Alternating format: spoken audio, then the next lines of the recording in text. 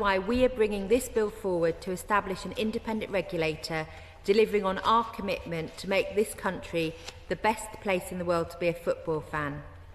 This is a historic piece of legislation which has been developed over several years, including by the previous government, which recognised the need to regulate in this space. I'd like to give special thanks to Dame Tracy Crouch for chairing the independent fan-led review. It was Dame Tracy's review which recommended an independent football regulator and laid the groundwork for the extensive policy development on this much-needed legislation. Before I get to the details of the bill, I'd like to thank all those who have engaged so constructively in its development, including many noble lords from across your Lordship's house here today.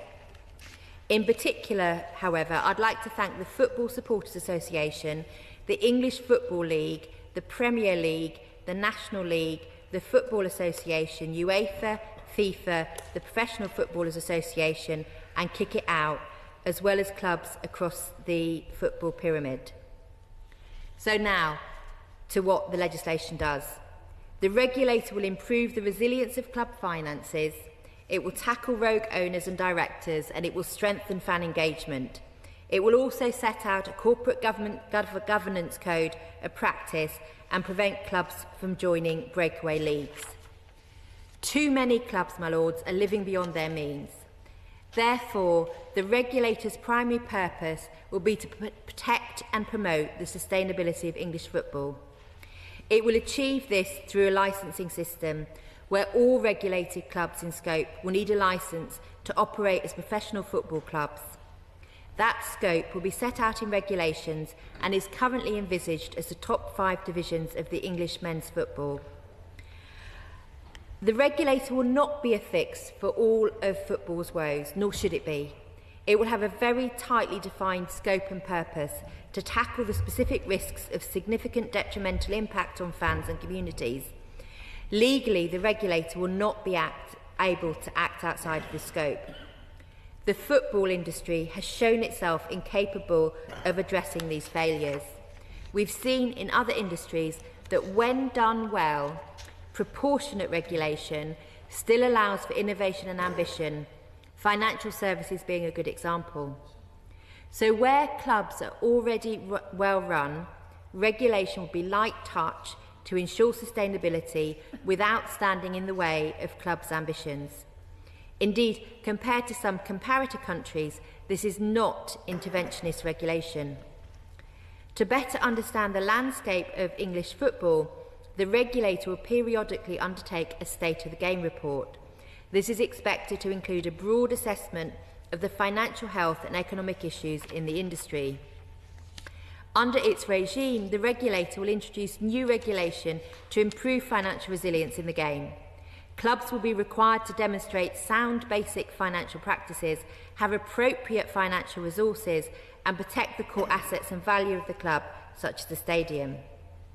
This will reduce the risk of clubs facing financial failure and the huge knock-on impact and distress that carries for entire communities. This government is committed to putting fans back at the heart of the game. As such, this bill goes slightly further than the bill debated in the Commons earlier this year. It will put in place a stronger minimum standard of fan engagement in decision-making on a number of key issues at all regulated clubs. The bill also introduces important new statutory protections for key aspects of a club's heritage, such as its name, home shirt colours and badge. Because although most clubs have a strong relationship with their fans and actively engage with them in decisions that affect club heritage, not all do. Fans at Cardiff City and Hull City will know this well, where they've had to battle to keep their club's name or shirt colours. Clubs will need to seek the regulator's approval to sell or relocate from their home ground. Relocation from a club's home ground will not be approved unless it makes both financial sense and does not compromise the heritage of the club. This will help to prevent a repeat of what we saw when Wimbledon moved from its home in South London to Milton Keynes. Fans have also suffered the consequences of irresponsible ownership. We've seen some owners acquiring clubs without having adequate finances or who were involved in criminality or who had histories of financial mismanagement. The regulator will put in place stronger statutory owners and directors tests to protect fans from the impact of irresponsible owners and decision makers by ensuring a club's custodians are suitable. All prospective owners and directors must pass the regulator's tests before taking a position at or acquiring a club. If someone already in the system is found unsuitable, the regulator will have powers to remove them. We have removed a clause from the previous bill which allowed government foreign policy and trade considerations to be considered when approving takeovers. This change makes it absolutely clear that the new regulator will be independent from government. My Lords, one of the main triggers for the fan-led review was the attempted breakaway European Super League, which prompted a fierce backlash from fans. Clubs will be prevented from playing in competitions prohibited by the regulator. This will mean fans no longer face the prospect of seeing clubs trying to join unfair, closed-shop leagues which undermine the fundamental principles of English football. Turning now to distribution of revenue in the game. Since 2019, the leagues have failed to negotiate a new distribution deal. Another stark example of the industry being unable to resolve key issues. So while a football-led solution remains this government's preferred outcome, the regulator will have statutory backstop powers to intervene if necessary. The backstop mechanism is designed to incentivise an industry-led solution. However, in the absence of one, it will be robust enough to ensure an agreement is put in place to fairly distribute revenue.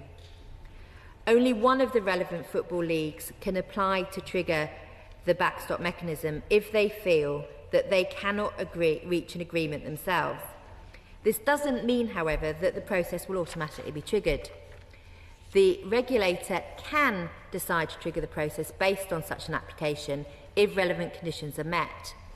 The regulator will then enforce a mediation period to try to encourage the leagues to come to an agreement themselves. However, if an agreement cannot be reached, the final offer arbitration process will be triggered. This process requires both leagues to submit final proposals for distribution agreement, and the regulator will choose the one most consistent with its objectives to promote the financial soundness and resilience of football. It can reject both proposals if they are unsuitable. This decision will be enforced via a distribution order. At every stage, this process is intended to encourage an industry-led solution while ensuring an agreement on distributions will be reached. The bill will also establish a corporate governance code requiring clubs to report how they are applying the Football Club-specific corporate governance code published by the regulator. As Noble Lords will be aware, Labour supported the introduction of the previous version of this bill, which was debated in the other place prior to the election. The new bill is largely in line with the previous bill. However, we've made key changes to ensure we deliver the best possible proportionate regulation that safeguards the future of our national game. These changes will empower fans, keep clubs at the heart of their communities, and ensure the financial sustainability that will protect clubs for future generations. As a result of the changes we've made, clubs will be explicitly required to consult with supporters on ticket prices. This, amongst other measures, will give fans a louder voice at their clubs on the issues that matter to them. Clubs will also be required to consult their fans prior to the regulator making a decision on relocation of a home ground. Parachute payments will no longer be excluded from consideration as part of the backstop process. They're a significant part of football's financial landscape, and if the regulator identifies them as a relevant factor, it will be able to consider them as part of the backstop. And finally, the fan-led review identified that the game needs to do more to ensure it is open and welcoming to people of all backgrounds. There is therefore a clear commitment from this government to do more to improve equality, diversity and inclusion within football club governance.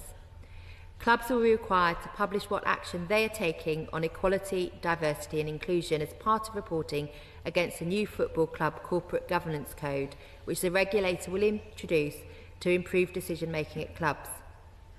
The measures in this bill have been carefully developed to ensure we're taking a proportionate and flexible approach to regulation which reflects the unique and special place football has in our society.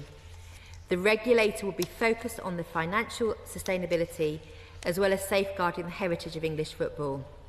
But crucially, it will also have duties to have regard to minimising its impact on important outcomes like the competitiveness of our clubs against overseas competitors and investment into the game. This will provide a stable regulatory environment, providing the certainty required to drive future investment and growth so that English football continues to be a global success. If clubs have the finances to back up their plans, have suitable owners and directors, engage their fans on key issues, and do not join closed-shop breakaway leagues, they should feel very little impact from the regulator. Given the ongoing issues at some clubs, we're determined to ensure that the regulator is in place as quickly as possible once this legislation passes. This is why we're already putting in place a shadow regulator to do the preparatory work and lay the foundations of the regulatory regime. My Lords, the case for better regulation of our clubs is clear. This bill will provide the much-needed reform to protect our footballing heritage. I'm grateful to noble Lords for their involvement in and support for the bill. I look forward to working across the House in the weeks ahead. And my Lords, I beg to move. Yeah. The question is that this bill be now read a second time. My Lords, I'm very grateful to the noble Baroness Lady Twycross for moving the second reading of this bill and for the generous and comprehensive way that she set out all the work that has gone into the bill to get us to this point. I'm also grateful, as is my noble friend Lord Markham, for the time that she gave earlier this week to discuss the bill with us. As noble Lords may know, and as the bill team was certainly warned when we were working on it before the election, I'm not the world's greatest football aficionado, but it is a mark of the power and the allure of the beautiful game that none of us can be mistaken about the central part that it plays in our national life. In 2010, I had the pleasure of standing for election to another place in my native city, Newcastle upon Tyne. I was an eager first-time parliamentary candidate and had been campaigning for nearly 18 months when the election was finally called. So it was a chastening reminder of most people's priorities to see the front page of the local papers on the 6th of April 2010. That was the day that Gordon Brown finally went to the palace to seek a dissolution. More importantly, on Tyneside, it was the morning after Newcastle United had won promotion back to the Premier League after their relegation in 2009. The Newcastle Evening Chronicle that day was a commemorative edition, offering 10 pages of photographs, analysis and reaction from the fans. Tucked away in the corner was a tiny news in brief. Prime Minister calls election, full story, page 11. So I've never been in doubt about where football stands in the nation's priorities, and understandably, since it is one of this country's greatest inventions and exports. As we begin our scrutiny of this bill, it's worth casting our mind back to the 26th of October 1863. On that date, gathered in the Freemasons' Tavern on Great Queen Street, the same tavern, incidentally, in which the Conservative Party conference was held for the first time 4 years later, Ebenezer Morley, along with the representatives of a dozen other London clubs, came together in a spirit of camaraderie and shared passion to form a body that would unify the rules and the practices of the sport they loved. From that meeting came the Football Association, the first association of its kind and one which has formed the model for governing bodies around the world. 1888 saw another key moment in the football canon. That year brought the creation of the English Football League, again a world first, followed a year later by the establishment of the Northern League. It is with this development that the professionalisation of football really took hold. Without that Victorian spirit of imagination and enterprise, the game of football as we know it today would not exist. Since its inception, football has been a great unifier, indeed, even a peacemaker. It was a football match that famously brokered a momentary truce on the Western Front on Christmas Day 1914. And since the inaugural World Cup from FIFA in 1930, football has brought nations together around one central purpose, the love of a game in friendly competition. Over the years, football tournaments has flourished across the globe.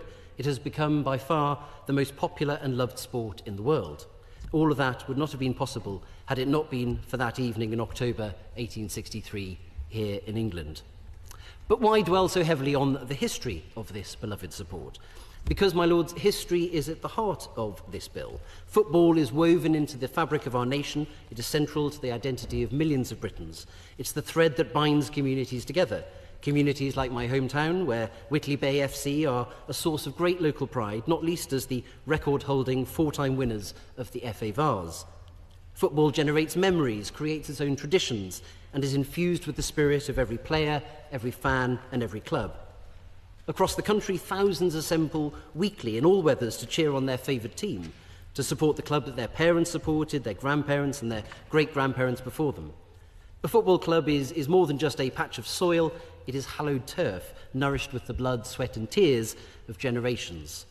The badge worn on the heart of every player is not merely a picture, it's a symbol of hope, of heritage, of devotion. That is what English football is all about. And that's why it's so important for us to get this bill right. A football regulator will only work if it is able to protect the beating heart of the game. It will only work if it strikes a balance between protecting the past and the future of clubs and competitions. There is much in this bill that does indeed strike that balance, and I'm proud that it was the previous government that commissioned the review that led to the creation of the bill. I repeat the thanks that the Noble Baroness, the Minister, has given to Dame Tracy Crouch and to the tens of thousands of fans who took part in that review and helped to shape it. The work has always enjoyed cross-party support, as she notes, and I welcome the fact that the new government has sought fit to continue it so swiftly. As I've discussed, the bill attempts to tackle the issue of heritage. The regulator will have an explicit duty to protect the unique history of each and every club and to ensure that the links between clubs and their communities are immutable bonds which can never be broken. But we must not ignore the fact that the bill before us today, as the Noble Minister candidly set out, is not the same as the bill that was under discussion in the previous Parliament. Key safeguards which were intended to preserve elements of the independence and sustainability of the leagues have been changed. There are 4 areas of this new bill that we on these benches will be examining particularly keenly during its passage through your Lordship's House.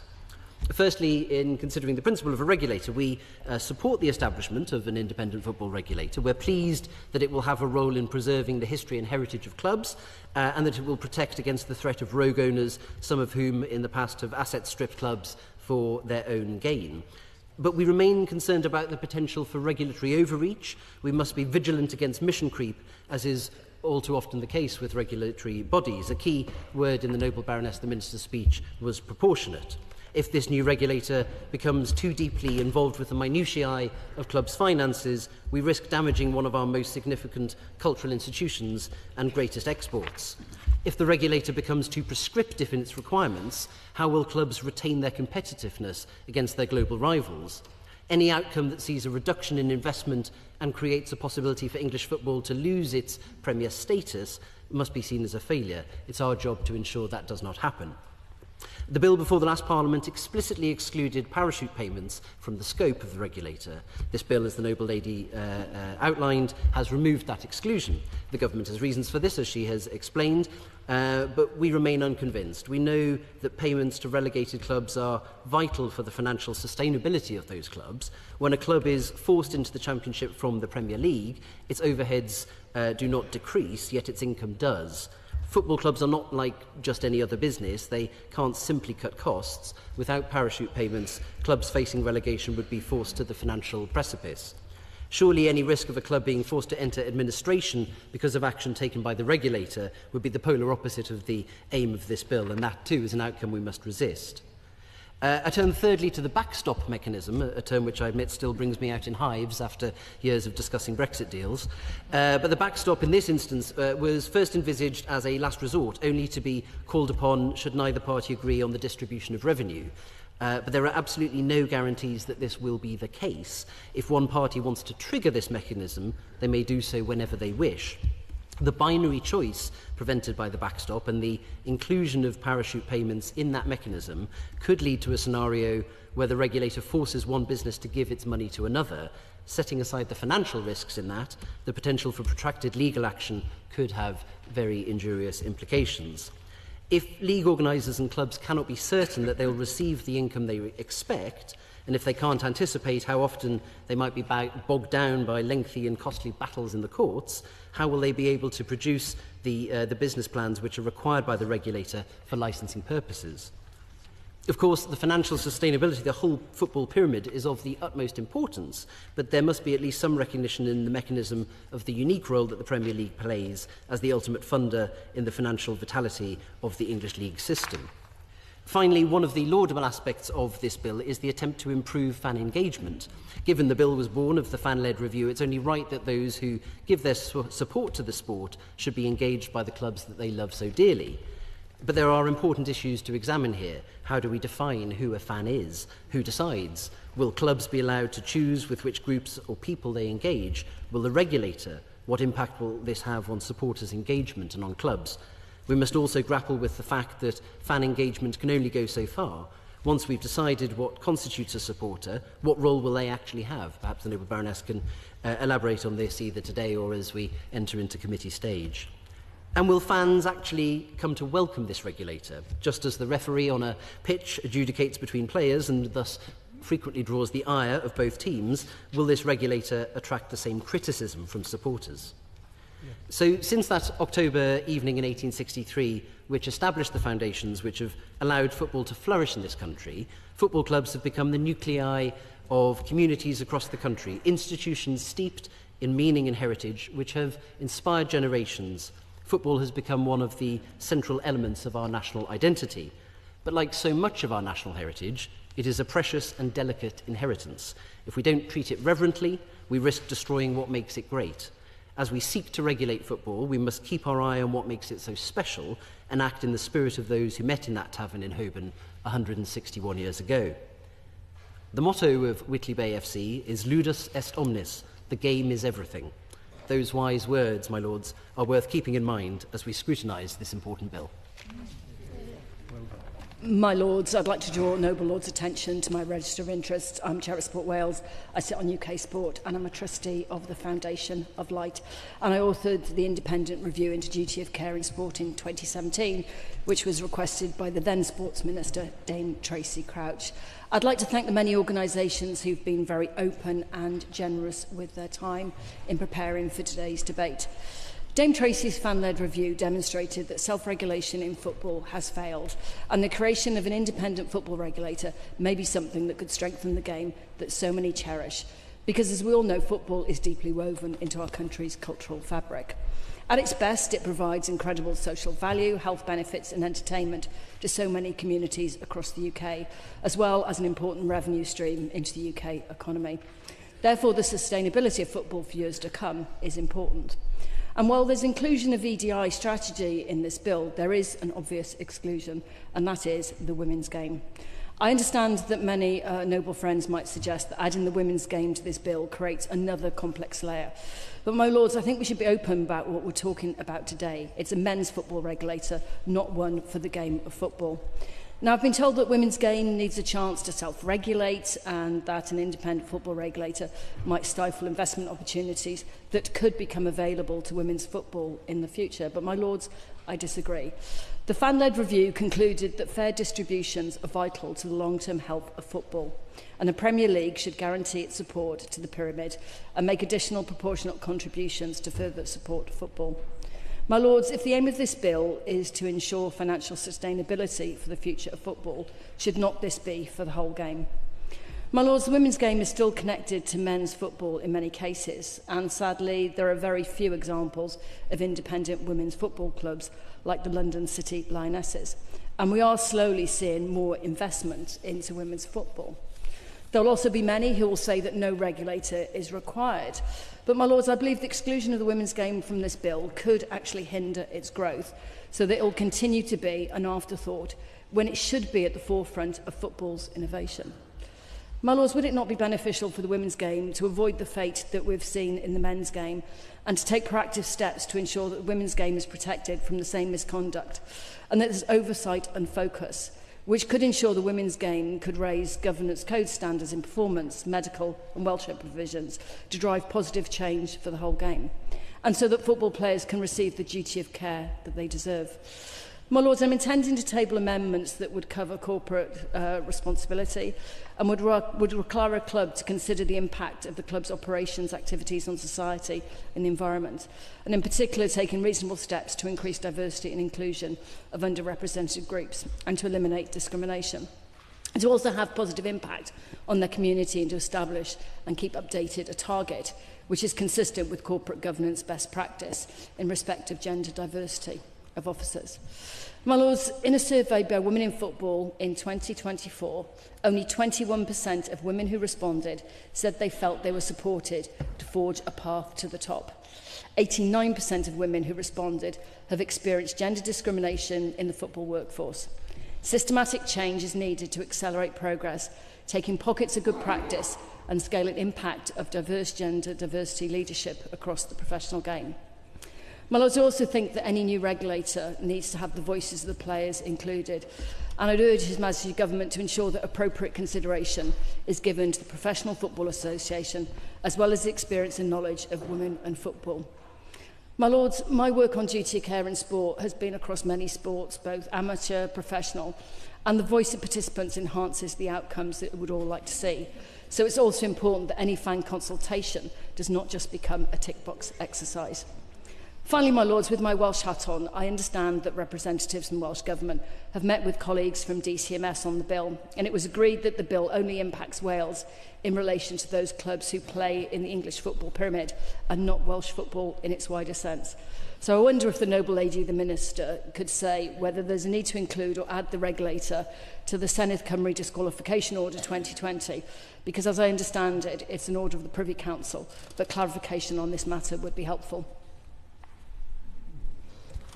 Lords, I congratulate the Department of Culture, Media and Sport and the noble lady, the Minister, for securing this debate, and I thank the previous government for its efforts to ensure that the sport of football, a national treasure beloved of so many, is more effectively regulated. And my Lords, I realise that I cannot claim that football was made in Sheffield, but in addition to the codification referred to by the noble Lord Parkinson in London in 1863, a second codification of the beautiful game took place in Sheffield in 1867, another early governance document for the sport, influential for decades across the north. The city is home to the oldest football club in the world, Hallam FC, as well as to the two much better known professional football clubs, Sheffield United and Sheffield Wednesday. So, as Bishop of Sheffield, it gives me great pleasure to contribute to this important debate. It's a particular privilege to follow the noble Baroness Gray-Thompson. I want to say something first of all about the relationship between football clubs and their communities. Secondly, something about financial stability. And thirdly, something about the responsibility of football clubs in relation to the climate emergency. First of all, football clubs and their communities.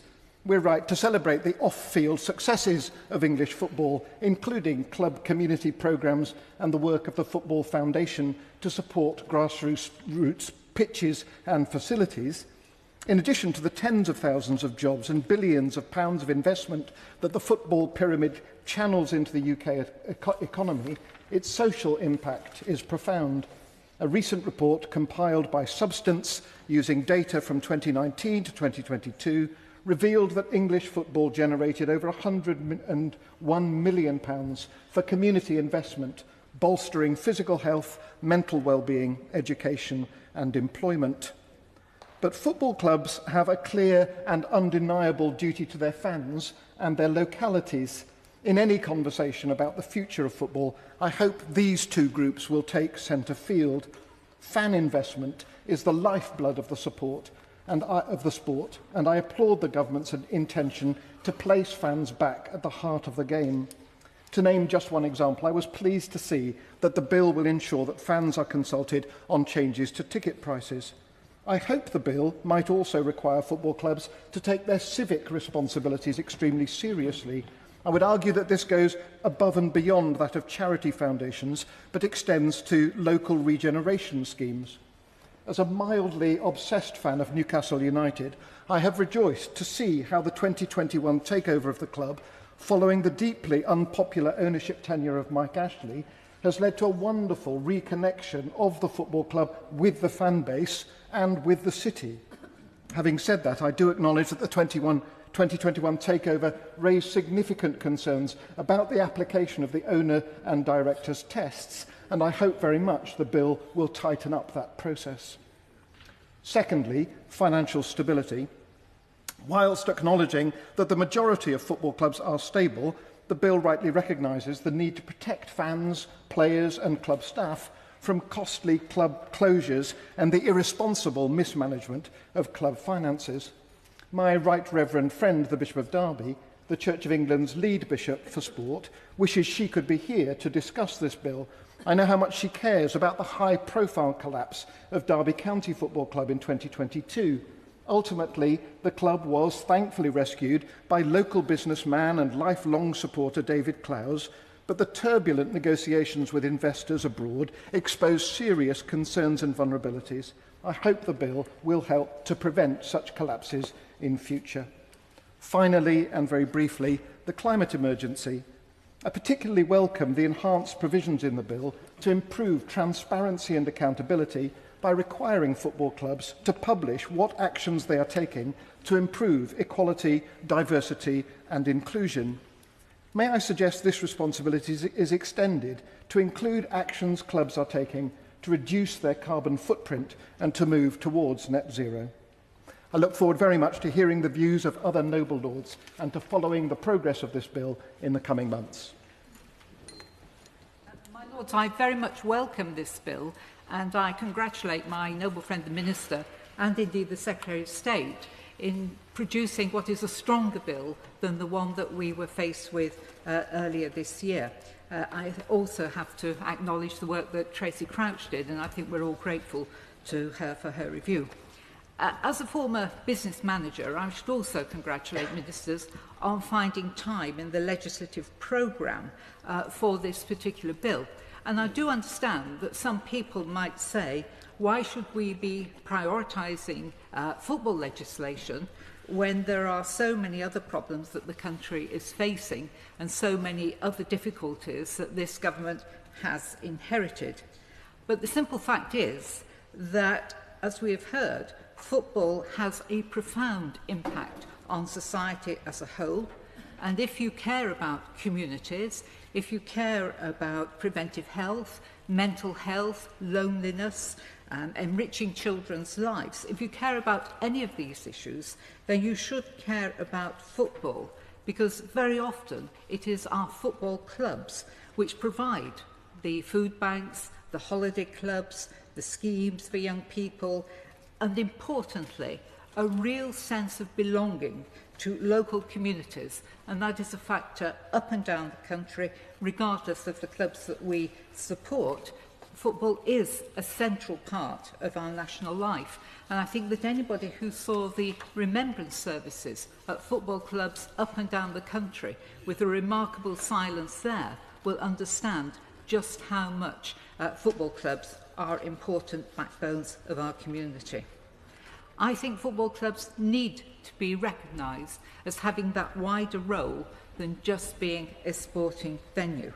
And indeed, they really are an asset of community value. And I do wish that our football grounds were all classified as assets of community value, because that would be one safeguard that all clubs should have for the benefit of their fans.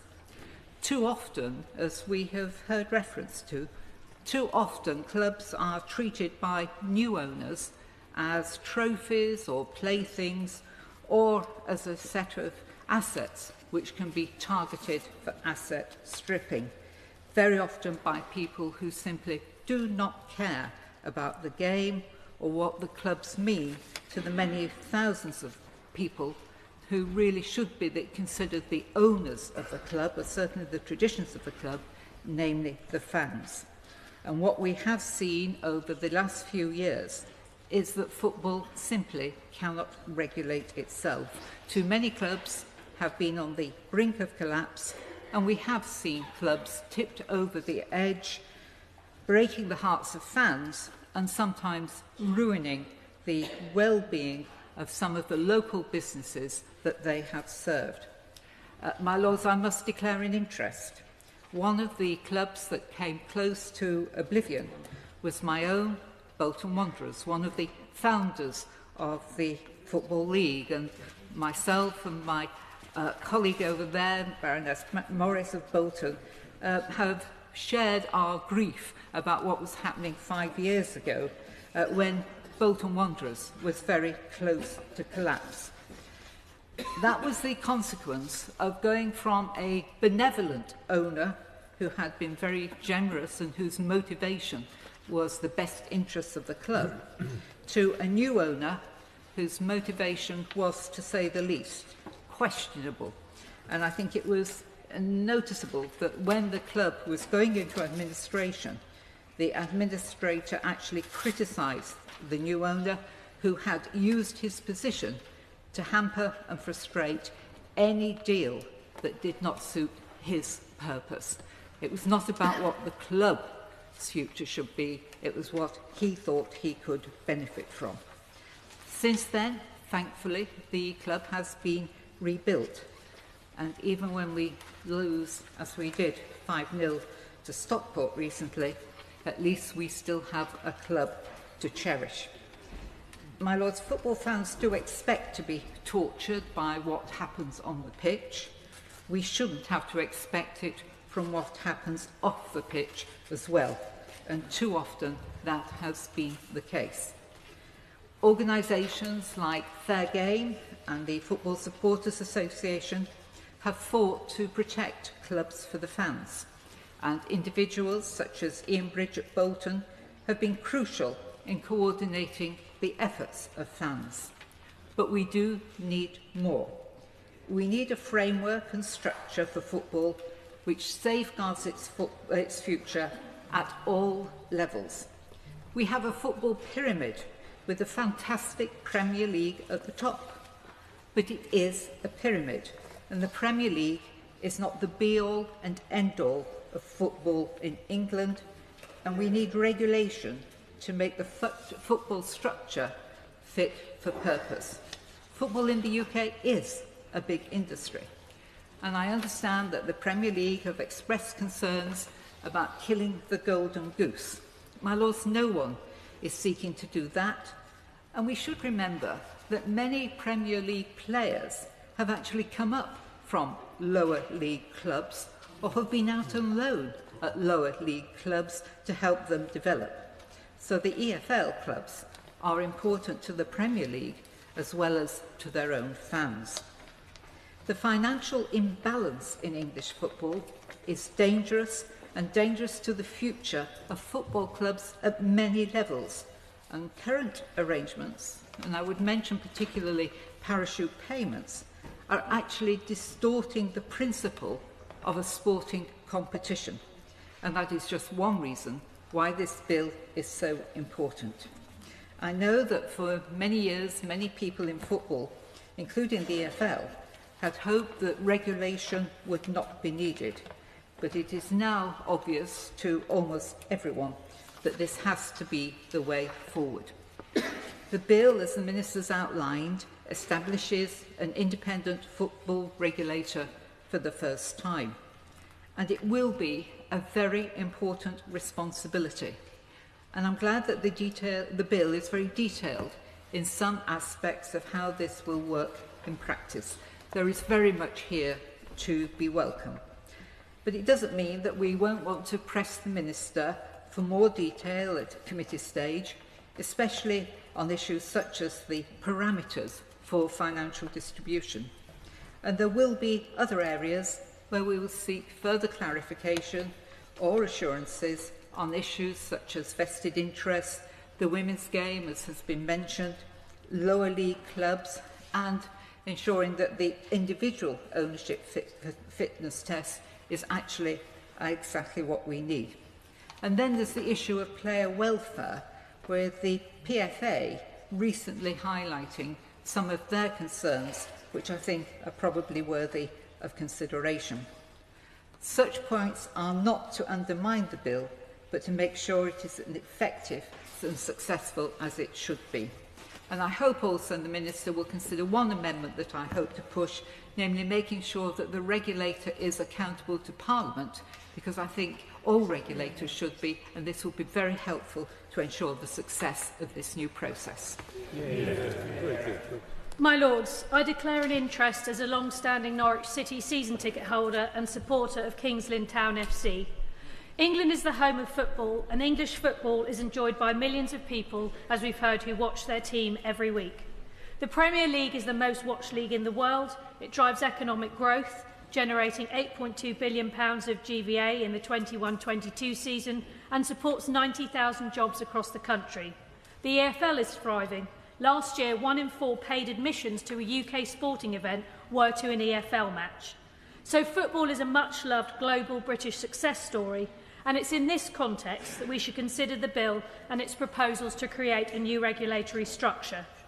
My Lords, this bill is unquestionably novel. The explanatory notes themselves acknowledge football was previously not regulated by statutory provisions and explicitly states that the new regime and the distributions provisions in particular are unique and unprecedented. So to avoid unintended consequences which could undermine the success story that football is, we need to be very careful in our deliberations to ensure that what is being regulated for and legislated for, as the Noble Baroness has said, creates a truly proportionate regime, which means a light touch regulator and clear boundaries to its powers to prevent regulatory creep and overreach. And indeed, we should assess the measures of this bill against the words of the Prime Minister, who said at the recent investment summit, "The key test for me on regulation is growth. Is this going to make our economy more dynamic? Is it going to inhibit or unlock investment? Where it is needlessly holding back investment we will get rid of it. We will make sure that every regulator in this country, especially our economic and competition regulators, take growth as seriously as this room does." And I think those are the benchmarks. They seem very sensible benchmarks to me as to considering the new statutory regime and making sure it fits within those parameters. The key objectives of the bill, particularly enhancing financial sustainability, preventing breakaway competitions, safeguarding club heritage assets and strengthening fan engagement, are all laudable aims for the regulator and will undoubtedly be an important focus of its work, and they can, I'm sure, take things forward in this regard. But what it must not do, and what must not be undermined by the new regulatory regime, is the competitive and unpredictable nature of football. We all know football is about promotion, playoffs and passion. All fans dream of the possibility of their team triumphing against the odds, and sometimes they even get to see it happen. So football is clearly not akin to the typical regulated sector. And as a result, the regulator in its actions needs to be mindful that football is a dynamic, risk-taking industry with competition at its heart. And this is a significant departure from the approach of other regulators, but it's imperative to protect if the football regulator is not to unwittingly undermine the very sector it is there to support and help thrive. The task of the new regulator will be considerable. For instance, to licence clubs, it will have to review detailed business plans of all 116 and reach agreement on them.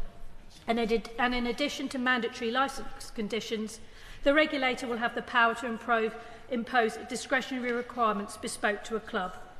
Clubs already deal with a lot in terms of regulation with the FA, the League and other bodies, so the new regulator needs to be careful it doesn't overburden or duplicate requirements which adds unsustainable costs and bureaucracy, particularly for smaller clubs in the lower leagues. And of course all of this will come with a cost, with money spent today by clubs on the game in future being spent on funding the regulation. So I wonder if the Minister could provide some assurance that in designing the levy, the regulator will be required to adopt a proportionate approach and ensure costs to clubs, particularly at the lower levels, are kept to a minimum. And I wonder if she could also give an indication of the expected costs or levels of staffing that will be needed for the regulator once it is fully up and running, just to give us a sense of the sort of scale of the task ahead. How revenues are distributed through the financial period is of course essential to maintaining the health of the game, and the bill introduces backstop powers to intervene in the currently voluntary distribution of Premier League clubs' TV revenues. These are unprecedented, untested powers with the potential, if not carefully developed, to cause regulatory and investment uncertainty. So it is critical that we consider the possibility of unintended consequences that may flow from this bill, and that we are confident there are strong checks and balances in the legislation to ensure that it sets out an approach that continues to support the success of football. I'm sure we all find it disappointing that since the introduction of a version of this bill in the last Parliament, the latest round of financial negotiations between the Premier League and EFL have broken down again, And to be honest, talking to them, it seems that both sides are anticipating the backstop mechanism will be triggered. So the use of these powers by the regulator may, rather than being a last resort, as was hoped, be something that's actually used quite quickly in the regulators, once the regulator's set up. So, my lords, the process that is introduced must not do more harm than good. And in that regard, I have to confess some concerns about the process as currently set out in the bill, particularly the binding final offer arbitration model. Rather than consider each proposal and determine the best overall approach, which may be a compromise between the two, the regulator instead must choose one of the proposals in front of it. To me, that doesn't make sense. In any negotiation, if both sides feel somewhat disappointed at the deal reached, then it's likely to potentially be fairer and achieve a balance between the two sides' competing proposals. Yet the current scenario, it seems one side will take all. So I wonder if the Minister in her remarks could, and I'm sure we'll explore this more in committee, explain in more detail as to why the government thinks this is the best approach to include in the bill. Perhaps the most significant change to this bill from its predecessor, as we've heard, is the inclusion of parachute payments in any consideration the regulator may make in relation to the financial distribution through the football pyramid. I'm afraid I take a different view from the noble lady who spoke before me, and I have to say I am somewhat concerned that this change may inadvertently incentivise bottom-half Premier League clubs in particular, and going forward newly promoted clubs, to cut squad investment given the greater financial risk relegation could present. And I think that would be hugely damaging to the competitiveness of the league and, to be honest, a massive blow to the fans of the clubs involved. Rather than improving the level of competition, uncertainty around parachute payments could do the opposite and weaken the competitiveness of the Premier League, the very attributes that attract revenues to sustain the game. I know that is not the intention, and I look forward to more detailed discussion around these issues as the bill goes through the committee stage. My Lords, to conclude, the reforms in this bill do mark a step change in the regulation of our national game. To ensure they do not do unintended damage to the game millions of us love, it's essential that the board and those employed by the new regulator are mindful from the outset of the unique nature of football and the dangers that any ineffective or over-regulation may pose. My Lords, it's an honour and a privilege to speak in the debate on the Football Governance Bill, which is fundamentally a good bill, one the government should be proud of. And we should give thanks in that pride to the previous government for doing much of the hard work in preparing it. I'd also personally like to thank the noble lady, the Minister, for her careful introduction to the bill, and the following: the Premier League, the EFL, Fair Game, Women in Football, the LSE, Civitas, LCP, FSA and the PFA for their informative briefings. I apologise to anybody I've missed out. My Lords, many of us have waited a long time for this bill, and of course we then get two bills in a year. But most major parties have edged towards increasing the level of regulation of our beautiful game. Some say we don't require it, others that existing regulation doesn't go far enough. But for those of us who've been watching football for a long time, the current system is failing both clubs and fans and is no longer financially sustainable. My Lords, the desire for a degree of regulation to make the game more sustainable has a long history. Back in the 90s, Labour had a mini manifesto for the game. Once elected, our efforts were by necessity focused on countering disorder and hooliganism. Tackling racism and violence were a priority for me in my role as the football hooligan minister back in the late 1990s. And our actions were key to ensuring that we were able as a nation to continue participating in international tournaments. Yeah. In 2019, both the Tory party and Labour had a commitment to football regulation and in their manifestos. The new Tory government, to its credit, as we know, invited Tracy Crouch to lead the fan-led review, and this in turn led to a white paper and earlier this year the first iteration of the governance bill. Now it falls to Labour, as ever, to complete the job. The post-election gap has enabled the improvement of the bill in several respects, including the regulation of the financial distribution payment system across the football pyramid and the issue of parachute payments. Changes relating to fan engagement and the equalities, diversity and inclusion provisions are also welcome, as is the shortening of the time period for the production of the first State of the Game report, which will help put football on a more sustainable financial footing. While we produce some of the world's best clubs and fantastic football, the Premier League is becoming a closed shop, dominated by the money generated by TV rights. The top of the league is the preserve of a few clubs, primarily the richest. The rest of the Premiership is made up of clubs trying to get into 2 of the 3 European competitions or struggling to retain their place in the Premiership. In 2022-23, 25 clubs, 20 of those being Premier League, and 5 EFL clubs received 92% of the distributable revenues of the English game, £3 billion, while the other 67 clubs shared just 8%, £245 million. The football regulator's task will be to ensure that there is more equitable distribution of football revenues across the pyramid. Football must remain a sport about risk, reward and fair competition. The current relegation payment scheme prevents this. In the last 7 seasons, 2 of the 3 promoted teams from the Championship have been those relegated the season before, bolstered as they are by their financial protection following relegation. Back in 2010-11, parachute payments were just £30 million. By 2021, they had grown to £233 million, an 8-fold increase at a time when wages had merely doubled. In the Championship, the non-parachute payment clubs are forced into overspend on players to compete effectively for promotion, creating a risk of bankruptcy, relegation, and often a long, painful recovery period. We need a regulator to come up with a system that softens the financial blow of relegation, but in a way that does not distort competition. Change will be needed to be gradual and carefully managed so that club viability and competitiveness are preserved and the strength of the leagues protected. My Lords, I welcome greater fan engagement and the protection of the heritage and culture of clubs. The devil will be in the detail as how to best achieve this. The prevention of breakaway competitions will of course benefit players and clubs at a time when I think we're reaching the limit of what extra competitions can bring to the game. Finally, where would I like to see improvements and changes? The first State of the Game report will set the tone for the future development of the regulator. The last bill gave the regulator 3 years to complete this work. My Lords, that was too long, so I'm pleased it's been reduced to 18 months, but see no reason at all why it shouldn't be 6 months or perhaps at most a year. Shadow staff already in place will have access to data and football market intel sufficient to hit the ground running. There are urgent issues to be resolved, and if it wants to demonstrate change by the time of the next election, the government will be wise to listen to those supporting faster progress. A shorter period for the initial report would justify a longer gap before the second.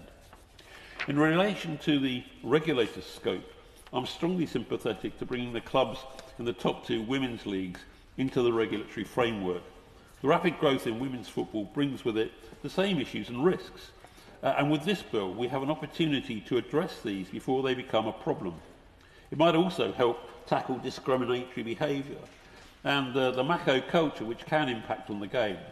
It does seem odd, having strengthened the EDI commitments, to then exclude the women's game from the regulatory framework. Access to even a small element of the solidarity payments produced currently would be transformational for the game. Similarly, we should look to include the regulation of all clubs in National League North and South.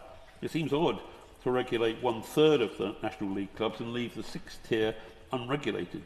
Some of these clubs are significant community assets and businesses with turnover figures of £4, £5 and £6 million a year. And more fans are turning to watch grassroots football. And here again is an opportunity to ensure consistency in our approach at all levels. A small but significant point for the Minister: can we ensure that amongst the statutory consultees we include the Players' Union and the PFA? Try having a football match without its staff. My Lords, the Minister will no doubt have read the press coverage of the Fair Game report, pressing for changes and the strengthening of the bill. I'm sympathetic to many of these, some of which I've already referred to. I hope she will continue the engagement that she's begun already with peers so that we can improve the bill as it goes through its Lord's stages. The government is to be congratulated for the progress so far. The bill is a bit like a Brighton and Hove Albion substitution at half-time, a potential game changer. It works. When I reflect on how close my club was to going out of business for the want of effective regulation in the mid-90s, I do not want to see other clubs and their fans put through that experience.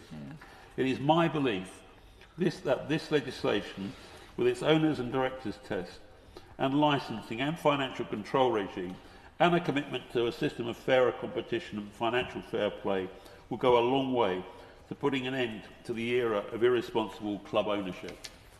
Well done, sir. My Lords, may I start by thanking many noble Lords for their good wishes and for allowing me to do this sitting down. It's a bit of a paradox to be talking about a football bill when you can't stand up, but nonetheless I'll do my best. I declare my interest. I was the first independent chairman of the Football Association and have had a long and a warm relationship with the football supporters' organisations. May I say to the House that I'm wearing the blazer largely to illustrate what's meant rather disparagingly, I suspect, by the press, of the members of the Football Association Council, who are often described pretty aptly as the Blazers, meaning old and decrepit and wearing a blazer, and sometimes more kindly as the Parliament of Football.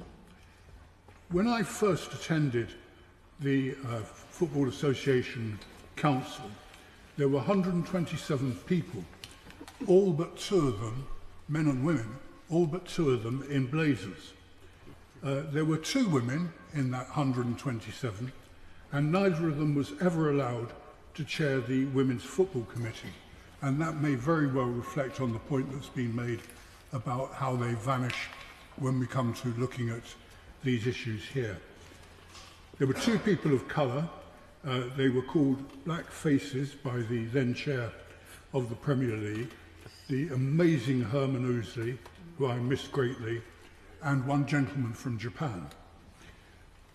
There was one coach, the redoubtable Harold Wilkinson, who refused, of course, to wear a blazer, as you would expect, and Lord Mahwini, who would never knowingly wear anything which approximated to a uniform. And in the Parliament of Football, there was not one footballer.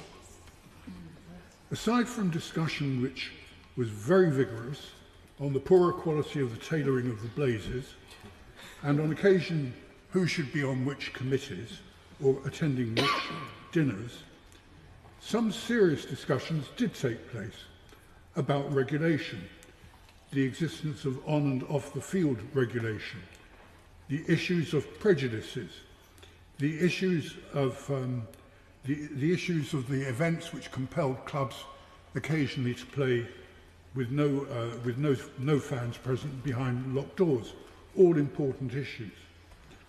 But whether people, and on one occasion, and at my instigation, whether people who had been born men should play post-puberty against people who had been born women. In my day, the issue was very, very straightforward. It tended to produce an unfair competition, that was very clear, and a very, very significant number of serious injuries. And it led us to banning those kinds of competitions because of those reasons. No other reasons, those were the reasons. And so I say with regret this afternoon, shame on the Lancashire County Football Association, backed up by the FA itself, because an autistic 17-year-old girl has been banned for 12 matches for asking about whether a large and really quite aggressive bearded trans woman was authorised to play in the competition in which she was playing. She was immediately accused of transphobia, and Lancashire seemed to take no account of her neurodiversity, but I must say that she seems to me to have been treated in a shabby way, and I don't intend to let it rest. But the FA couldn't be accused of a real reluctance in many ways. It works within the global football markets. It works to achieve a mandate for regulating pretty much everything that happens in the on-field situations. But it doesn't regulate anything else, and it doesn't, and it won't. So it was little surprise when I and my successors, David Bernstein and Greg Dyke, wanted to persuade the trade association, because that's what the Premier League is, the trade association, that they were too party-pre, that their CEO was too close to those that were going to be regulated for that to have a real consequence and effect. He would say to me, just look at the FA, do you really want them to do the regulation? You must be joking. And when I looked around, I thought that wasn't an unfair point in many respects. Well, the EFL and the EPL didn't do the job either. And in fact, the trade association has been basically allowed to fall apart. It's suing a number of its member clubs, and they're in turn suing each other and it.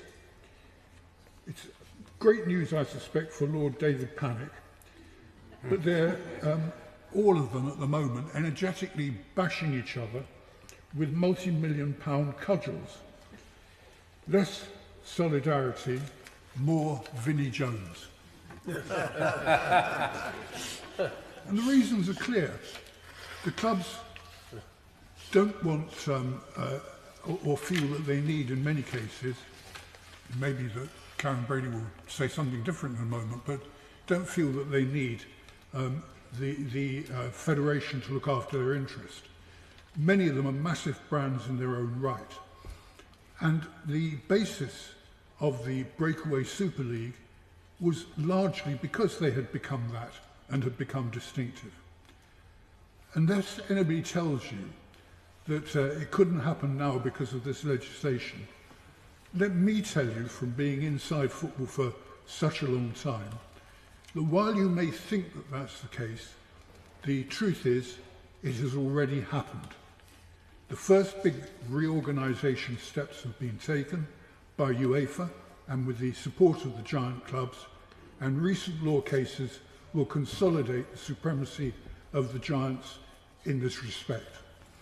The Premier League will tell you that they are the natural regulator. They plainly believe that they should do that job unrestrained. But all regulation can threaten consumer and commercial innovation, but I don't believe that that would be the case, and this is why I welcome the bill so much. If you told that story to people in many, many other industries, they will tell you that relevant rules of engagement are possible. And the Premier League, of course, is true, has been an extraordinary achievement. They've built a successful global business, and that's not easy to do. And they do say you could kill the goose that lays the golden egg. And few of the businesses that are owned by Brits and are making money in this way are keen on anything that might alter it. But I hope it'll be appreciated in the House, and I say this without any rancour, that in football circles generally around the world, not everybody, but quite a number of them, there is a strong feeling that we are also seriously disliked.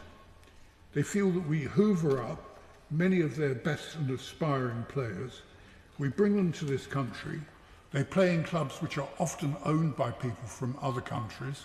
That's all probably the way of business, but I mean they're seen in that way. And if you really want to aggravate them, and I say this to the noble lady, the former leader of the House, start saying to them that England is the home of football. Say that to people in Brazil who've got 5 stars on their shirts, or to people in Germany or Italy with 4 stars on their shirts, or the people from Argentina with 3 stars on their shirts. They'll say, do you think we're not homes to football? If you want to sing to them and sing the song about football's coming home, I'll guarantee it's the last time they'll ever talk to you. So the tests about who should we have as a regulator, I think, is a very, very important one, and an independent regulator is absolutely critical. Let me just say that there's one other thing, and I'll say this very briefly, I promise. The thing that is still missing from this legislation, which I welcome, is any real attempt to regulate some of the bodies that sit across football aside from the regulator. They're the bodies that are going to be negotiating the television and the other rights, and the financial arrangements that will be made will be unbelievably complex. We all think we know about football. I don't mean to upset anybody, I really don't. But I'll bet you really don't. The way in which the negotiations over the financial rights are conducted, there was only ever one specialist company that did it, Real, REEL, Real Enterprises did it on behalf of the football authorities. The complexity of it means that whoever the regulator is will need to understand finance. You can tinker with the regulation all you like, but it won't alter some of the fundamentals about where the money flows are. Those money flows will only be understood by people who've done that job. And I can tell you there are probably no more than 10 of them in this country. I conclude on that point because, my Lords, I would like to see this as a possible addition to the bill. I think if we really want to do the job rather than to take a step towards it and then find we've failed, we ought to do the whole of the job. Thank you. My Lords, I declare an interest that for over 30 years I have lived and breathed English football, and as detailed on my register of interest, I'm currently the Vice Chair of West Ham United. Throughout my 30 years of working in this industry, I've experienced both the magic and the harsh realities of the football pyramid. I've sat in EFL and Premier League boardrooms making difficult decisions about finances. I've celebrated with supporters through promotions and trophy wins, and consoled staff when relegation meant jeopardy and job losses. So when I speak about the dangers lurking in this bill, I do so not from ideology or theory, but from practical, real lived experience. I also speak, like so many millions in our country, out of a love of and real passion for the game. The bill's intentions came from a good place. Who wouldn't want to protect his club's historic heritage assets, or prevent breakaway leagues, or to strengthen fan engagement? But, my Lords, aspects of this legislation risk suffocating the very thing that makes English football so unique, the aspiration that allows clubs to rise and succeed in our pyramid system, the ambition that means fans can dream. I want to focus my remarks on one specific area, the backstop power on financial distributions. Premier League clubs would have no fear of the regulator making an independent determination about whether the funding we voluntarily provide to the EFL, in addition to our own substantial revenues, is sufficient to deliver financial stability for well-run clubs. This is because, by any objective measure, it is. For example, every single Championship club receives £7.8 million from the Premier League, amounting to between 20 and 40% of that club's typical annual revenue. I will not dwell on the fact that the EFL has just signed a near £1 billion domestic broadcast deal, helping to increase their own revenues by 50% or £100 million a year from next season. Or that the Championship is already the 6th richest league in all of European football.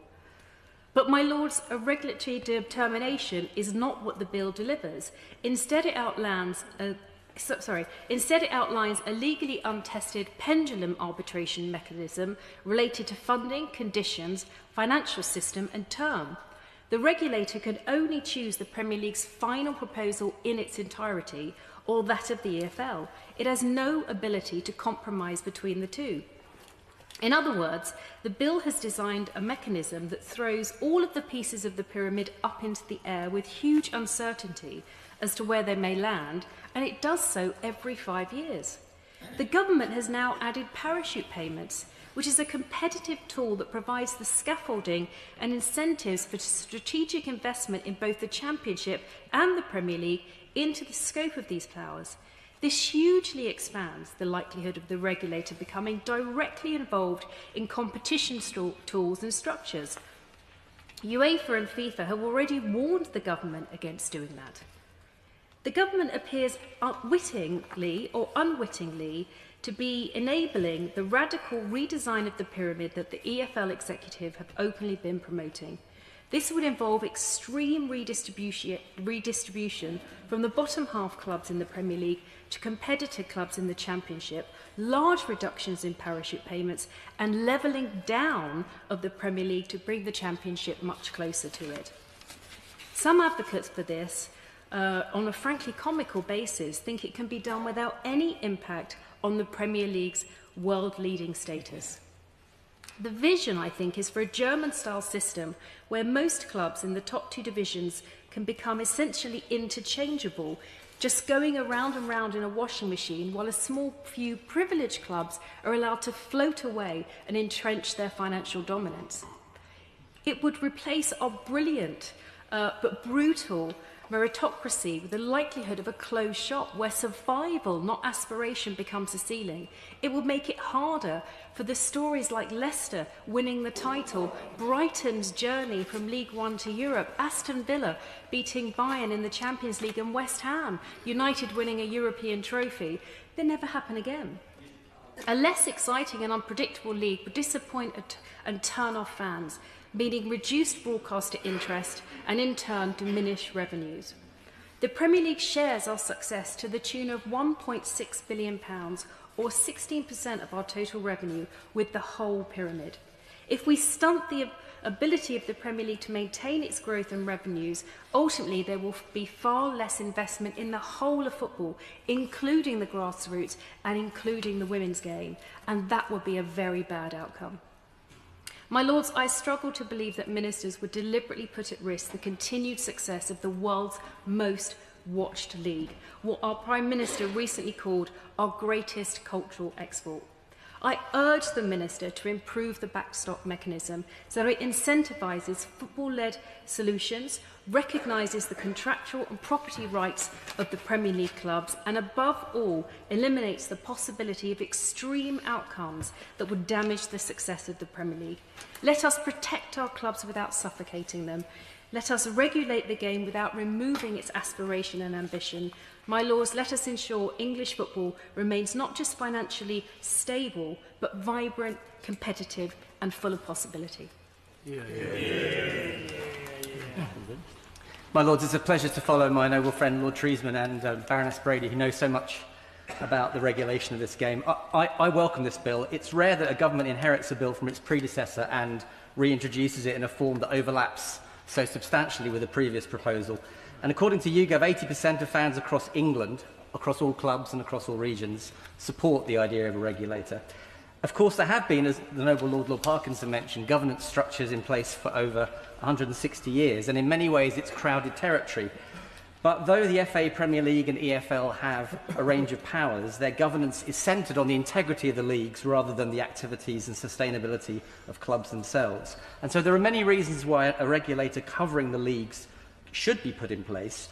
Many of these are to do with the economics of football. It's a huge industry, contributing over £9 billion to the UK economy. Yet at the level of individual clubs, unregulated commercial behaviour can and often does have damaging consequences. Football clubs also provide significant public goods, cohesion, cultural benefits that may conflict with the desire for profit maximisation. And the industry is full of very thorny collective action problems, wage spirals, debt spirals, excessively risky behaviour in the search for success.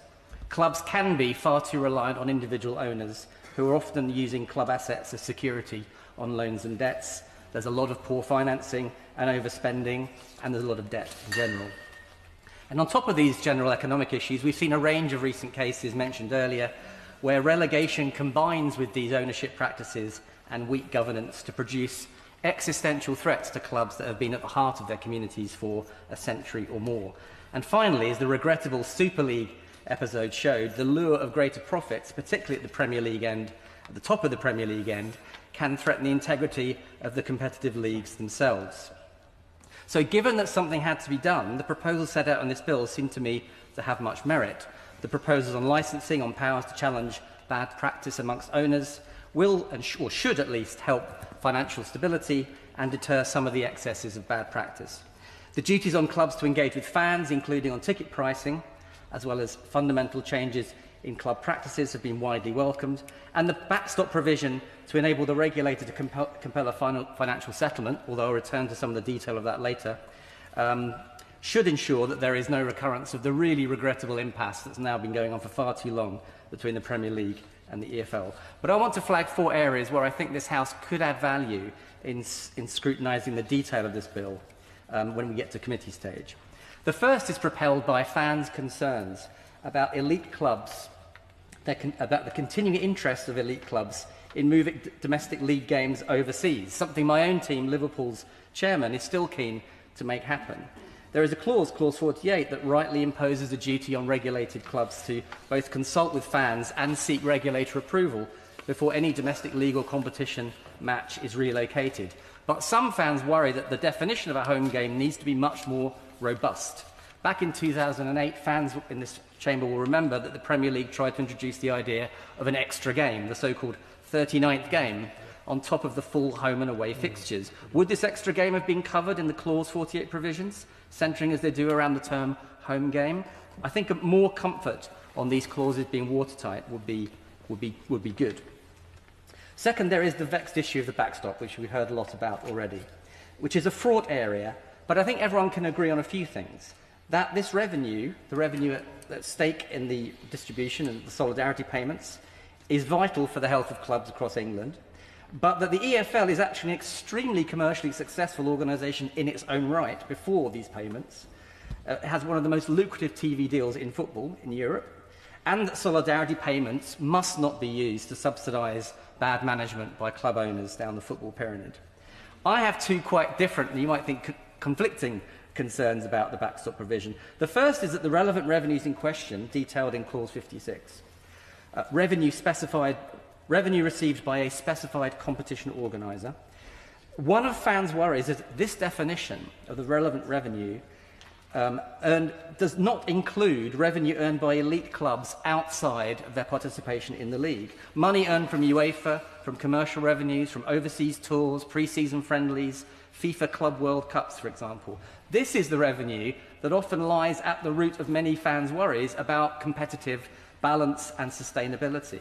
And the fans' worry is if this is excluded from the scope of the regulator, clubs will seek to expand these revenues even further, which may impact on domestic competitions in much the way that saw FA Cup replays scrapped earlier this year so that big clubs could earn even more in the expanded Champions League, for example. My second worry is quite different. The mechanism proposed by the bill in the event of an impasse involves, as noble lords have heard from other contributors, a triggering process, the requirement of mediation, and the event of a continuing standoff, the ability of the regulator to pick one of the 2 leagues' proposals. Now, I know from my economics background that there are good economics game theory reasons why this is in place, this resolution process is in place.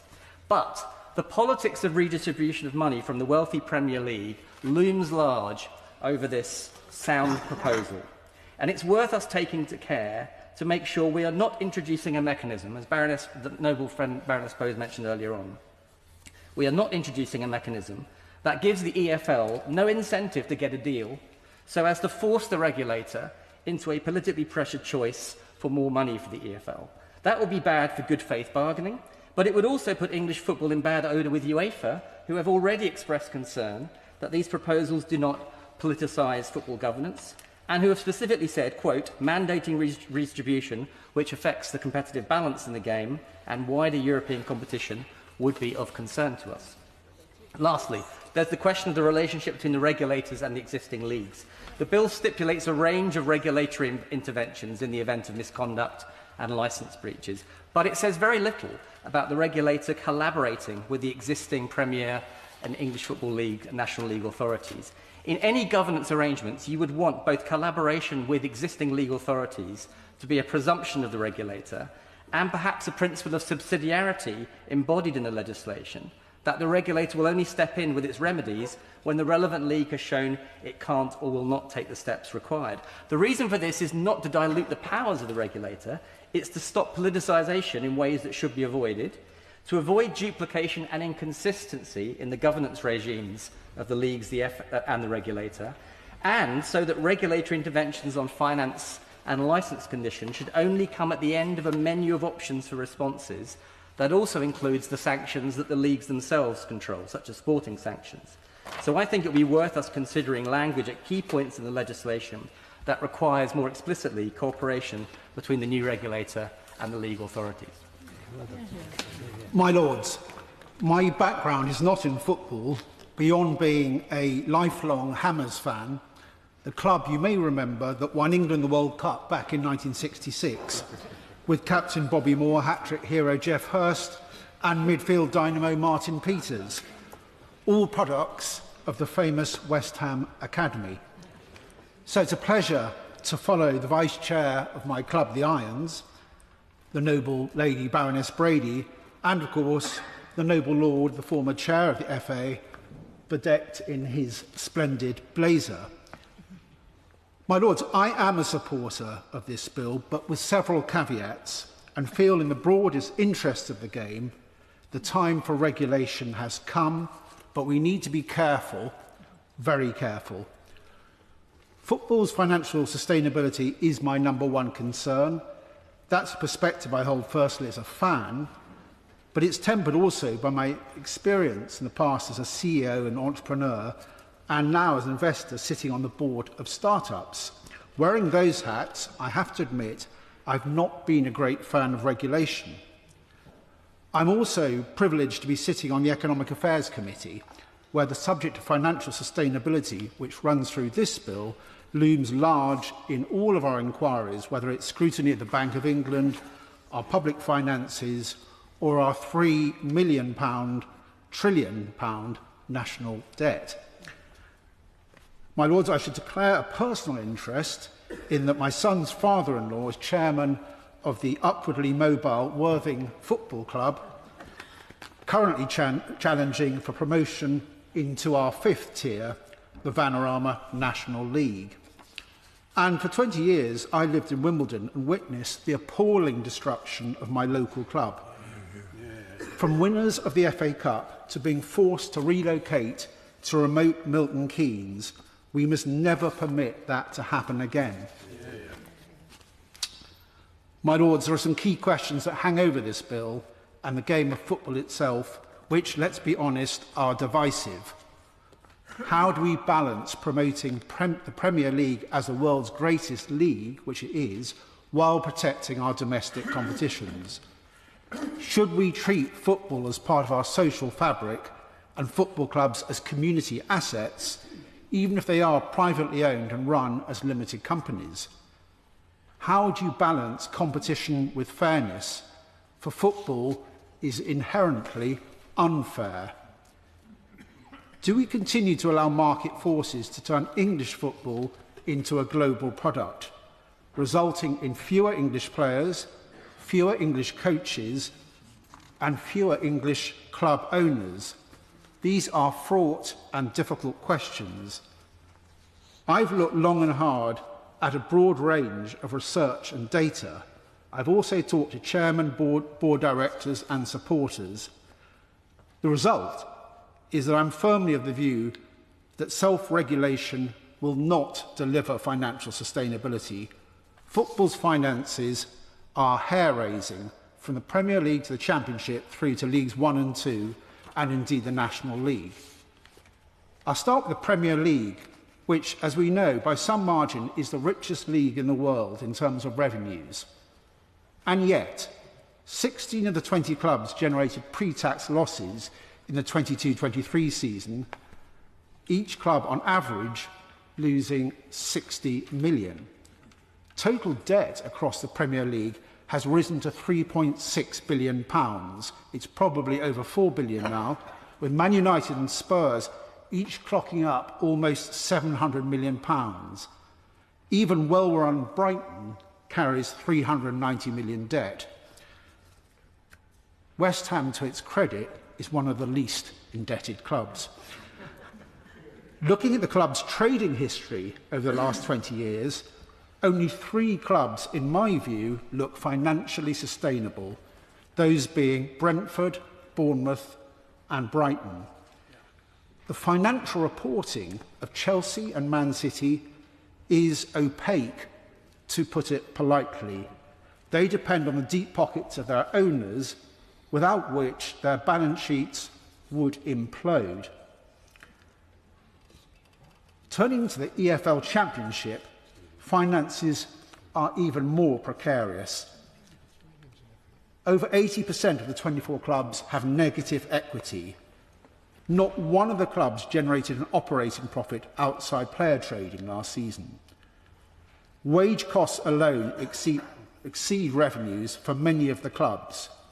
So what happens? The clubs are propped up by owner funding as they scramble for promotion to the Premier League and its parachute payments, or fight to avoid financially disastrous relegation to League One. Just look what's happened to Birmingham, Bolton, Charlton, Derby and Wigan. 5 of the Championship clubs, those that are on receipt of parachute payments, have average revenues of £66 million per annum, while the other 19 average £22 million. Cash flow is volatile and unpredictable, with cliff edges all around. In Leagues 1 and 2, the majority of clubs generate losses, with increased dependency on owner funding. And not all owners are scrupulous. I learnt yesterday that one club in League 2 is paying 45% interest, annual interest, on its debt to the owner. Financially sustainable this is not. When TV revenue falls, as one day it assuredly will, clubs could fall like dominoes.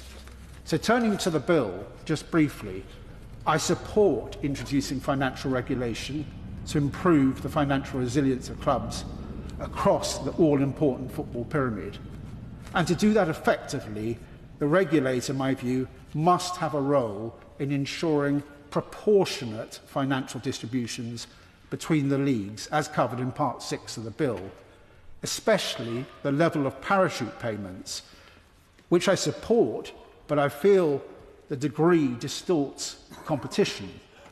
Our football ecosystem depends on this pyramid. The ongoing failure of the Premier League and EFL to reach agreement on financial distribution just underlines the need for a regulator.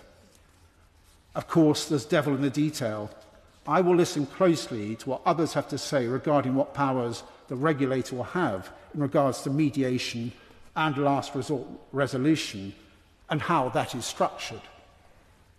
Time is short, so let me just finish on the well-intended measures to give fans a greater say, ranging from consultation to representation at board level. And as a fan, I applaud this, but as a former CEO and chairman, I do have some concerns. We must be careful that this bill does not overreach itself, or indeed over-regulate, or overcomplicate the running of our cherished football clubs.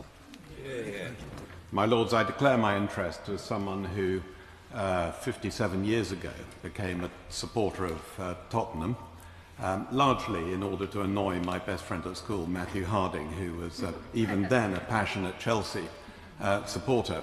Of course, as a Spurs supporter, I'm accustomed to disappointment, and I viewed the trajectory of this bill from review to first iteration of bill to this version with some disappointment, although in this event not preceded by a brief period of optimism which accompanies the life of a Spurs supporter before the disappointment sets in.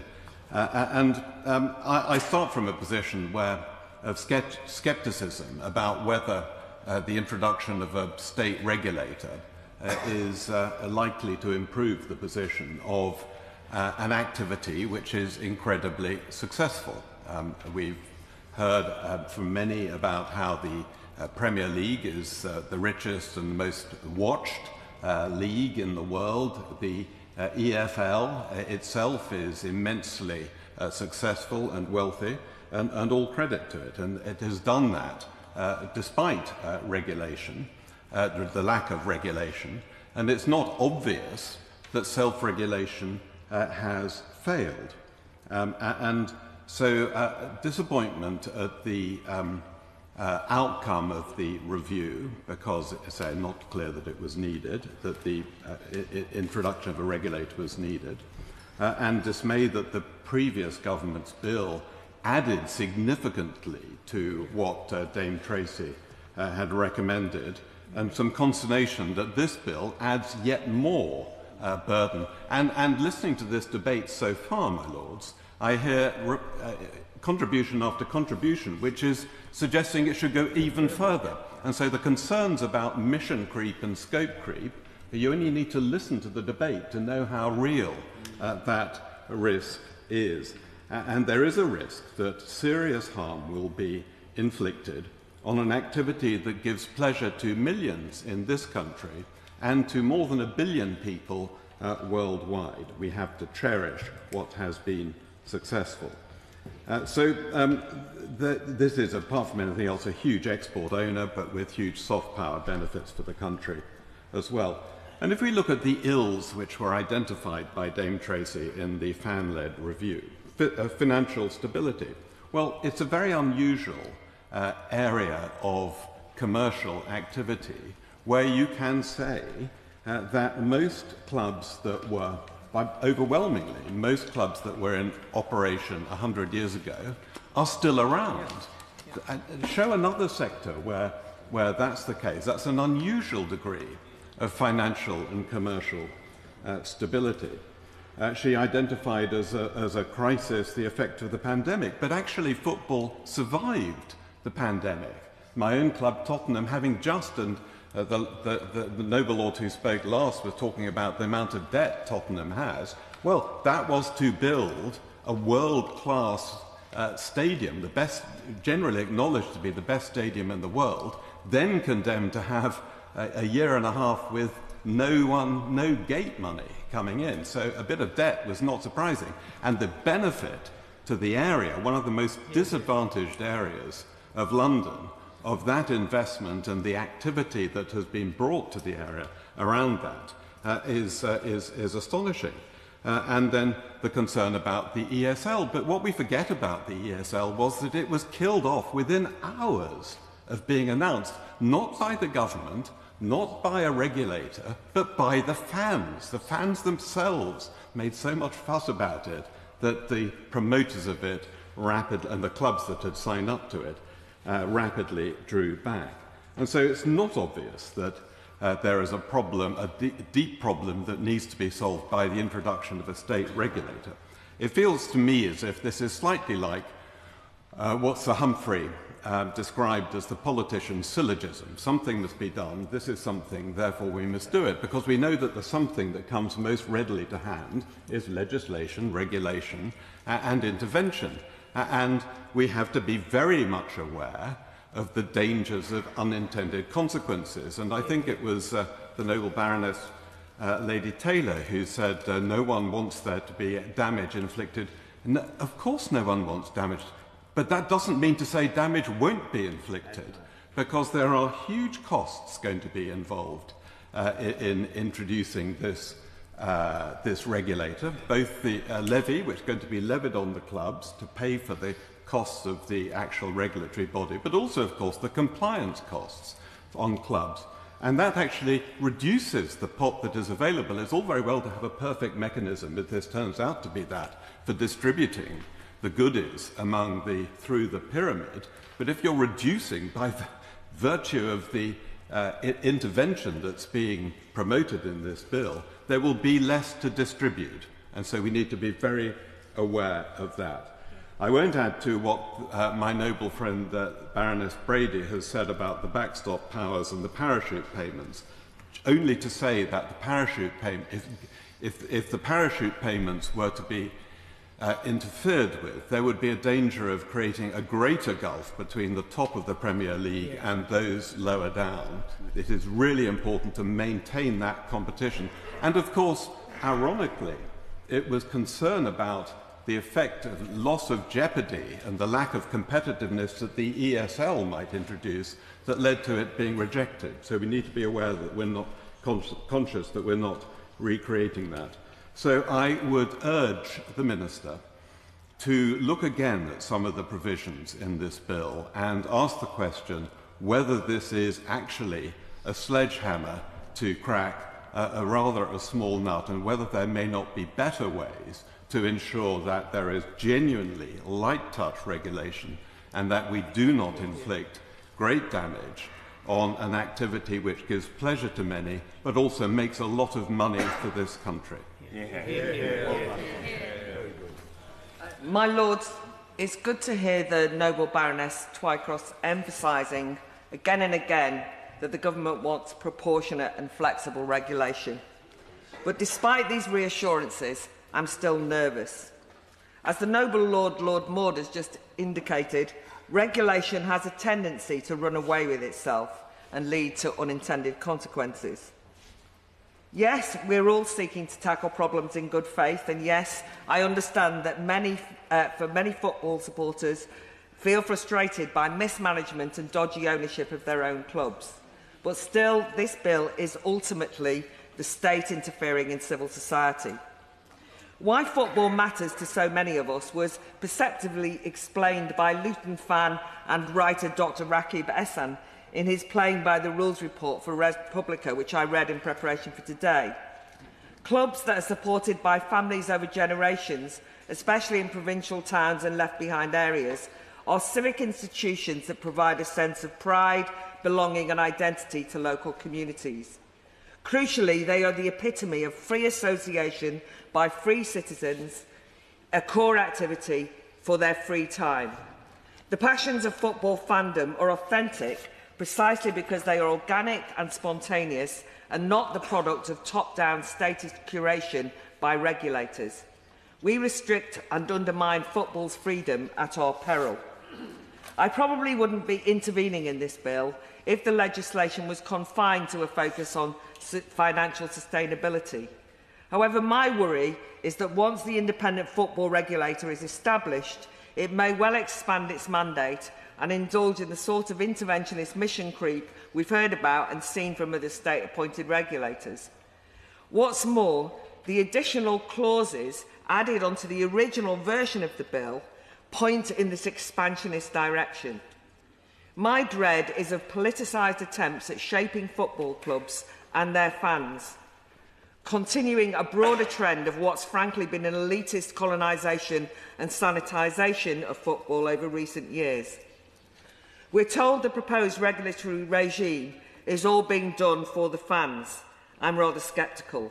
Yes, it's popular with many fans, but for many other fans, they are suspicious about being used as a stage army to justify interference in what they consider to be their game. New provisions now require explicit democratic engagement with supporters to amplify the voice of the fans. But which fans and whose voices? A reminder that over recent years, politicians have expressed a rather ambivalent attitude to football fans' voices.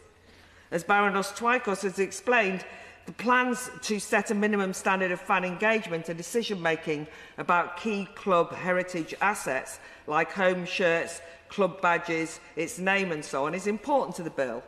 But not all heritage assets beloved by fans are to be protected by the bill, it seems.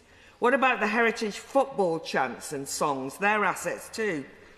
But they're most likely to be silenced by government's ever-expanding football banning orders, with the state laying down strict rules on prescribed lists of words or subjects never to be mentioned, let alone sung about, at matches. Politicians have targeted and punished those they consider to be the wrong kind of fans. Too often, traditional working-class supporters, the heart and soul of British football, are viewed as the deplorables in need of re-education.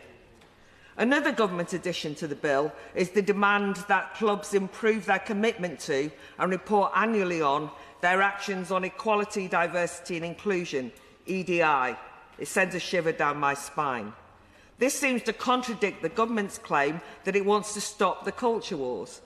If so, why oh why would the government introduce one of the most divisive culture warsy policies into football?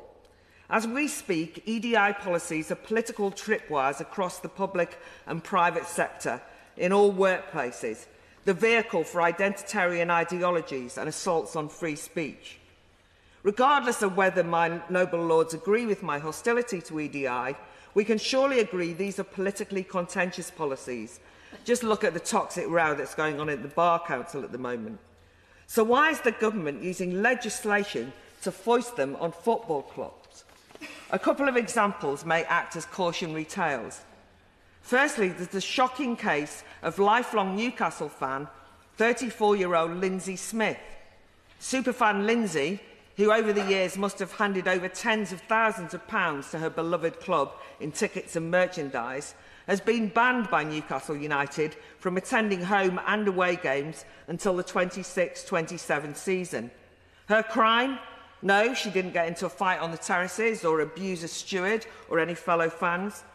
The ban was for expressing her belief in the biological reality of sex, not at a match, but on X, Twitter. In an example of remarkable EDI overreach, she's been punished for breaching the club's trans inclusion policy by posting her opinions outside the ground. Lindsay's story is now in the public realm because with the support of the Free Speech Union, she's taking the club she's been loyal to all of her life to court. It's worth reading the details of her ordeal.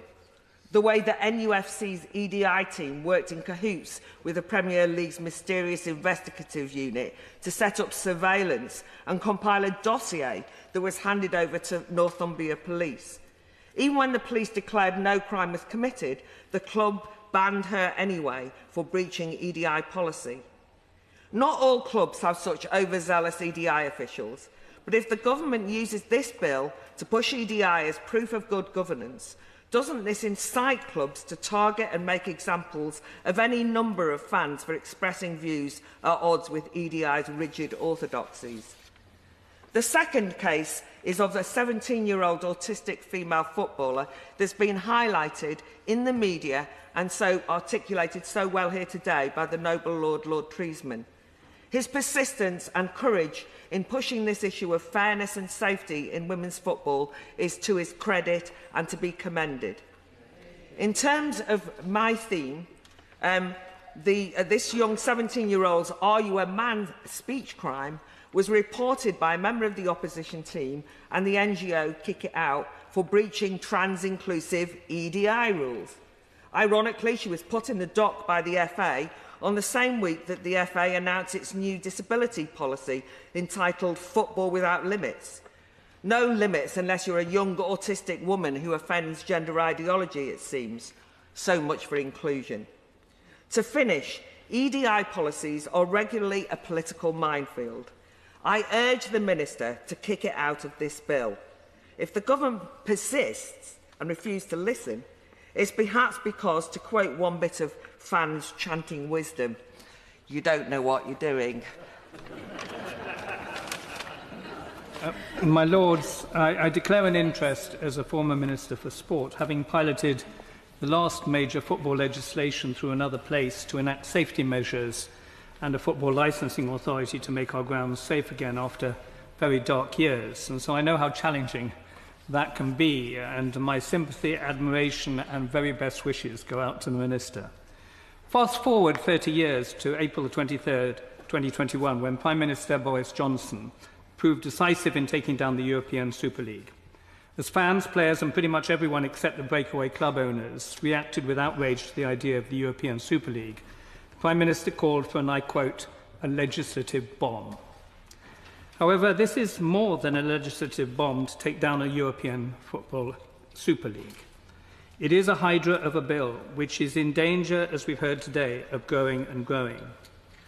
A bill eagerly seized upon in the DCMS to deliver 150 pages of new law, 100 clauses, 12 schedules and a raft of delegated powers, turning what should be light touch regulation focused on one issue into far-reaching government and regulatory financial control of our national game.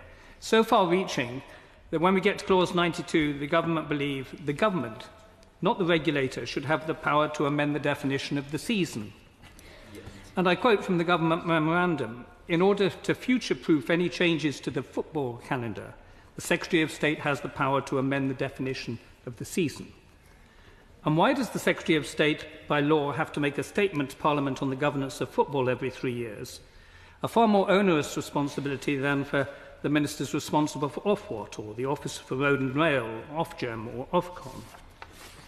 My Lords, we have the potential, and I think this is a very sad reflection, we have the potential for government intervention marching straight through the front door. And my concerns are found not just on the face of the bill, but please do read the memorandum from the DCMS to the Delegated Powers and Regulatory Reform Committee. The government, the Secretary of State, has delegated powers to alter the bill in secondary legislation after we passed this bill, on the purpose, overview and key definitions of the bill, the work of the independent football regulator, the operating licences, the suitability of owners and officers, the distribution on revenue. The list goes on. And these, my Lords, are not powers to the regulator. They're powers to be retained by the Secretary of State through secondary legislation following the introduction of the Act. And we know how tough it is to amend secondary legislation. And that is what really does concern me.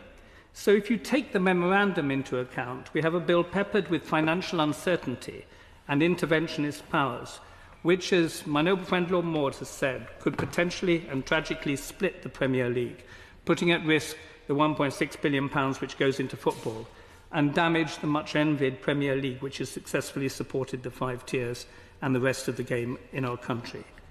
And all of this without a clear answer to the following question. What is so broken about a professional sport which has only seen 7 liquidations since 1945? What is so broken with the highly successful Premier League that has led government to create a regulator so large that the impact assessment says would require operational costs initially paid by the taxpayer, not of £1 million nor of £10 million, but up to £106.8 million over this and the next Parliament? And much to the delight of the competing leagues in Europe and the emerging football nations of the world, we do stand, unless we're very careful, on the precipice of a new era in football governance, with potentially onerous financial regulation being introduced as set out in this memorandum. And I'm seriously concerned and genuinely hope I can be proved wrong. But I do believe this is no longer about the Super League. It is a far-reaching and potentially intrusive affront to the very principles of competition and spirit on which the national game thrives. And to demonstrate that, the Secretary of State, who tries to persuade us that this bill simply provides the framework for the independent regulation of sport, has, in the memorandum from his department, put a total of 42 delegated powers in the bill, including Henry VIII powers. It's maybe not surprising that we haven't heard back from the Delegated Powers and Regulatory Reform Committee in advance of the second reading of this bill. And I declare an interest. I had the privilege of serving on that committee. They're probably taking the rest of the government-defined season to recover from the plethora of secondary legislation in Henry VIII powers, each one of which I would urge both sides to consider in detail in committee. We already have the laws of the land which provide the legal framework which professional sports and businesses operate. Football is a wonderful game of passion, innovation and excitement. And it shouldn't be the role of government or any regulator to impose its financial will on the Premier League or dictate how clubs should operate. Turn down that route, and we are sadly in danger of choosing an uphill path to mediocrity, to the disbelieving pleasure of competitor leagues around the world. Place arbitrary restrictions on how clubs can invest, and you could risk depleting them of the very oxygen which allows them to thrive. And let us be clear that, and here I agree fully with the noble Baroness Lady Taylor, the essence of football ownership lies in the relationship between the club, the community and the fans. Ownership is something that we should be very careful if we're asking government to dictate or powerful regulatory decrees outside of competition laws. And if a club prospers, let them be allowed to enjoy the fruits of their success.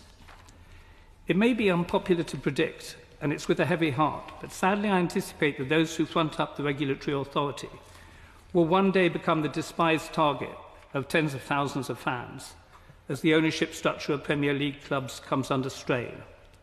My position is not against measures to support the aspirations of the fans, which I think are important, but against untrammelled government and regulatory financial interference, which has the potential to reduce the levels of finance reaching down through the pyramid. My Lords, this country has an outstanding record of success in sport. It has built an international reputation on the understanding that government intervention in sport, amateur and professional, must be minimal. And because of this bill, our involvement in international football is now for the first time under the laser-focused scrutiny in FIFA and UEFA. And as we've seen, if UEFA doesn't agree with clauses in the bill which threaten football's autonomy, the clearly implied objective of too much of the bill is set out in the memorandum, then when asked to jump, the government will have to say how high. Nobody denies there are problems to be solved in football, just as there are in all sectors of the economy. The introduction of this football regulator with the unprecedented financial powers set out on the face of the bill and in the memorandum will, I fear, be a blight on the game and see the steady decline of investment in our clubs to the ultimate detriment of the Premier League, the EFL, and our standing in world football. Regulation and onerous legislation is no substitute, my Lords, for existing competition law, and it threatens autonomy. The bill has inherent danger of suffocating the role of ownership and accountability. The backstop and the proposals with regard to parachute payments provide a false promise of financial prudence. Former Prime Minister Boris Johnson launched the idea of a legislative bomb. And I would just say this: we in this House have a duty to do our level best to diffuse any layers of financial regulation which could damage the success of our pyramid structure in football, the EFL and the Premier League, and all those factors set out by my noble friend Baroness Brady, who shares with me a passionate interest in the future of the success of the game, both nationally and internationally. Very good. My Lords, there can be no dispute that the formation of the Premier League in 1992 has been transformative of football and has led to English top-flight football to be the most dominant across European leagues. It has attracted worldwide audiences, the best players from all continents, international investment into clubs, and unparalleled cash flows from broadcasting rights. Despite this success, despite all the good outcomes, distributions and investments in grassroots development, serious problems have arisen with widespread agreement and approval for corrective action. The spark for this to happen came from the ill-advised breakaway proposals from 6 Premiership League clubs in 2021 to form a new 12-team European Super League. Arriving at the point we are now today has been accelerated by some rogue self-interest club owners ignoring the heritage and community aspects of football clubs that fans have rightly insisted that protections from abuse must be enshrined in legislative regulations, and I pay tribute to them. I support this bill before your Lordship's House today. I'm very pleased with the enhancements the new Labour government has brought to the previous bill of the Conservative administration. All political parties agree the need for reform to counter inadequate corporate governance resultant from inadequate and ineffective regulation, such that the structure and dynamics of the market create incentives for financial unsustainability. This new bill now strengthens effective engagement with fans and their representatives. It brings income redistributions from broadcasting rights within scope. It makes the regulator fully independent of industry and government's foreign and trade policy, and it will create a new football club corporate governance code to improve equality, diversity and inclusion and decision-making at clubs. I thank Katie Nixon from the Premier League, Rick Parry from the Championship and EFL, Sophie Levin from the Football Association, Kevin Miles from the Supporters Trust and the Bill team for all their engagements on the bill. I declare my interest from a lifetime of experience in football and most pertinently from having been a director of Everton Football Club and presently the chairman of Everton's Memorabilia Collection charity. I hasten to add that these remarks are wholly my own and not made on behalf or as representative of anybody else. The football industry must agree to make this legislation and regulation work effectively and successfully. It is important for the whole game and to the lives of so many. I do not share the widespread general disapproval of the Premier League and the exaggeration of risks its briefings draw attention to. In many respects, the legislation may not go far enough, but it must be made to work, and we need to consider where it may lead and how it may develop and adapt to circumstances. The immediate issue the regulator will face is in regards to the backstop clause 57 and the divergent proposals on parachute payments, redistributions between the Premier League and the Championship. I understand the distortion of competition this brings to the Championship. However, I would contend that the internal distribution between clubs within the Premier League also requires consideration and is pertinent to this. Should the Premier League distribute income more equally between the top and the foot of the table, those regulated clubs would have improved cash flows and be potentially better able to sustain the change. They can already limit exposure through their player contracts.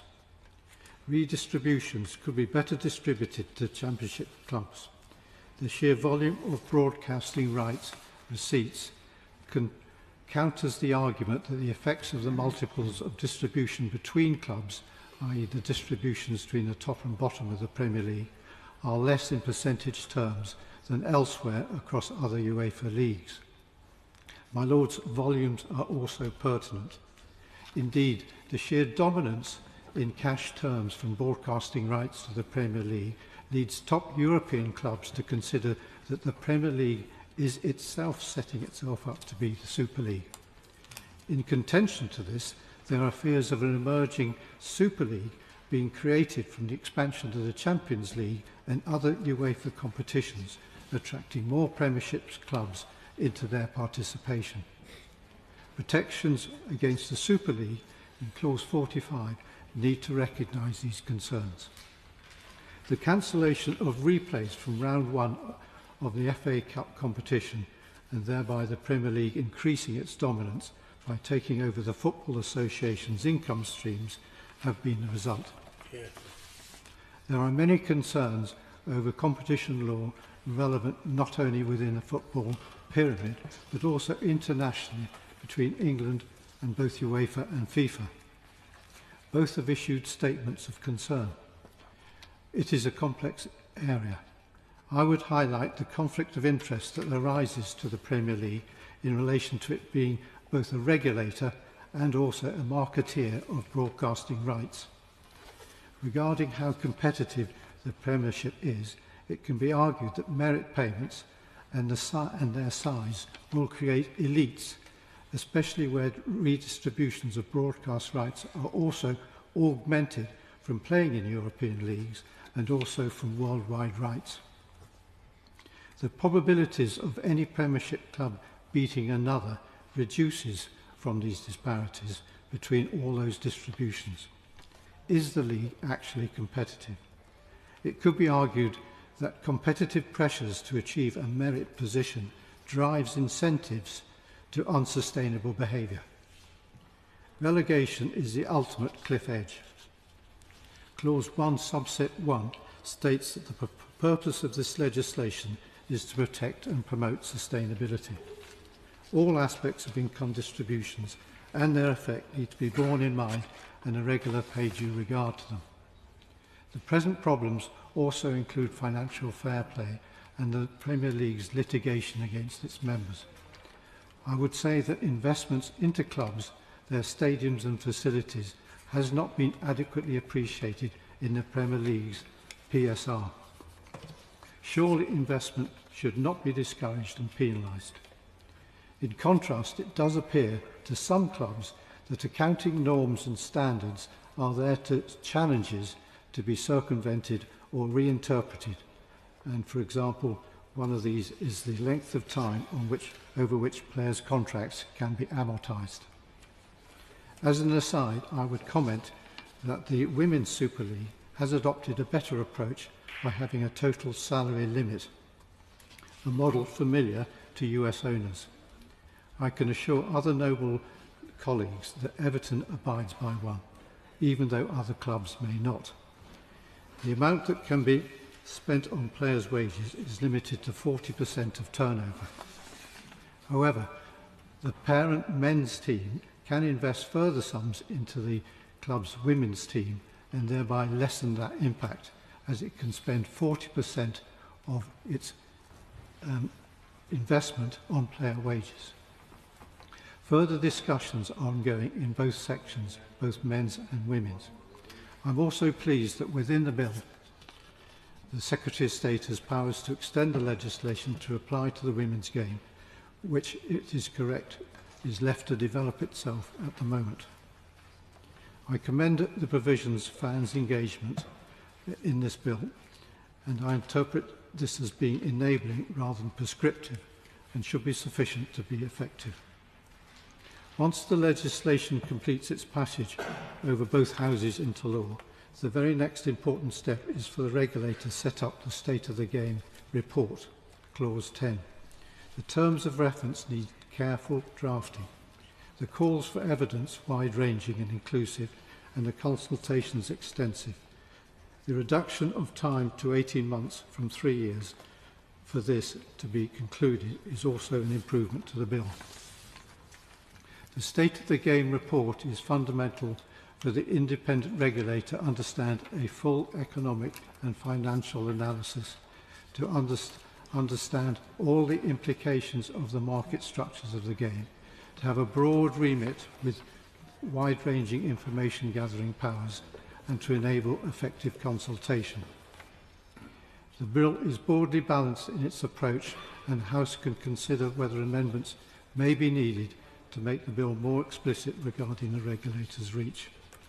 I close with a remark from Carlos Hurtado, sports lawyer at Baker McKenzie, and I quote, "If you have strong governance and financial controls, you're creating the perfect environment for the sport to develop, investors to come in and create more value for the business. When you do that, you're going to have a more competitive football." My Lords, can I remind my Lords of the advisory speaking time? We have got a lot of members who wish to speak, and we want to finish in a reasonable time. As a member of the Delegated Legislation Committee, I look forward to exploring in detail what powers ministers seek to abnegate themselves under the terms of the bill, following the splendid series of points made by my noble friend Lord Moynihan. And I would point out to the House in passing that if they look at Part 92(3)(b) of the bill, they will find that ministers propose by regulation to redefine what is and isn't serious criminal conduct, which is a proposal I find startling. Nonetheless, my Lords, rather than risk being lost in this forest of detail, I wish instead to pan the camera back, look at this bill as a whole, and ask a question that I think has haunted this debate, namely, who owns a football club? Wycombe Wanderers, say, where I've been a season ticket holder for the best part of 10 years. You might think the natural answer is a football club is owned by its owners. Not so fast. If you read this bill, whatever Part 1 or Schedule 1 may say, according to this bill, an owner is really more like a custodian owner, and the fans are more like shareholders or co-owners than consumers, because football is judged, under the terms of this bill, to be simply too important to fail. There is a heritage objective written into the terms of the bill, because it is held, I think quite rightly, that a football club is part of the very life of its community, particularly, say, in an old former industrial town where some of that industry has gone. It is essential to the coherence and well-being of the place. Now, as a Tory, my lords, I have no objection at all to the argument that institutions trump markets. But I can't help following the arguments of my noble friend Lord Maud from the front bench.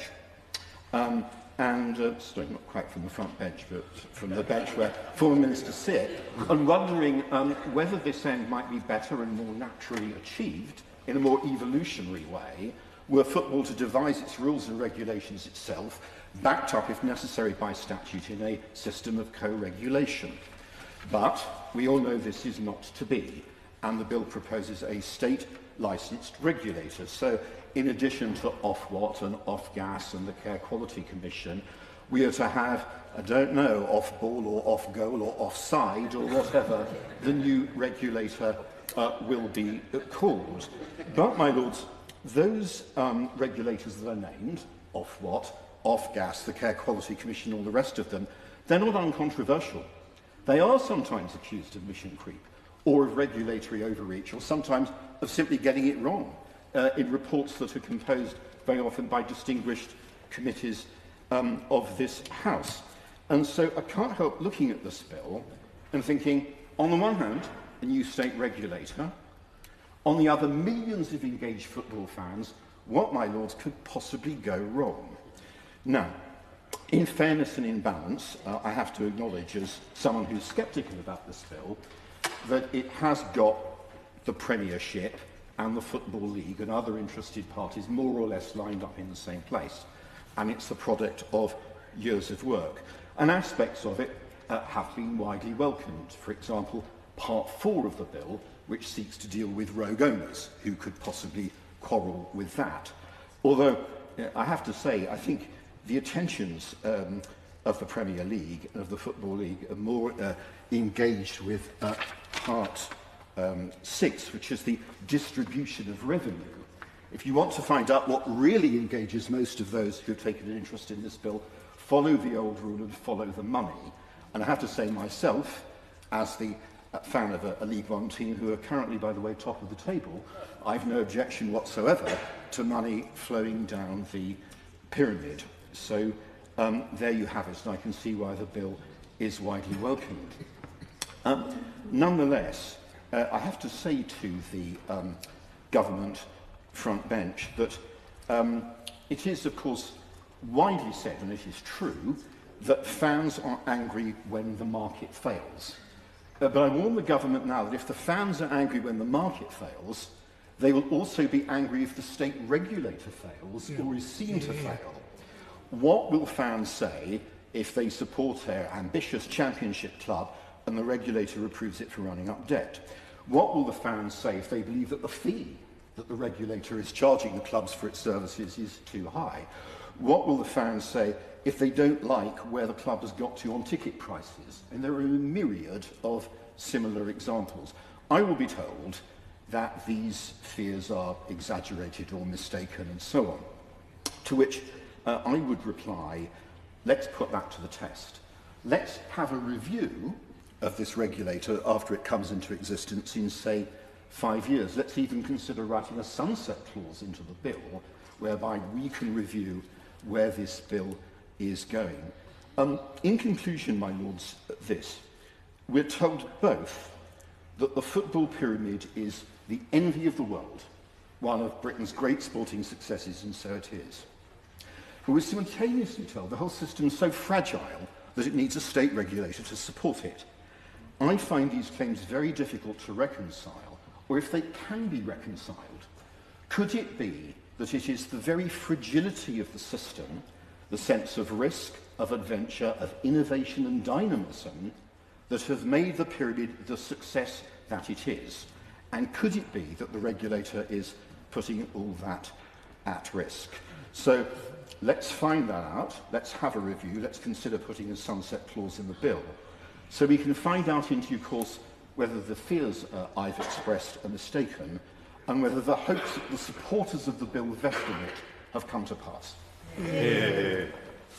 My lords, Like many others in this debate, I'm a self-confessed football obsessive.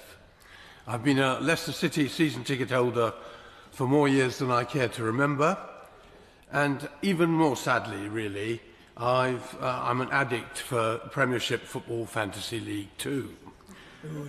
I find the Premiership riveting and have admiration for its success for more than 30 years. Shown, of course, as we've heard, by its vast global appeal, its world-class players, its huge crowds, and its employing, it must be said, a large number of people. It is intoxicating, so intoxicating that one can be tempted, as many are, I fear, including many young football fans, to think that the Premiership nowadays is all that football is. My Lords, it is not.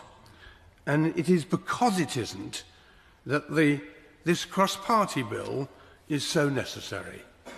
Many noble lords will perhaps know the wonderful description, fictional description, describing football fans at a match at Bruddersford United during the Great Depression.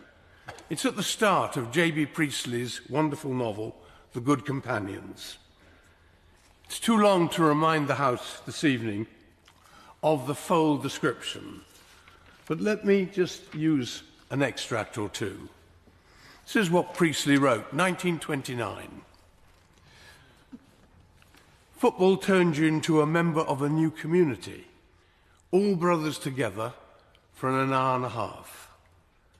And there you were, cheering together, thumping one another on the shoulder, swapping judgments like lords of the earth, having pushed your way through a turnstile into another and more splendid kind of life, hurtling with conflict and yet passionate and beautiful in its art. Moreover, it offered you more than a shilling's worth of material for talk during the rest of the week. My Lords, of course, football, like society, is very different today. But fans' emotions, as described by Priestley, and their response to a game, whether they're watching Manchester City or the bottom club in the 12th division of a Leicestershire local league, are, I would argue, still the same. And I only make this point to support the need for sustainability and fairness, which I believe is at the heart of this bill. It is at this moment of almost total Premiership control and success that we need to take stock, surely, and ask whether this level of success is ultimately sustainable, and perhaps as importantly, whether it's always a good thing for the vast football world that lies beneath the Premiership, whether it's a good thing or not.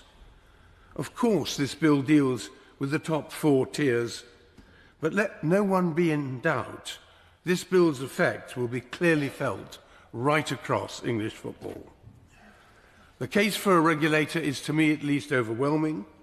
An industry as large as this, both in numbers and in money, and as significant to our national life, involving 35 million fans a year and almost 40,000 football clubs, should arguably have had a regulator some years ago. Given the bad experiences that there have been, but perhaps even more the near misses, football has been through in the last few years, that a regulator with real powers and who is prepared when he or she needs to use them seems important. Of course, no one on either side of this argument wants the registrar to regulator to run football, but my Lords, any signs of weakness will be bad news indeed. By way of example, the providers of football ownership, the problems of football ownership really has to be tackled. So much depends on the owner of a club. My club, Leicester, has been incredibly fortunate. Our owners have been marvellous owners, model owners, winning the confidence of the fans from an early stage and helping the community around Leicester and its county for years and years. And not many clubs, I admit, have been that lucky. Others have had years of worry and concern for fans. This is why, when the regulator should be prepared to step in. There's much more in the bill, but I want to say a quick word about parachute payments and how reform is pressing. The present position, as others have said, particularly my noble friend Lord Bassam, is just plain unfair on other championship teams. I'm not against this principle as a matter of principle, but they're too high in relation to what other championship clubs receive. Recent figures show one club that had just been relegated receiving £48.9 million in its first year, while other clubs in the Championship received £5.8 million in something called solidarity payments. That's too big a distinction, my Lords, and it should change. My Lords, there are other big issues in the bill, and I look forward to taking a small part in the committee stage. But I do absolutely agree that the abolition of replays in the FA Cup from round one on is a sad occasion. My Lords, we all grew up, whatever our views, whoever we support, with cup replays in the middle of winter. They were exciting, surprising, and part very much of the English game. I still don't know why they've really been abolished. My Lords, whether or not it's true that the existence of football has prevented violent revolution in our country, as we used to be told at school, I don't know. But its importance can hardly be exaggerated, and that's why this bill is so vital. My Lords, to what problem is this bill a solution? It should be the first question we ask of every piece of legislation. And not for the first time, I find that I'm the only person, so far at least, who's asked it. Here we are, as a revising chamber, conceived as a check on the necessary radicalism of the popularly elected chamber. It's precisely our job to uphold the principles of proportionality and propriety and property. As my noble friend Lord Goodman said, yes, of course, people are going to be angry about individual market failures now, but it's our job to foresee that their anger will be all the stronger when there are worse failures, as assuredly there will be, once the entire business is taken into state regulation. So, I ask again, to what problem is this a solution? Are we facing national bankruptcy as a result of the terrible failure of football? On the contrary. Every speaker so far has acknowledged the success of English football. The Minister called it our greatest cultural export.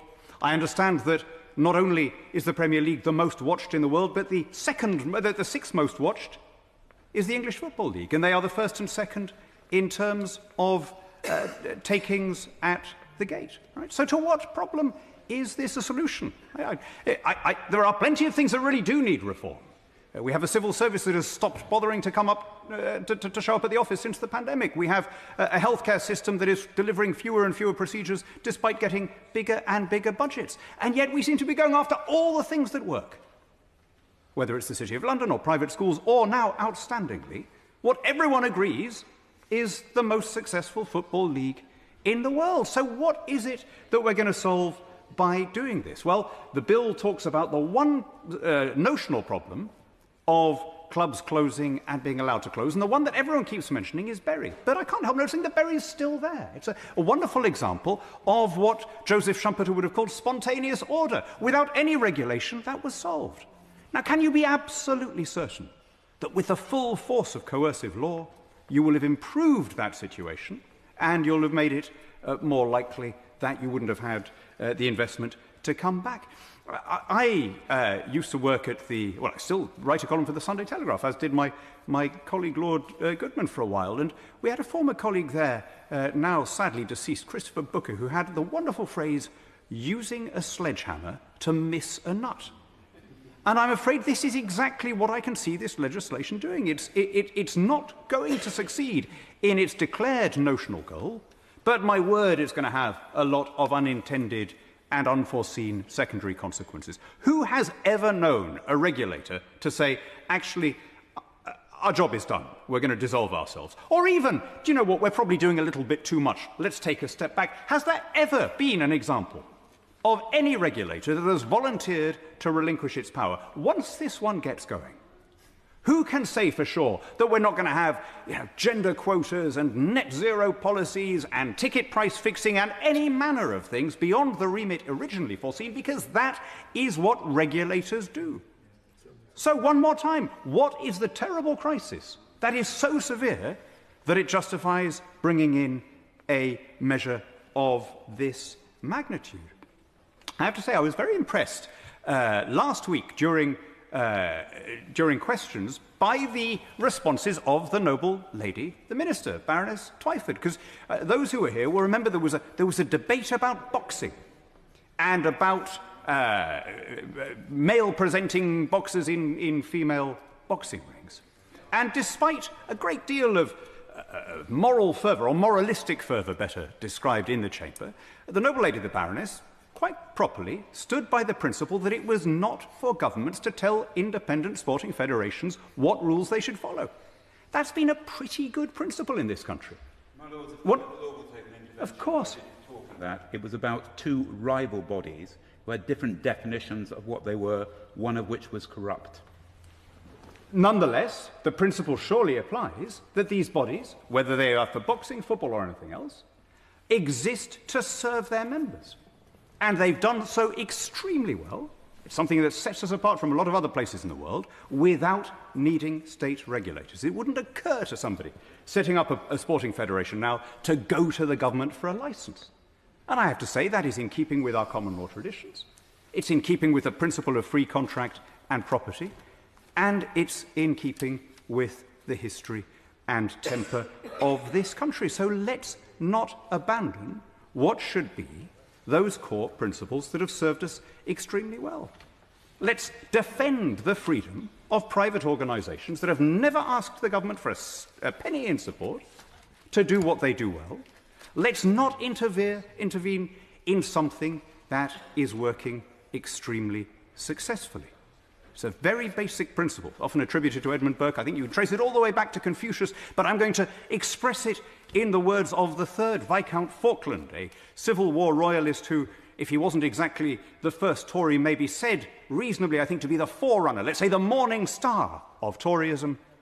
If it is not necessary to change, it is necessary not to change.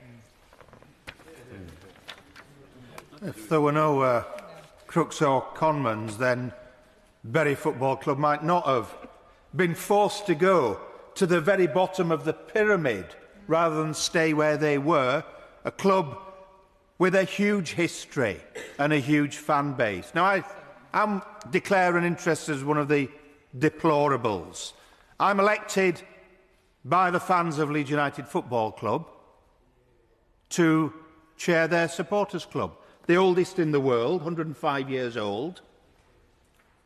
I calculate, I'm a statistical economist by training, that my members have spent in their lifetime between £3 and £5 billion following Leeds United Football Club. Investors, in reality, in Leeds United Football Club. Meeting a few government objectives on the way, because in that 105 years, providing green transport, taking cars off the road by providing buses to every fixture, home and away. I mean, every fixture. Reducing the police bill, point to point. Not marauding around the streets in any way. but going point to point every single match. Another contribution. Now, what do we get for that? Well, let's look at what happens in Germany. Germany was cited as a bad example, that there's no competition in Germany because fans have a say and it's a bad model. Let's get our facts right. German football, last 10 years. Entrance by success into UEFA competitions for the first time in their history. Freiburg, Augsburg, Mainz, Union Berlin, Hoffenheim, Heidenheim. Champions of Germany, the Bundesliga, for the first time ever. Last season, in the Champions League, Leverkusen. Fan involvement, unlike this country. Diversity of success, a growing business model. Let's jump down the scale. I had to intervene several times to assist the fans of Worksop Town Football Club, the fourth oldest in the world, created in 1861, from going out of business. No one else was going to intervene. The football authorities weren't going to intervene, but to save the club, not once, but more than once. For a town like Worksop, a football club of their age, however unsuccessful relatively, is fundamental to its very being. Yes. Should that club be allowed to disappear? Should Bury have to come in at the lowest possible denominator because of that? I have some questions for the Minister. If Worksop Town at its low level was to be brought into any regulation, would that require action by the regulator, primary legislation or secondary legislation? If the union, the players' union, was to have to be consulted, which of those three would that require? If women's football was to be included, I shall cite Solihull Motors. Does the situation 4 weeks ago at Solihull Motors classify as potential action for the regulator under the legislation or not? If it doesn't, which of those would be required? Regulation, primary legislation or secondary legislation? Modern slavery. Football has to report on modern slavery, but not on footballers. The Commonwealth Parliamentary Association, in cooperation with the Kenyan Parliament, has a big project on this, ongoing at the moment. It's a huge issue. If we want to require football to have to report on footballers, including teenage and under-16 footballers, under the modern slavery requirements they have to do for all other employees, which of those three does that require? In Schedule 5, Parts 8 and 9, the current bill talks of a requirement to consult elected football fan representatives. But a number of clubs in their supporters' advisory boards at the moment are choosing who the fan representatives are. With the legislation as it stands, will that be superseded by the ability of democratically run fan groups to elect their own representatives? Good news in terms of some of my other world, another declaration of interest on anti-Semitism. In the last 4 weeks, we have Jewish supporters groups, Jewish people in this country now able to go to Fulham Football Club with a group and a Hanukkah event in cooperation with their football club as Fulham fans, as a Fulham Jewish supporters group. The same at Manchester City, agreed by their club in the last 4 weeks. The same at Leeds United, another Hanukkah event. One of the fastest growing. Significant numbers joining. Orient having their first ever such event in a few weeks' time. Now, should those fan groups expect that their clubs would recognise their existence and speak to them on relevant issues? I would suggest for society that would be rather a good thing. So how does that fit in to how this bill is currently worded. And in terms of equalities, I'm kicking out ambassador on anti-Semitism. Will the reporting on equalities be better or worse on the requirements we put on the banking sector? Because it ought to be, in my view, at least as good. Will it be? And then on, I think, the two big questions. The two big questions for me, above all, that the government has to answer are these two. And it is the Bury question. With what is there now, when Bury was taken out of existence by a conman, and the fans, lifelong fans of Bury, wanted to get hold of the asset in order to run it themselves, to keep it alive, will that be possible technically with this bill? Because what they required was the asset, the ground, the name, and probably a little bit of cash flow in whatever capacity, loan or whatever, to actually keep the show on the road in the league they were in, if they chose to remain in that league. Is that possible? That's one of the two big questions. And the other is this, and I shall reference Leeds United Supporters Club, because we do not want to be called, by some of the new investors, a Red Bull Leeds. We don't want to be like a Red Bull Salzburg. In fact, I refuse to wear a shirt with red on. I'm happy to wear a red rosette every election, and only a red rosette. But in my football, I and many others, we do not wish to be a Red Bull Leeds.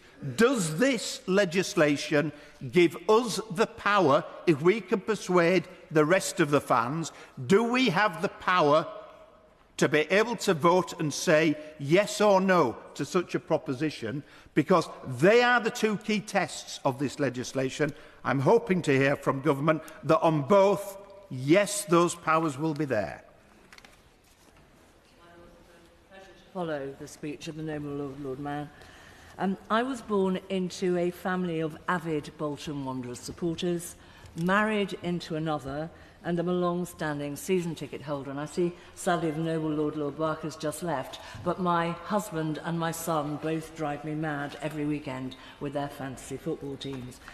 So I welcome the opportunity to speak in this second reading of the Football Governance Bill and thank the noble Baroness, the Minister, for her clear explanation, despite her reference to the Bolton-Oxford result in the League One playoff final.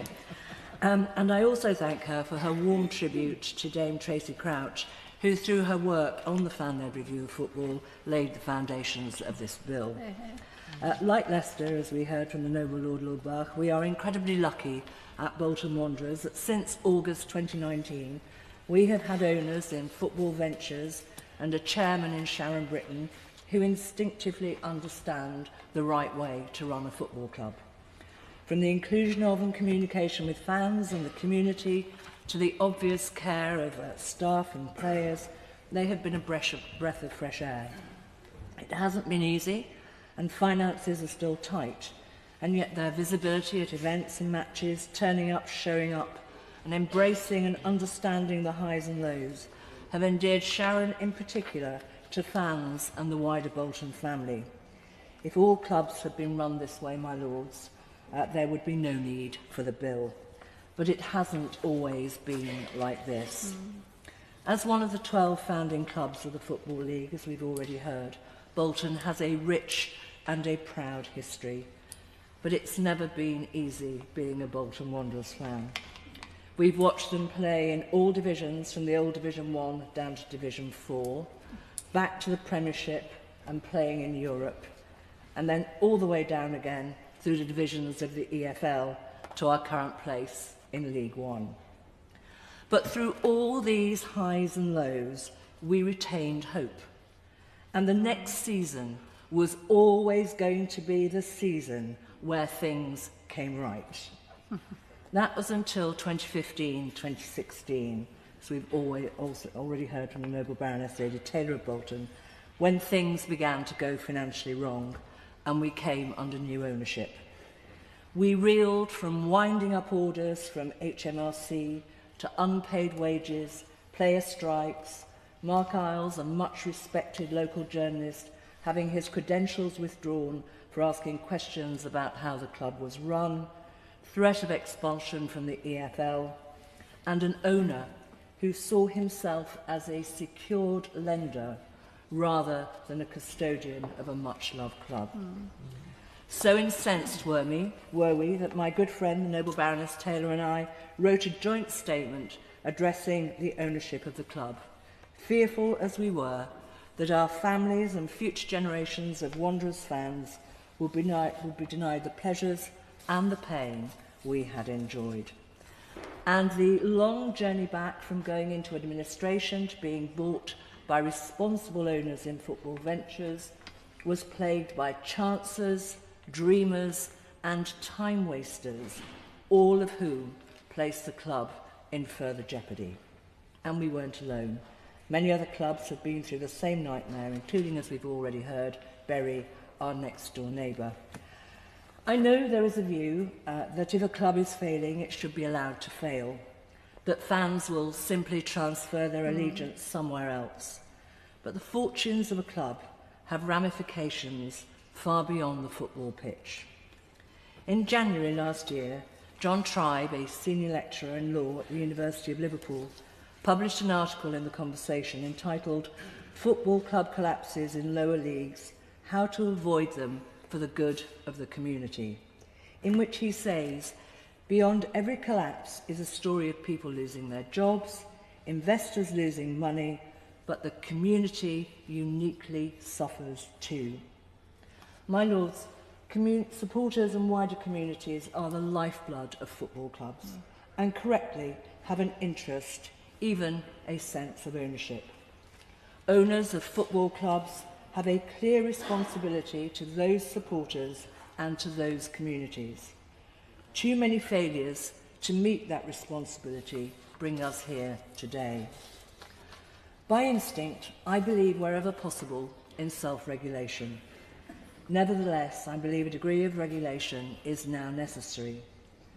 But football clubs are independent businesses, as we've already heard, and the delicate balance between precautionary oversight and stifling over-regulation must be protected. How we regulate will be as important as what we regulate.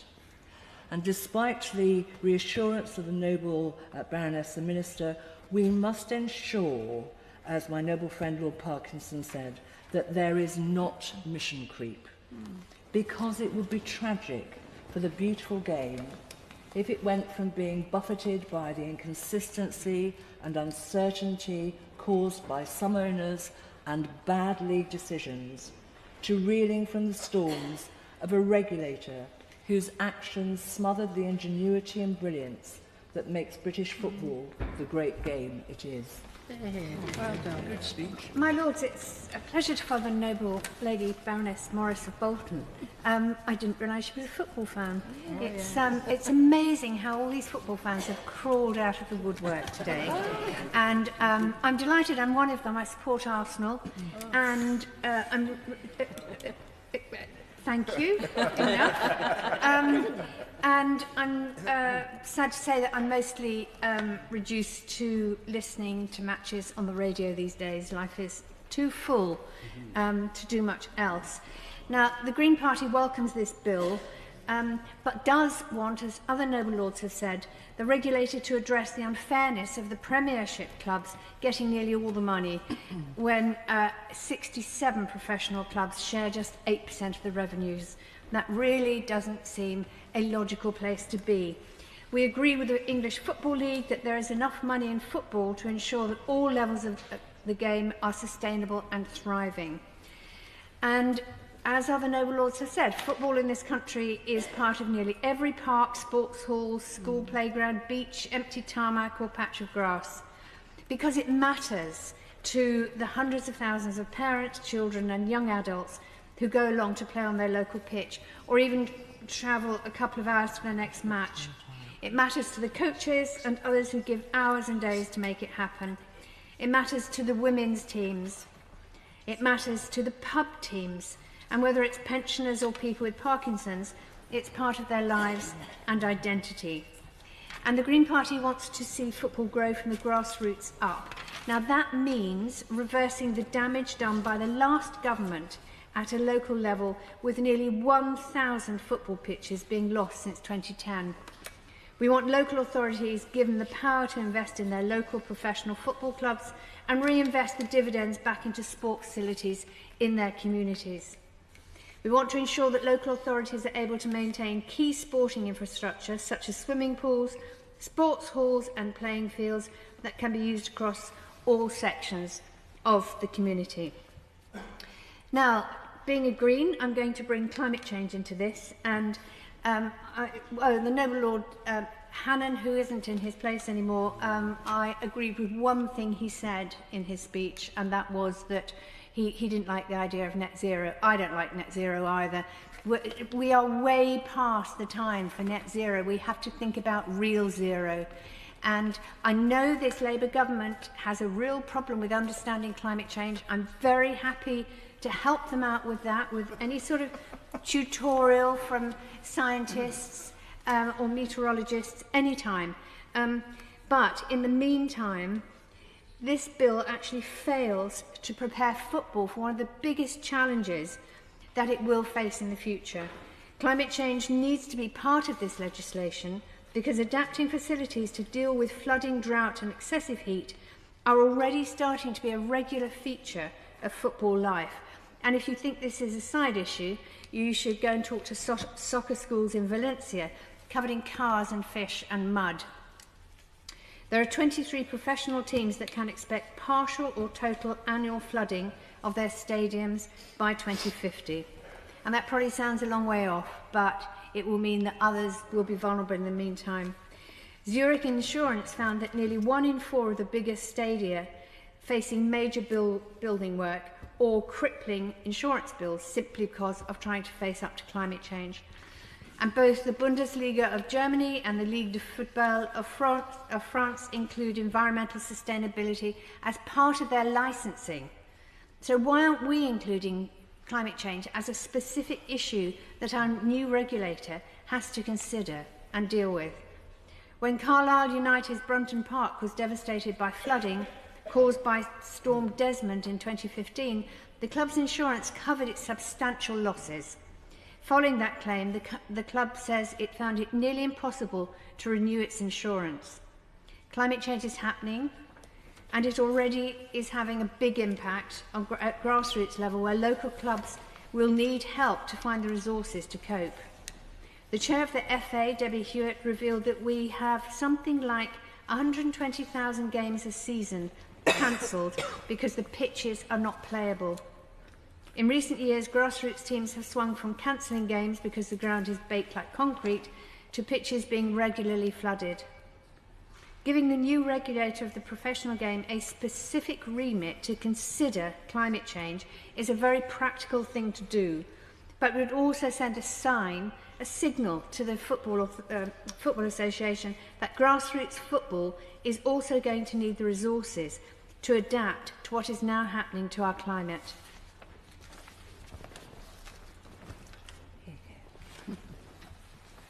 My Lords, it's a pleasure to follow the noble Baroness, Lady Jones of Moulscombe. Even if I'm an Arsenal supporter. even if she is a gooner, yeah. This legislation seeks to overhaul football governance structures in England and Wales to make the sport more transparent, financially stable and responsible. However, like any significant reform, it has both pros and cons, and has particularly sparked concern from the Premier League.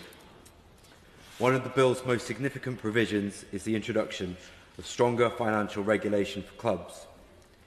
The bill aims to prevent the kind of financial mismanagement that has led to the collapse of several clubs in the past.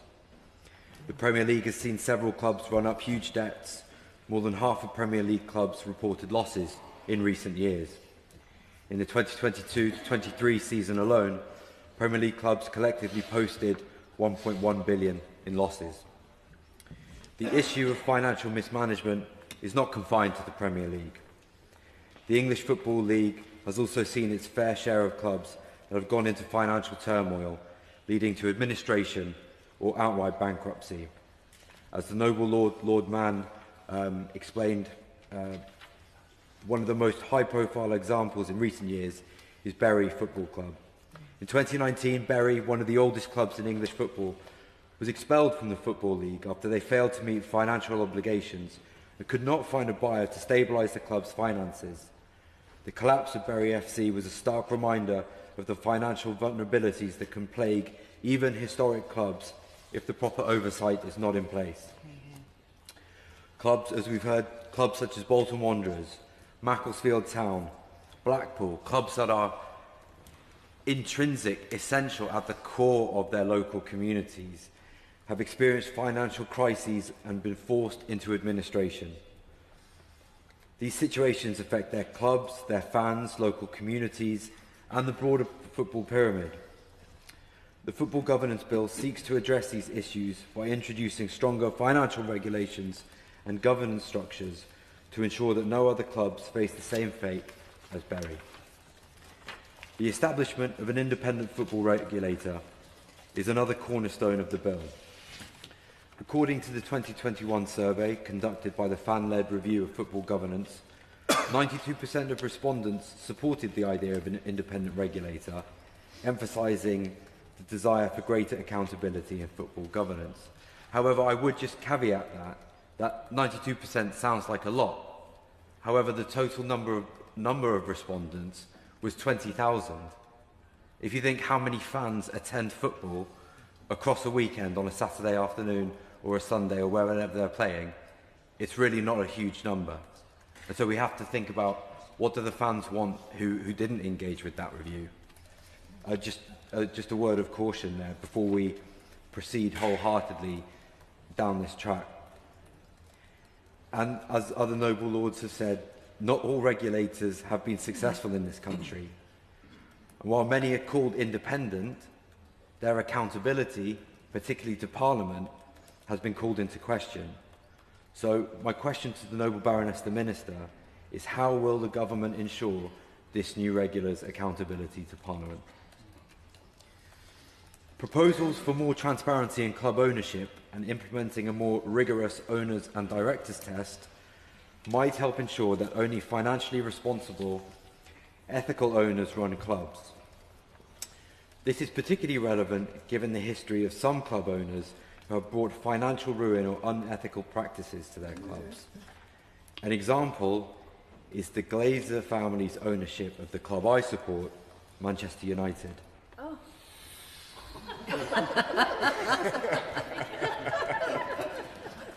Since the Glazers bought the club in 2005,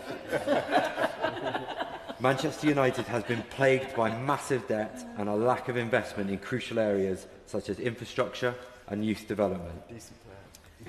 The Glazers financed their acquisition of the club through highly leveraged debt, meaning Manchester United was saddled with a debt of 500 million at the time of the takeover.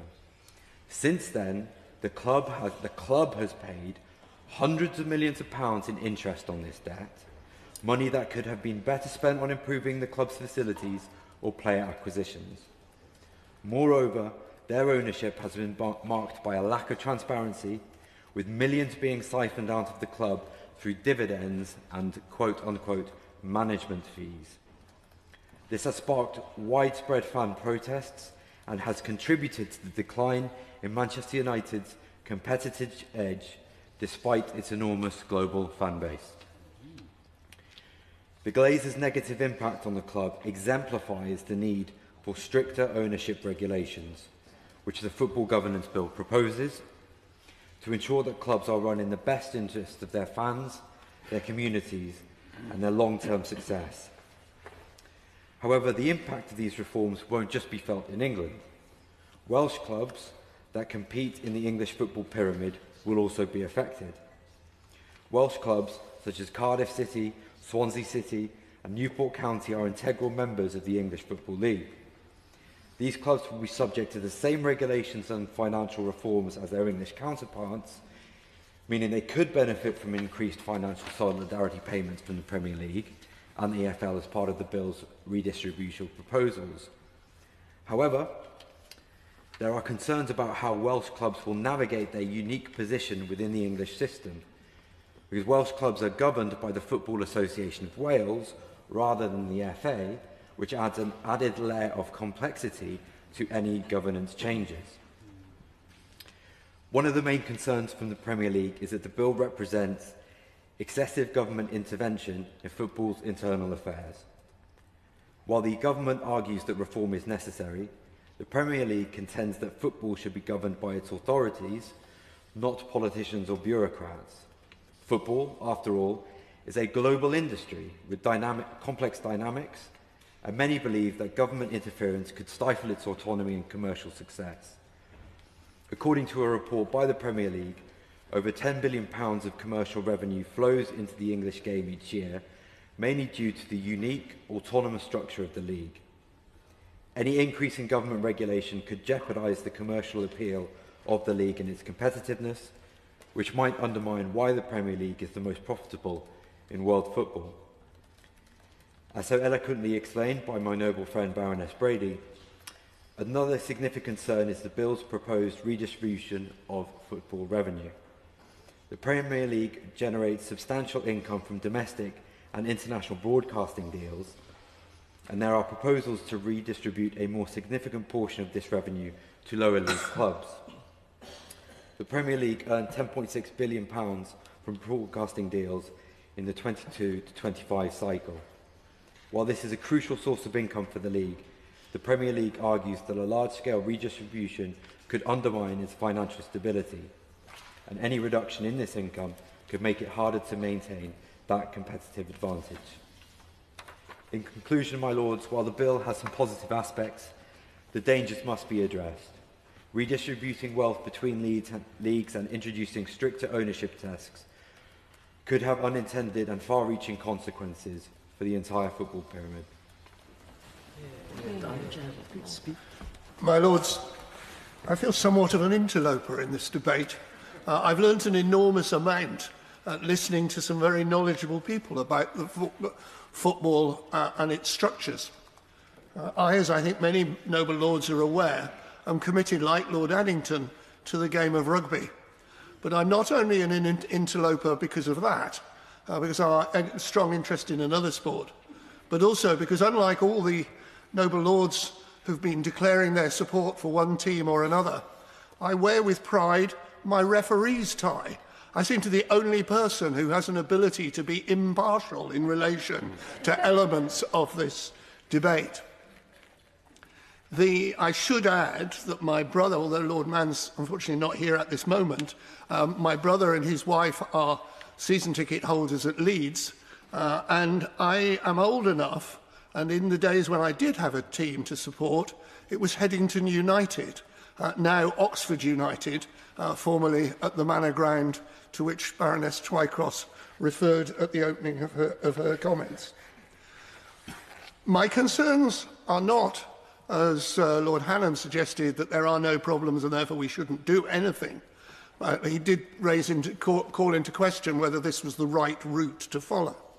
But I am concerned, for example, by the opening statement in the notes of the overview of the bill, which says, and I quote, in terms of the regulatory regime, with the primary aim of ensuring the long-term sustainability and resilience of English football. No reference there to its success, which we have listened to over and over again from contributors of all sides. Surely that must be an objective of this legislation. If it's not, one has to ask why. I'm not going to replicate the comments that have been made by many noble lords and baronesses, Baroness Brady, Lord Maud, Lord Monan, Lord Goodman, in relation to the questions that need to be put in relation to the regulatory process. I've asked colleagues of mine and meetings where I've been over the last few days, where there have been a mixture of different industries represented, to identify a successful regulator. And with only one exception, I've had nobody say, oh yes, we're well regulated. The exception was the MHRA, which has a very, very special role in terms of regulation. Every other regulator, the road and rail regulator, a lot of people here this evening have made reference to problems, financial problems of clubs. Did the road and rail regulator intervene in relation to the failures of the rail companies? Did Ofwat intervene in relation to Thames Water and all their failings? We have to be incredibly careful about the regulators, this particular regulator, because otherwise what should be in that first paragraph, i.e. the success of English football, will disappear. And I say the success despite the noble Lord Treesman's comments in relation to World Cup victories. I wish England had had far more over the decades. I'm referring specifically to the clubs, which are the subject of this bill and the regulation associated with it. So I echo the comments that have been made by a number of my colleagues, particularly on this side, but also on the other side. But I would raise two other things. One, which was raised by Baroness Evans earlier on. I am disappointed that we do not know what the cost of the regulation is going to be, because that is a burden that's going to be carried by all the clubs that are covered by this legislation. They don't believe that they'll just be imposed on the Premier League. They'll be imposed on all the clubs that are covered. So I think we need to know, and need to know urgently, what is the burden, and I deliberately use the word burden because it's not just financial, it's interventionist, that there will be as a result of costs on all the clubs covered. I'd certainly echo Baroness Gray-Thompson and others' comments in the need to cover women's football as much as men's football, because it will happen at some stage or another. But having agreed with most of my colleagues and a number of noble lords on the other side in different elements of their contributions, can I conclude in relation to the form of arbitration that has been much commented on? I spent many years in industry negotiating on behalf of management with trade unions. I don't foresee the problems of swing arbitration to the extent that a number of noble lords and baronesses have identified today. I think it, in many cases, can work incredibly well and is an alternative solution to battling it out in a stalemate that one sees so often. So with those few comments, can I echo the views that have been expressed by a number of noble lords, and that is that if we are to have a regulator, the regulation should be of an extremely light touch.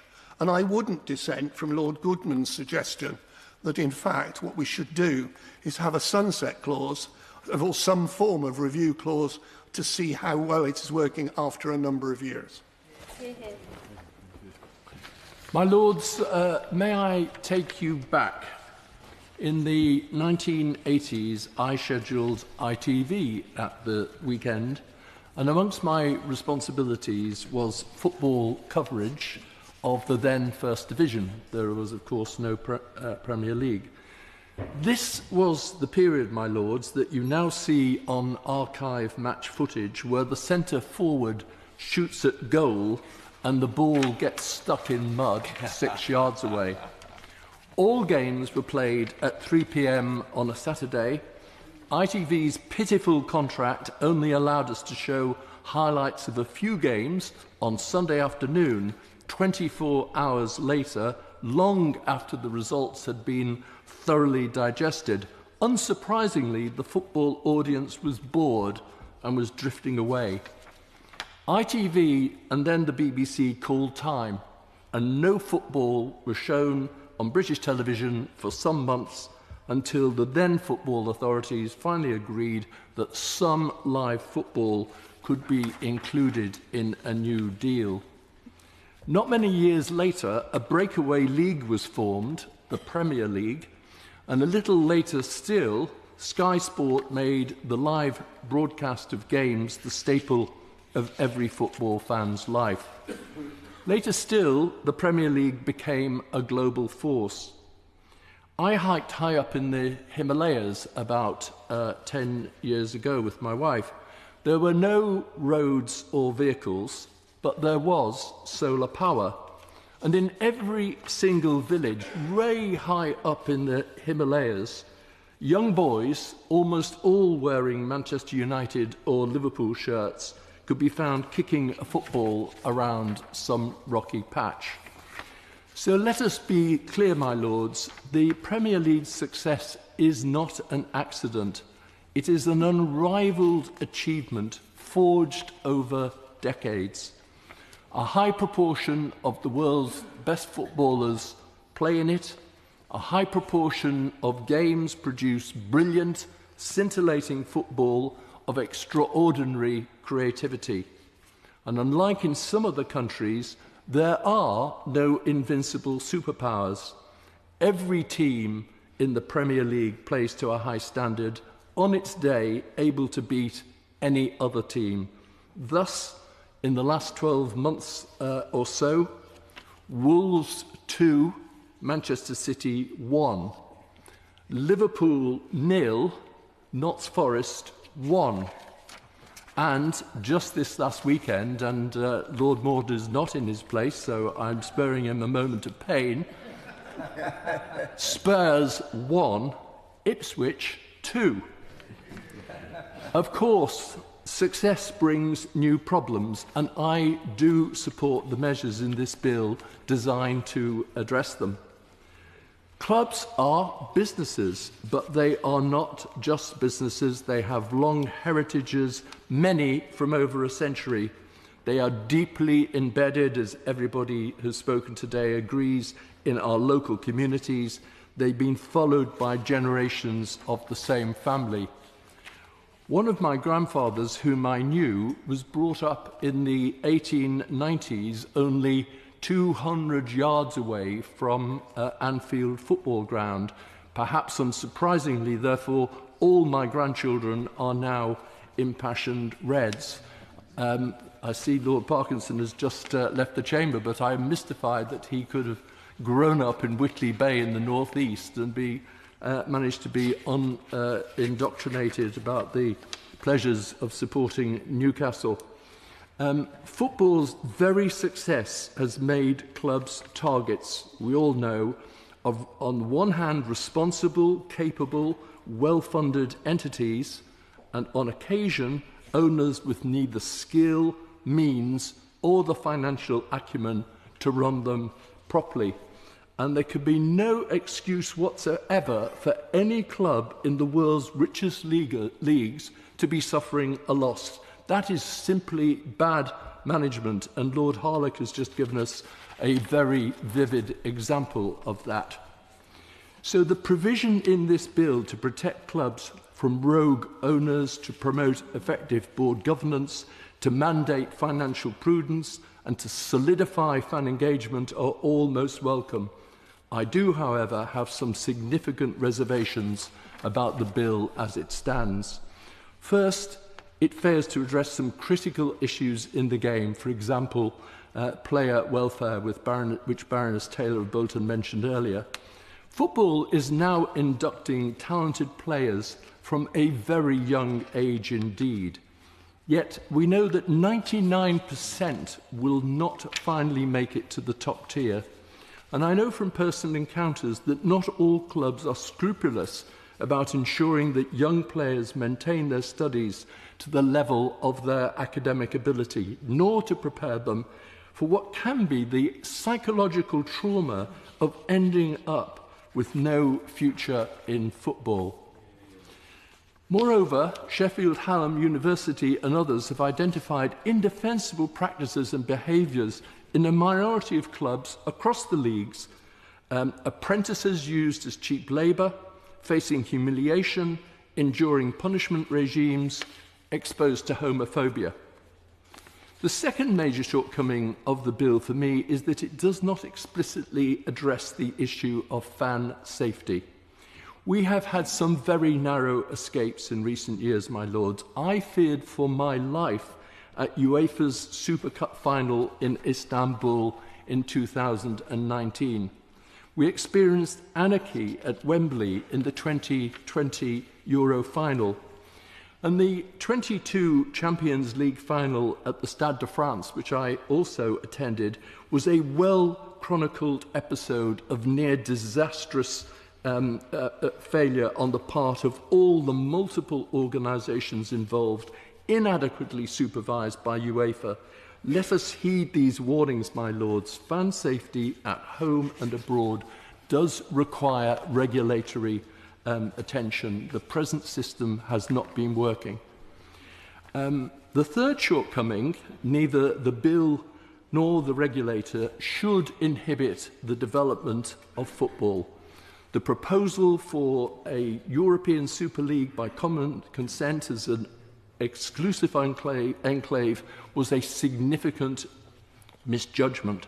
But I can see no objection in principle to the emergence of small tiered European leagues which are purely based on merits. We must allow the game to continue to develop, as I hope my opening observations about life in the 1980s underlines and illuminates. Finally, my lords, like a number of people have spoken, I am wholly unconvinced by the mechanism in the bill for regulating fund flow down from the Premier League to other leagues. The Premier League is not a closed shop. 3 of 20 clubs go down each year and 3 go up. 51 clubs have been in the Premier League since its inception. In 1992, Bournemouth were in the old third division. They are currently bang in the middle of the Premier League, and so far this season they've beaten both Arsenal and Manchester City. This is a league where good club governance and effective management at every level can bring success. In the 23-24 season, the Premier League distributed around £500 million down the football pyramid, including to the grassroots and the women's game. That is 1/7 of its broadcast media pot. And it is by far the biggest transfer of funds by any league in any sport anywhere. And absent a regulator, that has been a purely voluntary act on the part of the Premier League. The annual transfer from the Premier League to the Championship is itself a hefty £370 million. With rising revenues of its own, the Championship, as Baroness Brady reminded us, is now the 6th richest league in Europe, notably larger than the Tier 1 leagues in Portugal, Belgium and the Netherlands.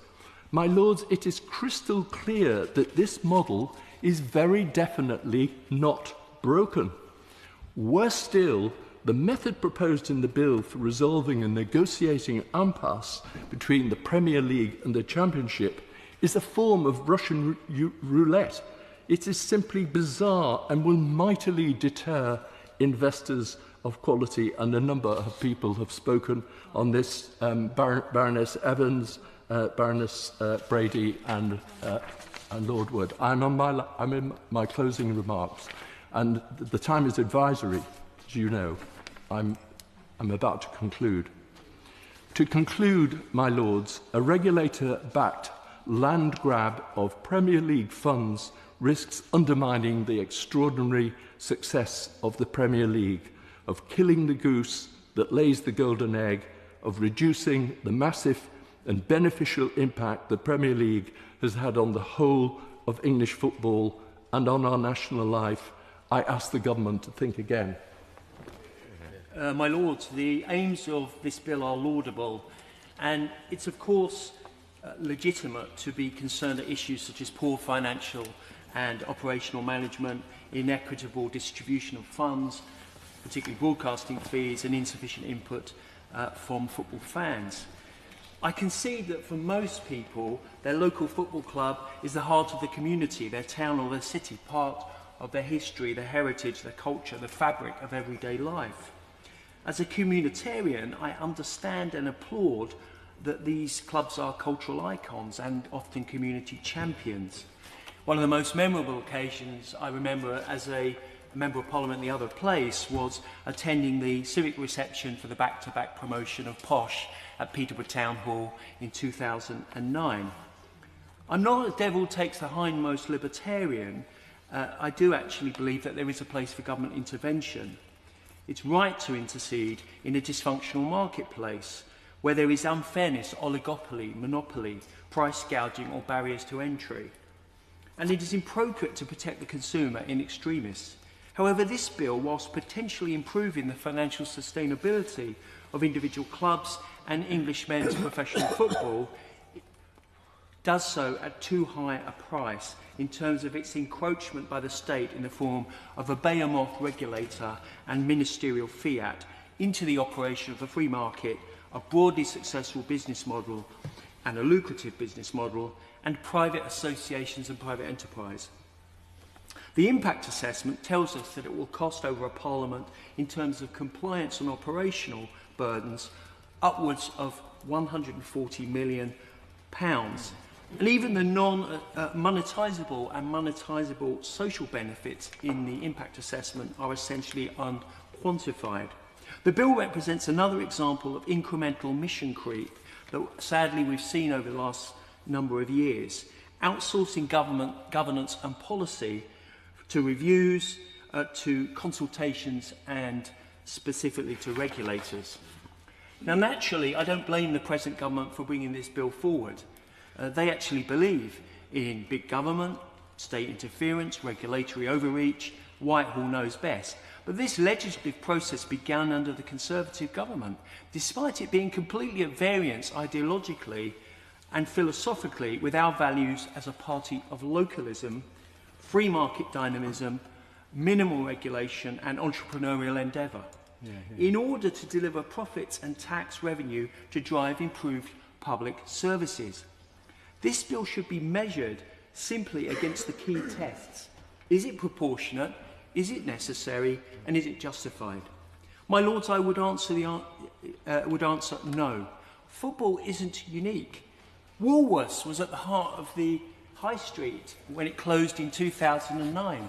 But we didn't immediately legislate to have a sweet shop regulator in the wake of its closure.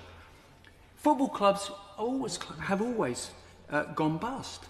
Aldershot in 1992, Exeter City in 94, Chester City in 98, Crystal Palace in 1999, and Swindon Town in 2000, and so on. Invariably, the free market corrects where there is a local demand and community support to re-establish and reconstitute clubs previously in administration and insolvent. And this bespoke bill is therefore not necessary or proportionate. And that does not fetter the discretion of ministers or their ability to improve the English game using other regulatory or statutory levers. Surely it is not insurmountable as a challenge to enhance and strengthen the existing owners and directors standards and the fan engagement standards. My Lords, I will now move from the political and ideological background to the details of the bill, and particularly the early parts of the bill.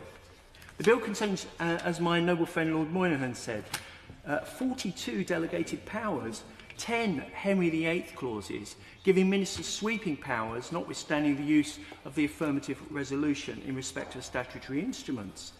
The creation of a new regulator is for me problematic. Theodore Theodonis of UEFA is quite right to highlight the dangers of overreach and scope creep. He says, whilst the initial intent of the IFR to oversee the long-term financial sustainability of clubs and heritage assets, there is always a risk that once established, the IFR may expand its mandate beyond these areas, and he warns quite rightly of government interference. My Lords, Section 45 of the bill is particularly problematic. It is drafted so very loosely, and the government's memorandum indeed to the Delegated Legislation Committee explicitly references, and I quote, a strong steer for government, unquote. in terms of developing regulations on prohibited competitions, that even Dr. Jan Zielinski of the LSE, an academic football specialist otherwise supportive of the bill, believes that the clause will give rise to litigation and disputes due to its opacity. My Lords, it is also difficult to legislate for something you can't define. How can you protect and preserve important cultural heritage assets or engage with fans if you can't define these terms on the face of the bill? If one consults Schedule 11 and paragraphs 82 and 83 of the explanatory memorandum, neither fans nor local community nor heritage of English football is or are defined. Perhaps the Minister will consider that issue. Furthermore, my Lords, Clause 2 gives the Secretary of State powers to define specified competition, which is unprecedented. And I'm also concerned by other aspects of the bill, such as encompassing investigatory powers and data sharing with public authorities, as well as the onerous powers under Section 28 and 29 on the suitability of ownership and officers, and the Minister's powers therein. I'm most concerned that the powers conferred in Part 3 of the bill, and particularly Clause 22, on varying the discretionary licensing conditions. Clause 22 is particularly wide and loosely drafted and contains Henry VIII powers to enable the most onerous and far-reaching interference by the IFR into the individual club's everyday activities and allow ministers unlimited carte blanche to change and amend the licence conditions on a whim and without appropriate notice. My Lords, this brings us inevitably to the Trojan horse, the pernicious woke ideology of identity politics inserted into the bill at Schedule 5, 7.2d, the EDI clause. The last thing football needs is primary legislation to embed identitarian zealots into the operation of our national game. My Lords, I fear the bill is the dangerous Dogs Act de nos jours, driven by anecdote and special interests, well-meaning but egregious. After all, in respect of Clause 49, on changing the crest, the shirt colours or name, is it really necessary or enforceable, and is it really appropriate for primary legislation on the face of the bill? My Lords, we all want a successful football industry, and we all support the aim of economic growth, but we must be careful about killing that proverbial goose with over-regulation and legislative overkill, which I believe this bill represents. Yeah. My Lords, good evening. I refer to my interests and to 65 years of attendance at Stamford Bridge. Your Lordships should oppose this bill, root and branch. It's badly written, of course. It's a Christmas tree. But beyond this one very bad bill, there's a major problem facing us. Far too much regulation, with both major parties over the past 2 decades having succumbed to the impulse to interfere, to busybody, to regulate. Excess regulation kills economic growth, reduces wealth, suppresses human happiness. Fact-based academic studies from around the world confirm this. But in the UK, regulation has mushroomed. We can't roll out a decent nuclear programme. We've demolished the London Stock Exchange, with so few companies now opting to list there. Policy Exchange cites 25 destructive Human Rights Act impositions, one for each year since its adoption. And then there's the £100 million bat tunnel, which noble lords over the last few days have expressed bemusement as to how it came about. People ask why these happen. My Lords, it's regulation and regulators.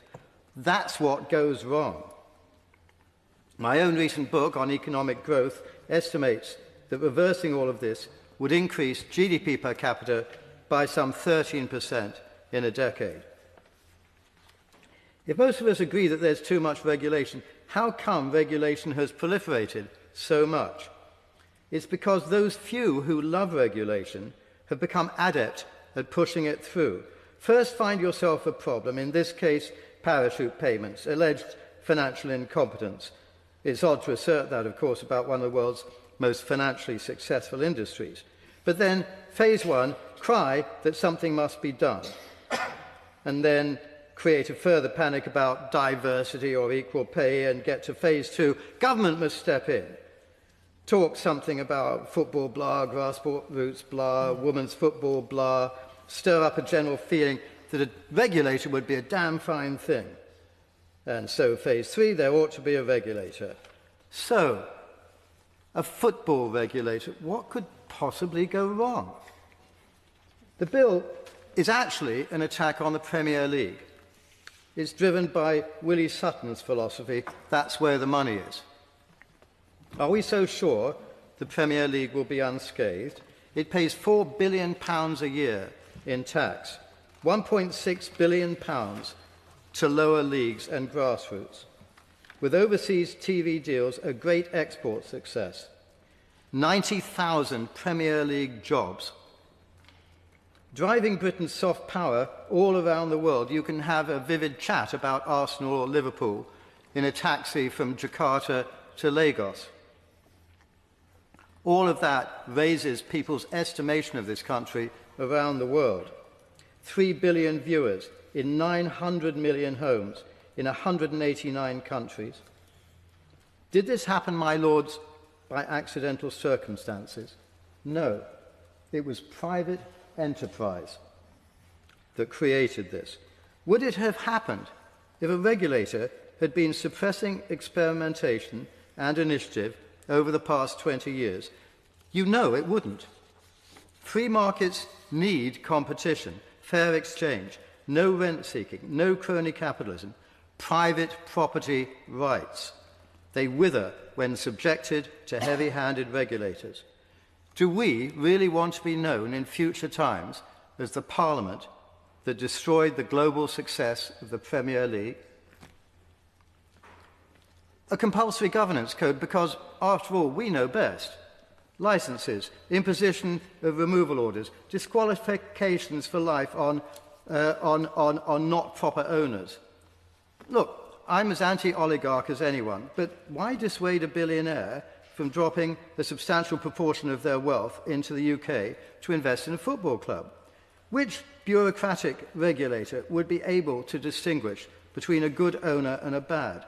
Would Sheikh Mansour have been permitted to purchase Manchester City and turn it into one of the greatest teams of the modern era? Would Sir Alec Ferguson's famous hairdryer have been allowed by an equality, diversity, inclusion-loving regulator?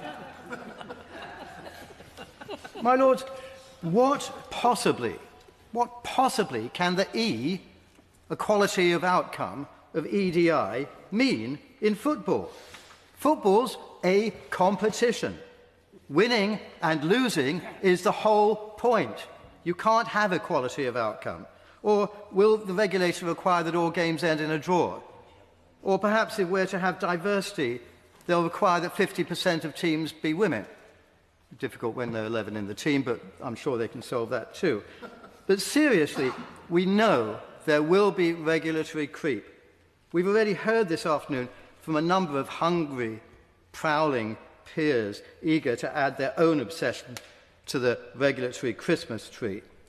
We're told that this is a fan-led initiative, but do these busybodies, incidentally demanding that they be put on the board of this regulator, truly represent fans?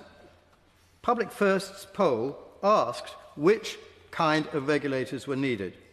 Least wanted of all was a cricket regulator.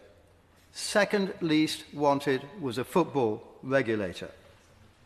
Of course, with the artfulness of polling, when you offer a list of possible regulations, people say they're in favour of the most absurd things, which could eventually be added by the regulator.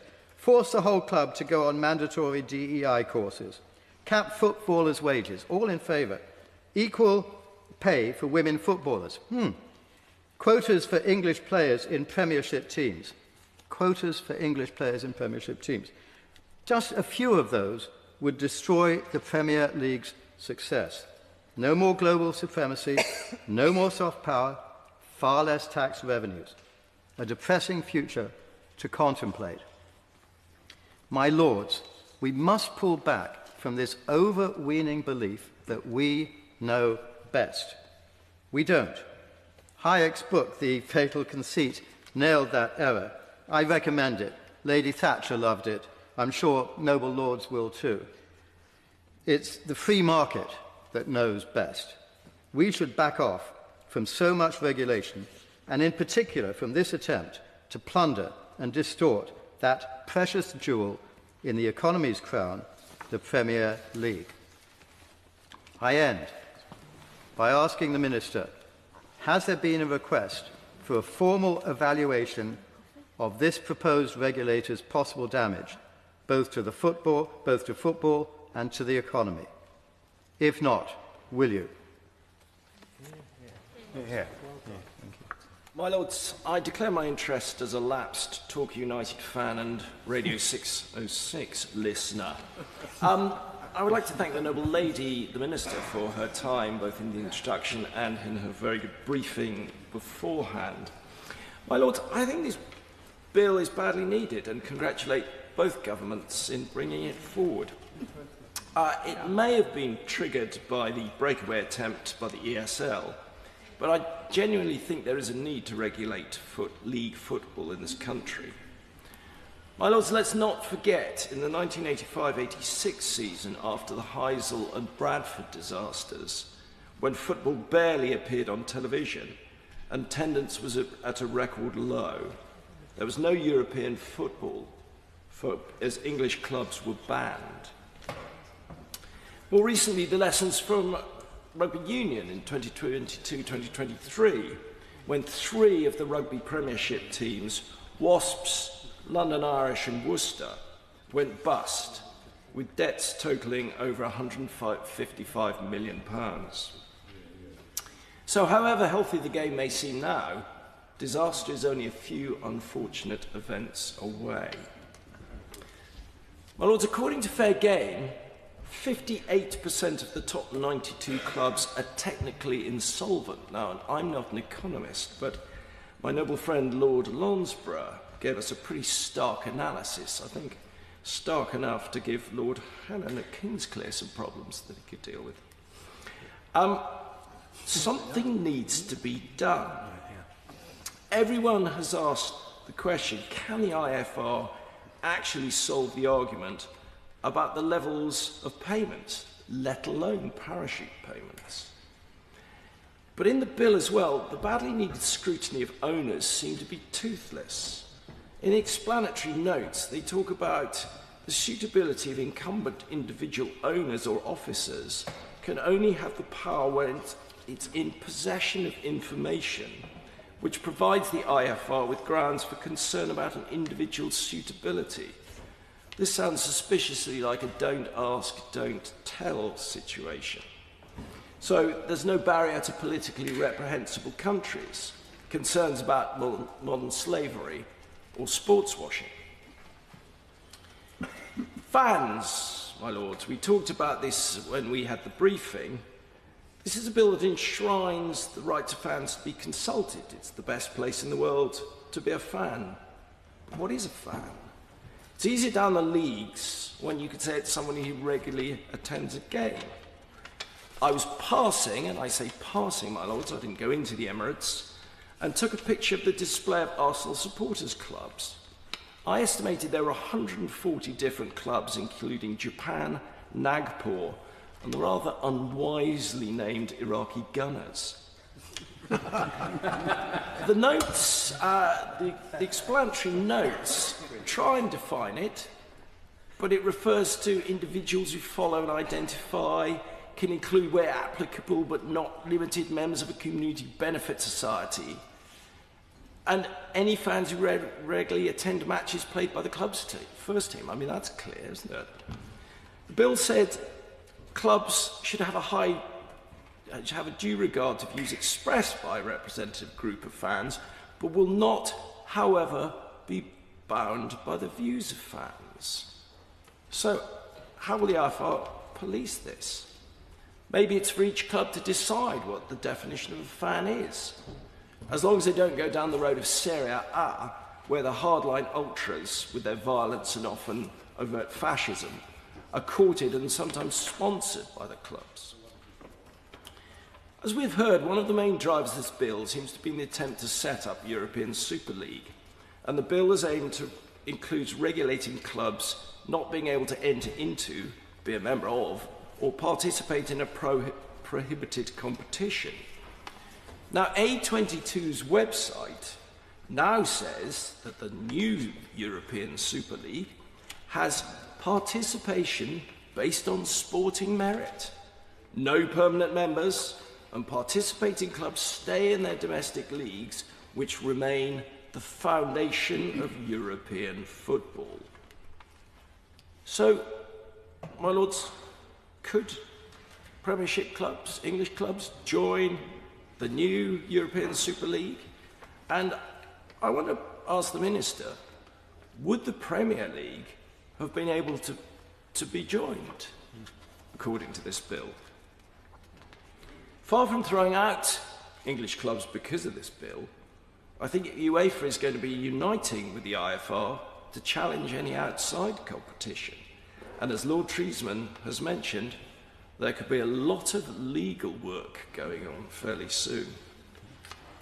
The word heritage slightly worries me as well, as Zan Zielinski from the LSE points out that the sole issue on which support for a majority of the club's fans need to be established is the changing of the home shirt colours and the crest.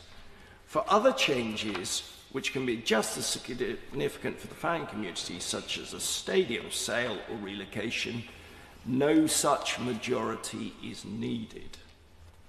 The overview says heritage in this context refers to the tangible and intangible elements that define the unique historical identity of English football and its clubs, and which are passed on to generations of fans. My lords, this sounds less like law, more a Hovis advert. There is also a philosophical argument here. I'm presuming that the regulator, which is called the Independent Football Regulator, rather than being called off-foot, and that is the one which Lord Goodman didn't say, to avoid any taint of government interference, but will it have powers to inspect, rather like the dreaded Ofsted? I speak as a teacher here when I say that you can't accuse Ofsted of lacking teeth. So will it produce one-word judgments of a club's performance, perhaps? Obvious rag rating would be a good choice, and it would be a sub-editor's dream. Imagine Man City getting a red card. At the moment, my lords, the bill is a noble attempt to define the indefinable and tame the untamable. For that lucky person who becomes the IFR, one thing is certain. They will need the wisdom of Solomon, the brains of Sherlock Holmes, and the determination of Boudica to succeed. My lords, as a 12-year-old boy, my father took me to my first football match. The 1987 FA Cup final at the old Wembley Stadium. Tottenham Hotspur versus Coventry City. It was a classic. I was thrilled to just be there. My father was not a football fan and had promised to take me if we got to the final. Lord Maud, we lost. Such is a lot of a Spurs fan, but I was besotted by the game and my club. So today I speak as a fan, who, yes, watched this weekend as we lost again, this time to Ipswich. Football is the beautiful game, simple, graceful and physical, fast and slow, accessible to those who play, and for many who watch and support and listen. It is a game for everyone, which is why it has become the world's most played and watched sport. In that context, English football is the pinnacle of successful club football when it comes to commercial success, especially since the advent of Sky TV and its innovative partnership with the Premier League. Billions of pounds of revenue have flowed into English football. This has caught the eye of various types of club owners, some in the game for their own passion, but more so now wealthy owners seeking to utilise football for other purposes, including making themselves more wealthy. But it is the game and the fans that make our football the most watched and admired in the world.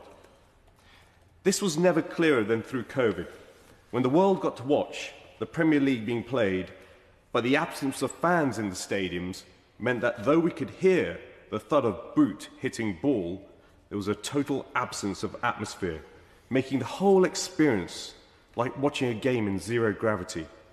No noise, no atmosphere. This really demonstrated how important, how integral, how much part of the fabric of the match experience, or shall I say the product, are the fans and their passion and their voices. It was so much of an issue that broadcasters started to play recorded crowd noises for the TV audience. So fans are not just for match days, fans are for life. Our football is steeped in communities, in families and generations, in the lifeblood of local residents.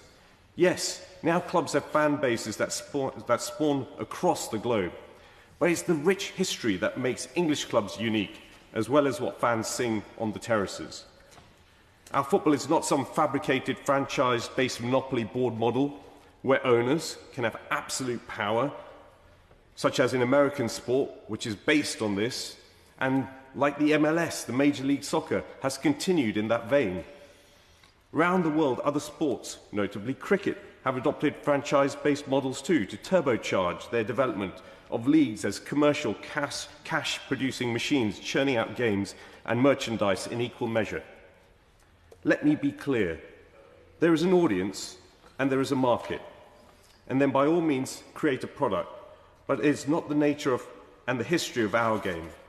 In our game, fans have power.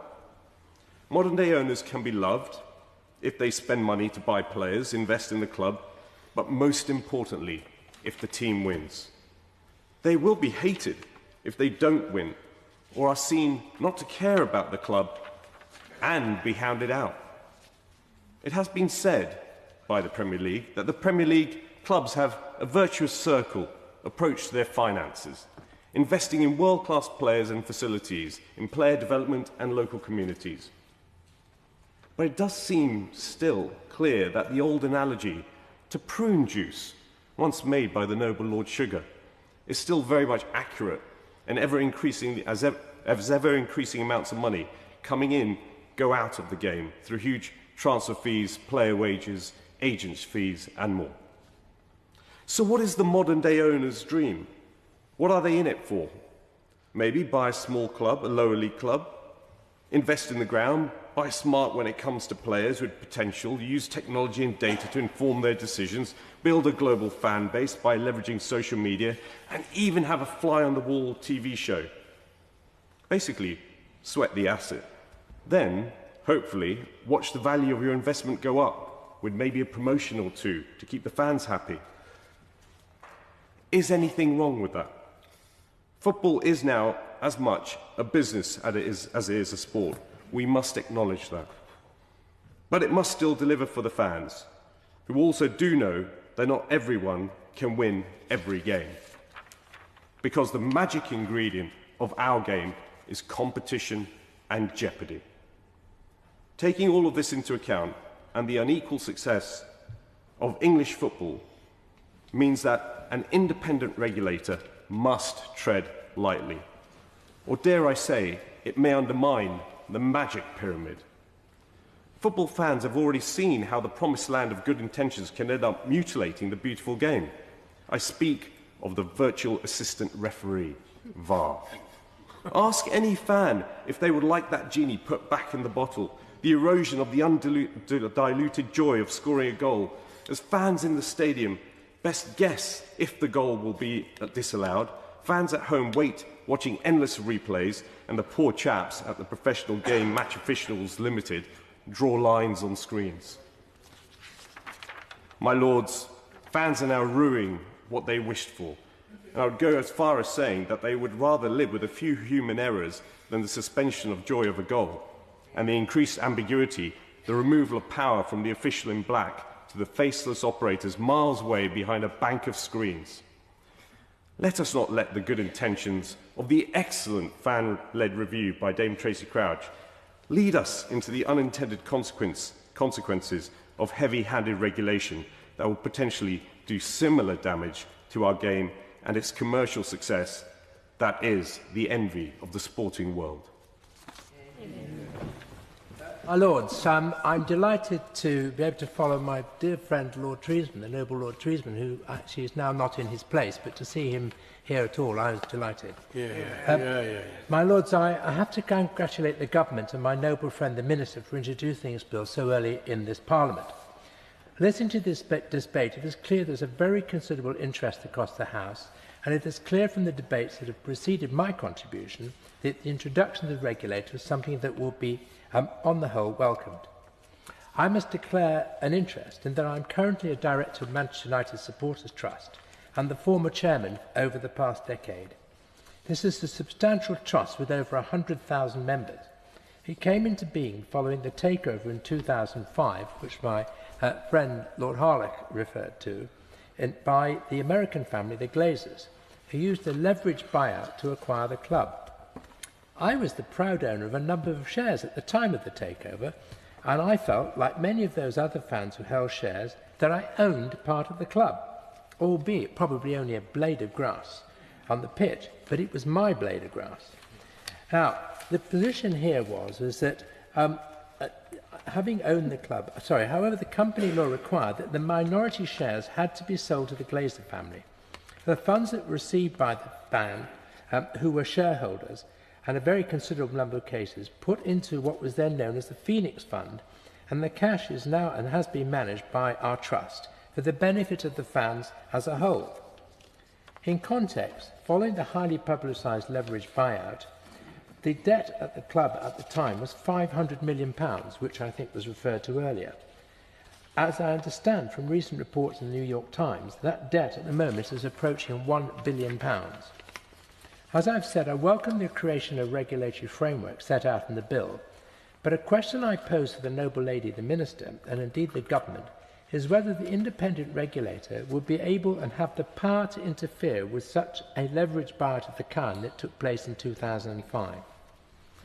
Regulation of football was first raised in 2014 in the lead-up to the 2015 general election. I was involved in setting up a specialist working party to formulate the policy that included fan ownership. Reform of football governance was subsequently in the Labour Party's manifesto in 2015 general election, and I subsequently learned that was in fact going to be in the Queen's speech, if indeed Labour had won that election.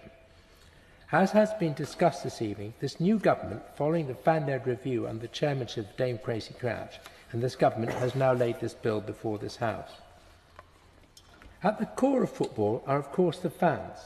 There are many types of fans, and indeed the bill does not seek to set out the impossible task of trying to define what a fan actually is.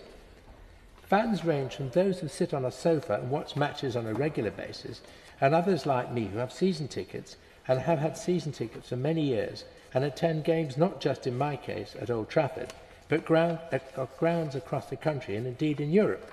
I've been a fan for over 70 years. The bill sets out fan consultation as a condition on a club and the issues upon which a club must consult. Consultation is to be with persons elected by the club's fans to represent their views or persons otherwise appearing to the regulator to represent the views of the club's fans. Quite rightly, the bill does not seek to be prescriptive. In this, however, what the bill does not do, it does not refer to the very substantial network of supporters' trusts that currently exist. 92 league clubs, 73 of whom have what could be described as community benefit societies in the form of supporters' trust. To be added to this number are similar trusts within the national leagues and below. I would ask the noble Lord the Minister to recognise that supporters' trusts, in my experience, are democratically elected, have a membership and constitution, and in many cases are regulated by the Financial Conduct Authority and operate under the Cooperative and Community Benefit Society Act of 2014. Active trusts have in many cases properly and fully engaged with their clubs, and there's a growing number of them that have fans advisory boards made up of members of the trust and those of the club. What I'm concerned with is that if there were not a properly established trust that the club could deal with, there is the likelihood a group of fans could set themselves up, and it is them that the club could deal with, as they may offer a less critical view of the way the club is run. This, of course, will be a matter for the regulator through guidance and further consultation with those involved in the administration of various fan groups in the club in the future. In conclusion, I am delighted that this bill is now before the House, and I am aware that most supporters will welcome the creation of the independent football regulator, what will be the benefit of football in England, and that the football to continue to be a major contribution to the economy of the country with its huge popularity across the globe. The noble Minister for her opening statement and for giving peers, including myself, the opportunity to discuss the bill with her last week. I am originally from Birmingham, which is renowned for its two leading teams, Aston Villa and Aston Villa Reserves. I see you agree. I declare an interest as one of the founding members in 2002 of the Independent Football Commission. I've been a patron of the Villa Supporters Trust, and I was honoured to play on a number of occasions for the England Parliamentary Football Team and indeed the Sky Sports Villa All-Stars team, which plays for various charities. I support the key aims of the bill, especially strengthening fan engagement, enhancing financial stability, protecting club heritage assets, and stopping breakaway competitions. The issue, my lords, is whether it will work, and I'm sceptical. And that's why I think maybe the government should consider a sunset clause so that at some time in the future, maybe 3 to 5 years, the success of the regulator can be assessed. The financial regulation model that has been chosen is one based upon the banking world. The bill introduces a new concept of backstop powers to intervene in the TV revenue. But these are untested powers and could cause uncertainty. Banking is about finance, but, my lords, football is about finance and romance. I do not hear much about an account holder's undying love for a bank, but there are fans who will support their football club through thin and thin, through relegation after relegation. And that's why I have so much sympathy for Villa's main rivals, Birmingham City. I note that women's football is not currently covered by this bill. However, I trust the government will keep to its promise to take forward the recommendations set out in Karen Carney's review of women's football called Raising the Bar. We must not forget that the first senior England team to win a major cup since 1966 has been the England women's team. Now, I'm not in favour of EDI overreach. That's the last thing I want to see. But we have to accept that prejudice still exists. If it didn't, we wouldn't need EDI. I welcome the commitment of the bill to do more to improve equality, diversity and inclusion within the game. Among 92 clubs in the top 4 tiers of English football, there are currently just 2 black managers. Well, you may say, so what? But I don't think that's a good reflection on our multiracial nation. It should be about the colour of the shirt, not the colour of the skin. Furthermore, less than 2% of football governing bodies or club boards are black or ethnic minority. Again, I don't think that's acceptable. The Premier Division has many black stars, indeed 43% of the total number of players. The new regulator's role has been described as that of a referee, and Lord Hayward spoke about being a referee. Yet football referees are still woefully lacking in racial or gender diversity. Currently, there is only one black Premier Division referee, 15 years after the first one. Now, after my father stopped playing professional cricket for Warwickshire, he became a qualified referee for the Birmingham County FA. I still remember, as a small boy in the 1960s, being with my father when he turned up to referee his first match in Sheldon Park. There were no dressing rooms, so he got out of his Ford Cortina in his black referee outfit, clutching his whistle. The 22 white players were waiting for the referee, not knowing who had been allocated. I will never forget the stunned look on their faces when they saw this black man coming towards them to be the referee. And he said, I want no nonsense, get on with the game, and blow my whistle.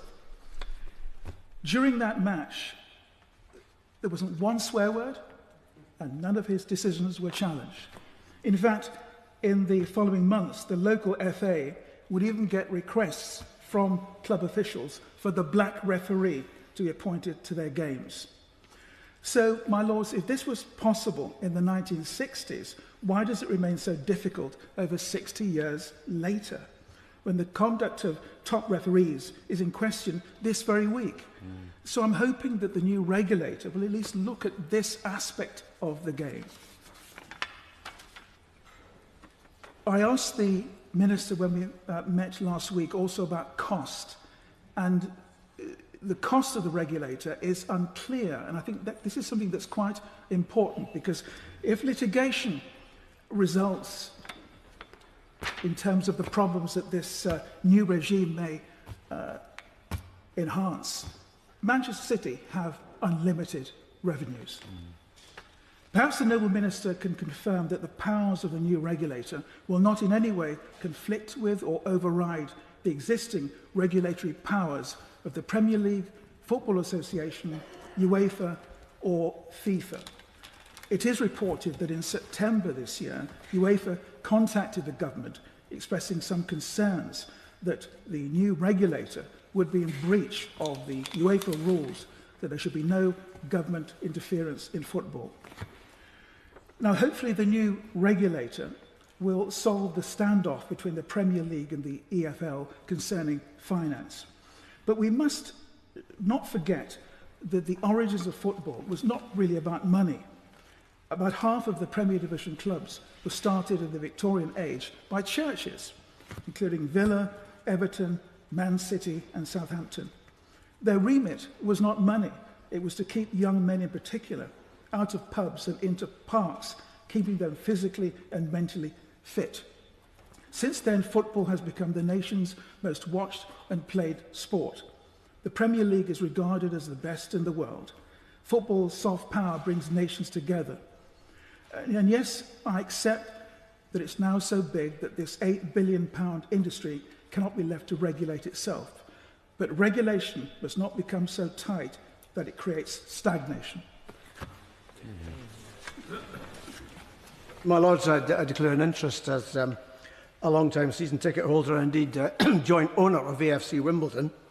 And I say joint owner because AFC means a fans club. And I'm one of 4,000 in the Dons Trust, which oversees the general direction of the club, not the day-to-day management of it. Now, I go to a football match at least once a week, and anything from level 2 of the Championship down to level 8, which is the Isthmian and Southern Leagues. I no longer go to Premier matches for the reason outlined by the noble Lord Ranger, VAR. It's in my 65 years of watching football, that's the worst development that has happened.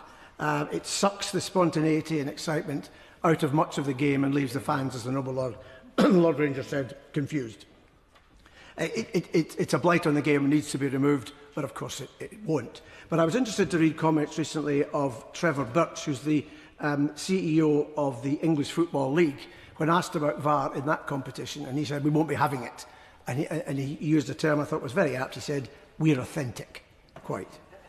Now, I welcome the bill that we've been discussing, Noble Law's been discussing today, very much because it stems from the fan-led review and will ensure the interests of fans are heard in a meaningful way in a sector, I suppose, necessarily dominated by billionaire clubs.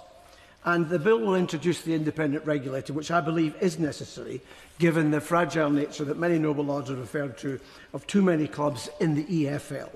And the word fragile, of course, would never be seen in the same sentence as the Premier League, which, by contrast, is vibrant. Now, the self-styled as the Premier League in the world, in world football, it's certainly the strongest, financially at least, although not necessarily in playing terms, something about which I'll say more a little later. The Premier League, though, is something of an anomaly in English, as an English institution, because only 4 of the 20 clubs are English-owned.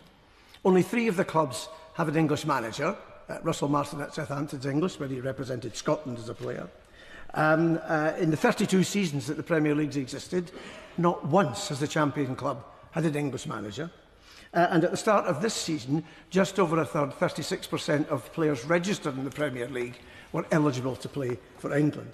Now, that probably explains why the competition is not called the English Premier League, because it's actually an international league, which just happens to be based in England. And that, at least, I think, also begins to explain why the England national team, as highlighted by my noble friend Lord Treesman, and what a delight it is to see him participating in the debate today, why the English national team's not been nearly as successful as it should have been. Now, as a Scot, you can understand that's something that keeps me awake at night, but the fact is that the Premier League actually makes it harder for the England team to achieve success because of the limited pool of top-level players from which the manager can select. And there's an even more limited pool from which the FA can select when it comes to choosing the England manager. As far as we know, not one of the 3 English managers currently with a Premier League club were deemed by the FA even good enough to be interviewed for the post, which went to Thomas Tuchel. So having the world's strongest league based in England is, to put it mildly, a double-edged sword. And yet, even with the considerable number of world-class players that it contains, the Premier League, I think I can fairly say, underperforms. Since it was formed in 1992, there have been 32 competitions for the European Cup, as was now the Champions League. Spanish clubs have won 12, English clubs 7. Only 3 of the past 12 Champions League semi-finalists have been from England, and last season there were none. I think it's legitimate to ask where the vast resources generated by the Premier League are going, other than inflated transfer fees and player salaries, and of course the inflated fees for their agents. In its briefing for this debate, warning against the backstop powers contained in the bill when agreements on financial distributions cannot be made, the Premier League say they're not necessary because the EFL is thriving. But, my lords, that's not what the EFL themselves say in their briefing. Their briefing point out that clubs will lose around £450 million this season and are relying on their owners to fund this shortfall, something which is clearly unsustainable and, of course, doesn't just affect clubs in the Championship, but throughout Leagues 1 and 2 as well. And that's why, when in his place, I would say to the noble Lord Hannon, who frankly sounded as though he'd stumbled into the wrong debate, everything in English football is not well. And an independent regulator is therefore very much necessary. The regulator must have the powers to decide on distribution deals between the Premier League and the EFL, not simply to choose one or the other league's preferred figure. And that assumes a genuinely independent regulator and board members without conflicts of interests. And the test provided for in the bill must be robust enough to make that a certainty. It's absolutely right that parachute payments excluded from the first version of the bill have now been included. There's no reason why clubs relegated from the Premier League should be given a financial windfall from which to launch their bid to return to the top level, thus distorting the competitive nature of the Championship, as set out clearly by my noble friend Lord Bassam. And I believe the parachute money should actually be added to the Championship's existing solidarity payment, so that of that division, on the basis of league positions the previous season. So that would mean the 3 clubs relegated from the Premier League would get the most, and the 3 clubs promoted from League 1 would get least. But it would be much fairer, much more equitable, and it would lead to a better competition. And, my lords, the regulator must be genuinely independent and look after the whole of the football pyramid, because the importance of the pyramid, I believe, can't be overstated. Indeed, I'd like to see the bill extend to level 6, covering National League North and South, and indeed the top 2 levels of the women's professional game as well. I think it's worth noting that 6 current Premier League clubs have played at the 4th level in English football, and a further 4 have played at level 3. Indeed, in the past, I say to my friend, my noble friend Lord Bassam, well, no, Brighton and Burnley were only saved from dropping out of the English Football League on the last day of the season some years ago. Prior to 2014, Luton Town spent 5 years in the National League at level 5. 9 years later, they were in the Premier League. That's the most dramatic example of the pathway that the pyramid can provide, and highlights why its sustainability is so vital. And the pyramid's not just about the professional game. There are 11 levels stretching down to the grassroots, as exemplified by the story of AFC Wimbledon. And indeed, again, the noble Lord Hannon, the resurrected Bury FC. Without any consideration for its loyal fans, Wimbledon FC relocated 60 miles away. When the fans appealed to the FA, it set up a commission which upheld the decision with the now infamous opinion that allowing Wimbledon to remain where it had been since 1888 was, quotes, not in the wider interests of football. That decision was proved spectacularly wrong because days later the fans formed AFC Wimbledon and the club entered the pyramid at level 9. After just 9 years it won promotion to the EFL at level 4. My Lords, this bill will ensure that any decisions relating to changes to a club's location or heritage must be subject to a vote by fans, meaning the sequence of events that wrenched Wimbledon FC from its roots would be outlawed. And though there's much in this bill that's to be welcomed, that alone, I believe, makes it worthwhile. That said, the bill does have a couple of glaring gaps. Schedule 11 has 3 pages, a 3-page index of defined terms, but a fan is not one of them. And that needs to be addressed in committee, as does another glaring omission. This is a bill about professional football, yet not once in its 125 pages does it mention professional footballers. The independent regulator has the potential to impact the careers of those without whom there can be no game. The players have a right to know how the regulator will engage with them, and it should, I believe, be on the face of the bill. My Lords, I very much look forward to getting to grips with these and other matters when the bill moves into committee. Yeah, My Lords, the first thing I have to do is admit that I am possibly not of your tribe. My Lords, I would probably lose, I don't know if it's the least sleep if football disappeared overnight, but it wouldn't be that much. And, but, my Lords, I do know that I am in the minority. I was brought up for much of my life within earshot of Carrow Road, Norwich. And when they had a good day and nothing else much was happening, you could hear the noise coming upwards. I know most people do identify with the soccer team, and even I still check to see, oh, have Norwich done well or not? Oh, what's that going to be like at home? Doesn't go any further than that. So possibly a person who thinks the church might look nice in good light. But I don't worship at that thing. But when we look at this bill, it is something which I welcome, at least the intentions of and the approach of, because, my Lords, I've covered sport for a long time and interested in it. And for a long time, I have heard about bad managers, bad actors, people taking over clubs. It used to be a property deal. You take over a nice city centre ground somewhere and you want to turn it into flats or something else. And you offer the fans a deal that's miles away. Now, that was one of the areas I came in. The world has moved on, the money's bigger. But that's where I came in.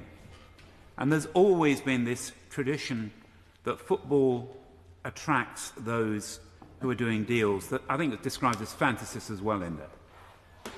But football has always attracted these people who want to take advantage of tradition, of structure. And if this bill is about something more than a business, I think we need the regulator. We need something that says for those people who feel that football and being a supporter of a club is a vitally important part of their lives, well, not vitally, but yeah, let's say vitally, important part of their lives, you need this. Also, my Lords, we have a long tradition and a lot of clubs in the English League, and in Britain generally, but we're only talking about English League here. I do recognise the comments made about Wales probably should be addressed at committee stage. But you have a lot of leagues, 5 of them, 5 full-time professional leagues. Most people get away with 2, most countries. And let's face it, their trophy cabinets are a heck of a lot fuller than England's most of the time. Just look it up, you know. How many times has Spain won the European Cup? How many times have Italy? Germany. And let's go on to World Cups, has already been mentioned. Lord Treesman pointed that out with incredible, shall we, simplicity and directness earlier. But we have a lot of these institutions which people cherish. And that is why I think we need the regulation. These are not businesses in the traditional sense of the word. They are something more. That can be sweated as an asset, but these are not businesses as most people would understand them. They are institutions. As an institution that is part of our society, I hope that the regulator is prepared to act, because there's no point in having powers unless you do act. A regulator that doesn't act is basically a waste of paper.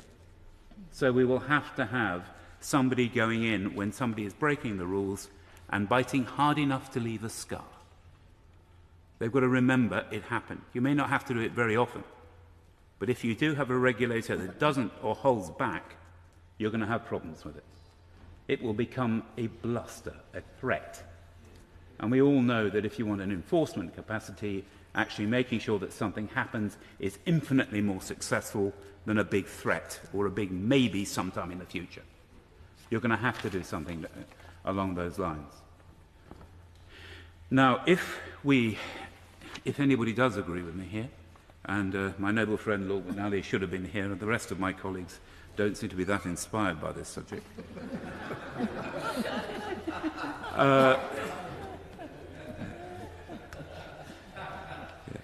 I thought I'd let that one fall. My lords, if we're going to do this, what do we need to do to get out of this great social power you have? Because it does have a social power. I would like to see a little more attention based on using that great power we have in association football, soccer, football, call it you like, to do as a positive thread throughout society. My lords, looking, I think if I remember correctly, it's Clause 1, page 2, subsection 3b, which talks about the social power and going through. My lords, wouldn't it be wonderful if all these clubs were giving so much attention to and regulating properly, did a little bit something that steps just outside football? I have a radical suggestion. Why don't they run training schemes for people to be treasurers and secretaries and chairmen of voluntary groups and sports clubs? Not run them for them, but just train them how to do it. Something small like that. That's my starter for 10. Make sure you are something that contributes to those societies where you draw your fan base. That will be something that would make them an even better social asset. There are many other things that have been suggested to me. For instance, should we be taking on the green agenda? It's been suggested from my own party. Maybe we should go for the best green. The neighbour Lord Bishop of Sheffield suggested this, along with the Baroness Jones, who doesn't seem to be here at the moment. Oh, moving target, I appreciate it. My lords, if we're going through this structure, maybe they can be used for other social methods, but only if they're properly regulated. And the fact of the matter is that football, many of the clubs lower down, has been hanging on by its fingernails and by tradition. What bank manager would have put up with some of the financial stresses we've heard recently? And just about anything else? Virtually none. There is something special about football. I hope the regulator will put it on a firmer foundation. My lords, my opinion on whether we should have parachute payments or not, and whether the arbitration is set to go through, well, my lords, football has had a chance to sort this out for itself. We wouldn't be here at all if football had got a hold of it and spoken to itself, the various bits, and sorted this out. The previous government only did this because you didn't. Only brought a bill forward. Football could have addressed this itself. So please don't blame others for your own inactivity. We've got a situation where everybody has said if a club going down will have greater costs, the one that's existing there, whether that's a parachute payment or something else, that has to be addressed. I look forward to suggestions on that.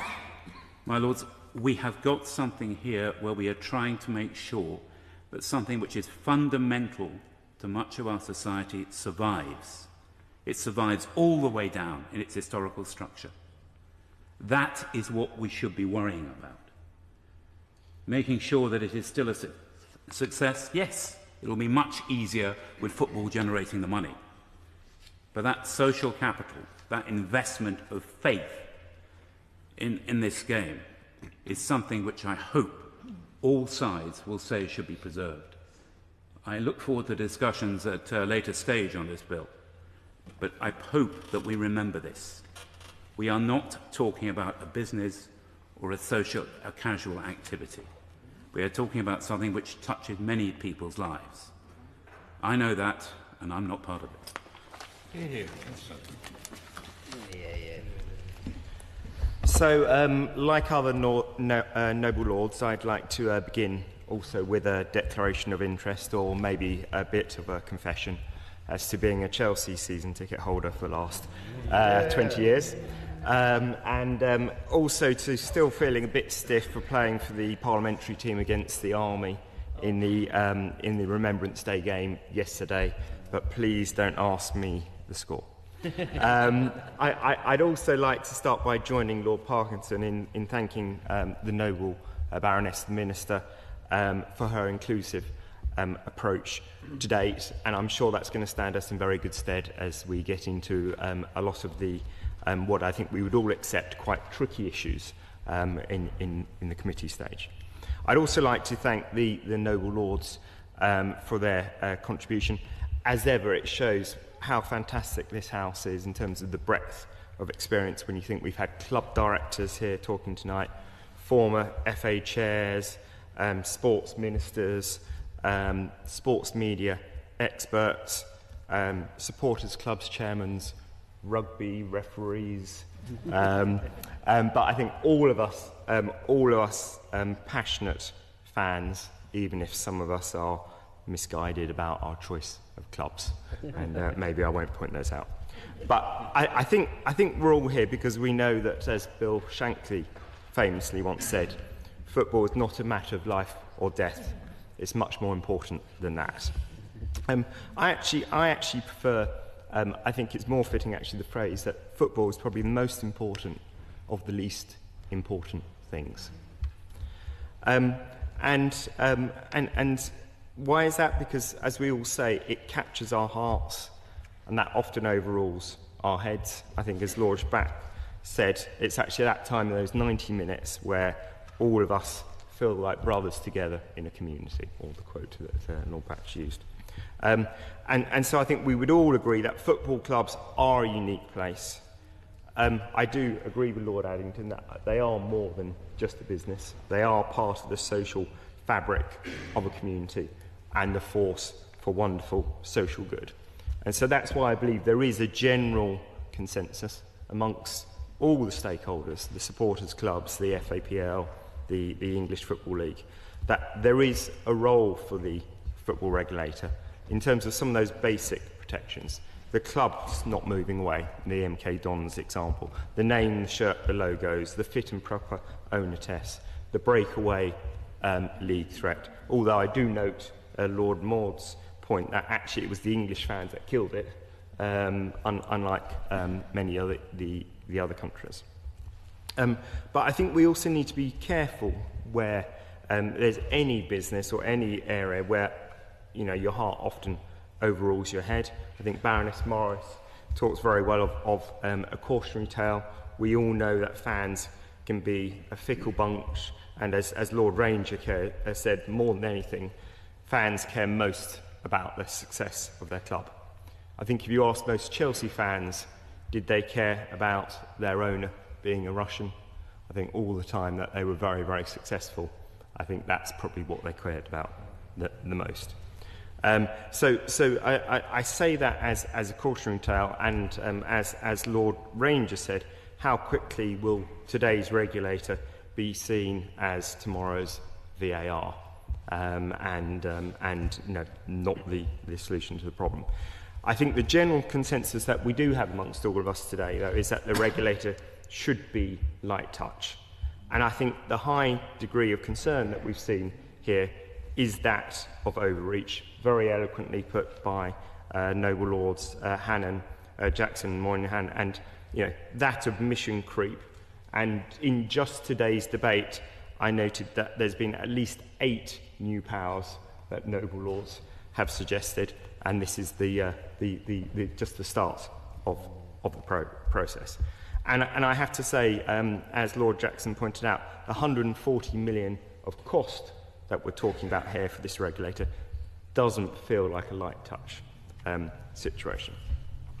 And of all of that, I see the biggest area for mission creep and the biggest potential involvement is the way that we seem to be seeing the financial regulator as being more and more involved in the whole financials of the football. As noble lords have said, you know, the Premier League is the UK's clear standout industry, number one in the world. Unlike anything else, there's no doubt that football, English football, is Premier League is number one. You know, as mentioned, the Premier League is the richest. The English Premier League, the sixth richest, richer than Netherlands, Portugal, and Belgium.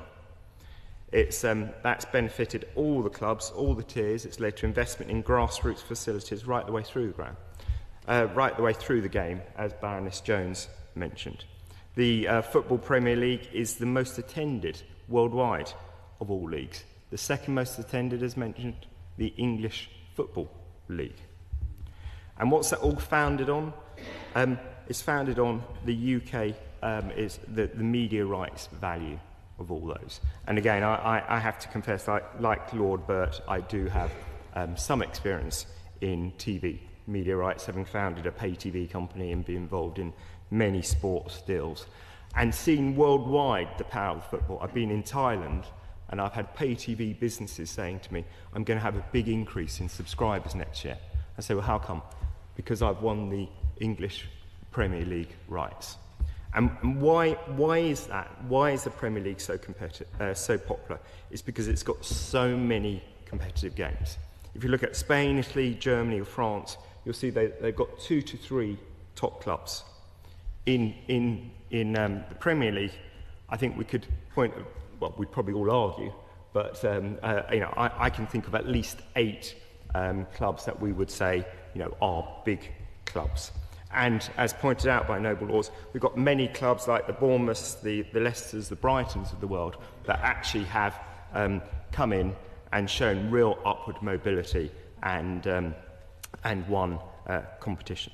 And it's that volume of competitive games which really drives the viewership.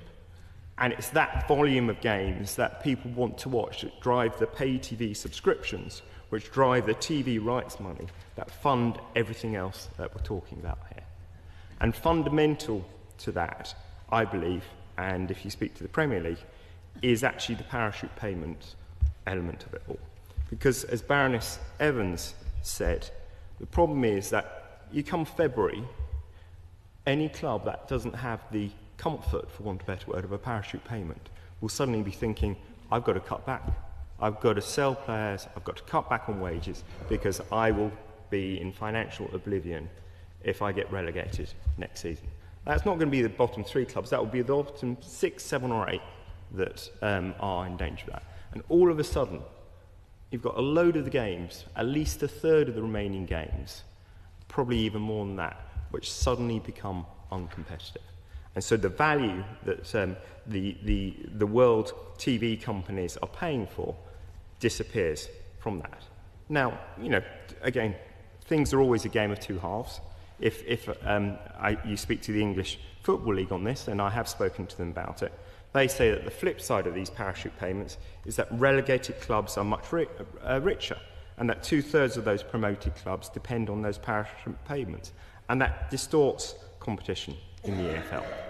If I take solidarity payments, the Premier League, as Lord Burt said, is the most generous in the world in terms of the big payments, and it enables, amongst other things, for the English Football League to be the 6th richest. But so in absolute terms, the English Football League is very, very rich. However, the English Football League would say, the issue is not about absolute wealth, but it's about relative wealth. Because we don't have nearly as much money as the EFL, it's harder to compete, and so we can't do it. So amongst all of this, we're asking the regulator to step in.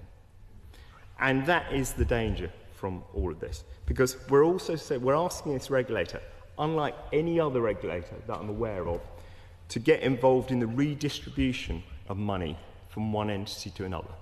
When you think about all the other regulators, you know, they might talk about payments that they have to make, but they don't talk about taking money away from parts of the industry and giving it to another part. But that is exactly the powers that we're asking the independent regulator to wade into. Some sort of super referee and all of that. And that is the danger from all of this. I believe that we'll get some unintended consequences. I think also in some of the detail, a question for the Noble Lord the Minister, is that there seems to be some elements where we're actually preventing deals being done. We're putting restrictions on deals being more than 5 years. Now again, the Premier League will say, if it's longer for 5 years, we're prepared to pay over more money. Now, isn't that the basis of a potential solution? Maybe it is, maybe it isn't, but surely it's not the role of the regulator to put red lines in which could stop those sort of agreements coming in. And as part of that, I share Lord Howard's concern that surely if you've only got the objective of sustainability and not one of the success of the Premier League or football, then you've got to have the predisposition of the regulators to think about redistribution between clubs in terms of sustainability rather than the overall success of them. So I'd like to ask the Noble Lord the Minister in terms of shouldn't one of the objectives be the success of the football in the Premier League? So I'd say most of all anything that reduces the competitiveness of the Premier League games and the Football League games will decrease viewership and decrease TV rights and give us the danger, because the Premier League has no God-given right to be the number one. And it used to be Spain and Italy that was the number one. And so I would say that, as Lord Grantchester says as well, you see the European Champions League is absolutely being set up to try and compete with the Premier League. So we really don't have a God-given right, and we need to tread very carefully here. And at the very least, as Lord Goodman and Lord Taylor have said, we should consider the sunset clauses as part of all of this. So I would also ask the Noble Lord on this. Section 7 says that the regulator must exercise functions in a way that avoids impacting the sporting competitiveness of any club against another club. Isn't that exactly what the parachute payments are doing? They're eliminating the competition in the lower half of the clubs towards the end of the season between it all. Isn't that exactly what UEFA are concerned about? They say themselves that they're concerned where any member association might be suspended if the state authorities interfere in a significant way, that the associations may no longer be considered fully responsible. The Lord seems to be obsessed about competition at the bottom end of the Premier League towards the end of the football season. Yeah. What about the distortion in the English Football League as a product of the parachute payments that he accepts have a distorting effect? Yeah. The comment is, and again, this shows why it all needs to be taken and considered in detail during the committee stage. The element here is that you've got leagues who are deciding payments between themselves and their clubs in it all. What we're asking here in terms of the regulator is to try and change that structure. So we're talking about the competition between the clubs and the different leagues. So as part of that, if we have got the risk at the Euros that the UEFA are concerned about that at all, will the Noble Lord the Minister meet with UEFA and try and get their approval in advance on all of this? Because the last thing any of us would want to see, of course, is the risk of England being banned from the Euros because we've got a bill which oversteps that mark. So I'd like to end up by saying I think this has been a very good discussion. There's been a lot of passion in it all, as we expect, a general agreement that there is a real social good.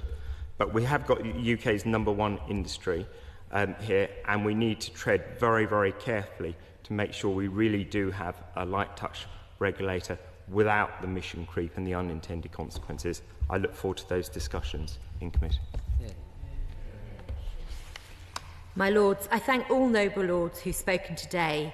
I share the strong sentiments expressed about the importance of our football clubs and the central importance of fans, which is why we, like the previous government, are acting in this space. I've particularly enjoyed hearing accounts of what football means to Noble Lords on a personal level, and I do hope that Noble Lord Markham recovers from his recent match soon. As the Noble Lord Stevenson outlined in his opening, It means more to fans than politics, which we all forget at our peril. Today's debate has shown the knowledge and passion in this House for football and for improving governance in the game. It also highlights why, as my noble friend the Baroness Taylor of Bolton articulated better than I can, why the government has prioritised this legislation. I agree with the noble Lord Addington that had football sorted its own house out, this legislation would not be required. I respect the noble Lord Hannon's right to question the need for this legislation, but don't agree with him, and note that nor did the previous government, which is why they also brought forward legislation. Yeah, fair enough. As I previously set out, the case for reform and for regulation is clear. Far too many of our clubs have been subject to poor ownership, financial distress, and it's ultimately the fans and communities who suffer when things go wrong. My noble friend Lord Bassam gave a useful overview of some of the issues with the financial distortion that currently occurs within football, as did the noble Lord Lonsborough. The noble Lord Moynihan, noble Lord Maud had a different view, one that, in my view, ignores the considerable financial risk that currently exists within the pyramid. It's clear that, with notable exceptions, there's a degree of consensus across this House on key aspects of this legislation. It has the same motivation as the previous government's bill, with very few changes. A number of noble lords have raised the importance of preventing rogue owners, giving fans a greater voice, ensuring clubs have stable finances, and stopping another dreaded European Super League, a point raised by my noble friend Lord Wood of Anfield.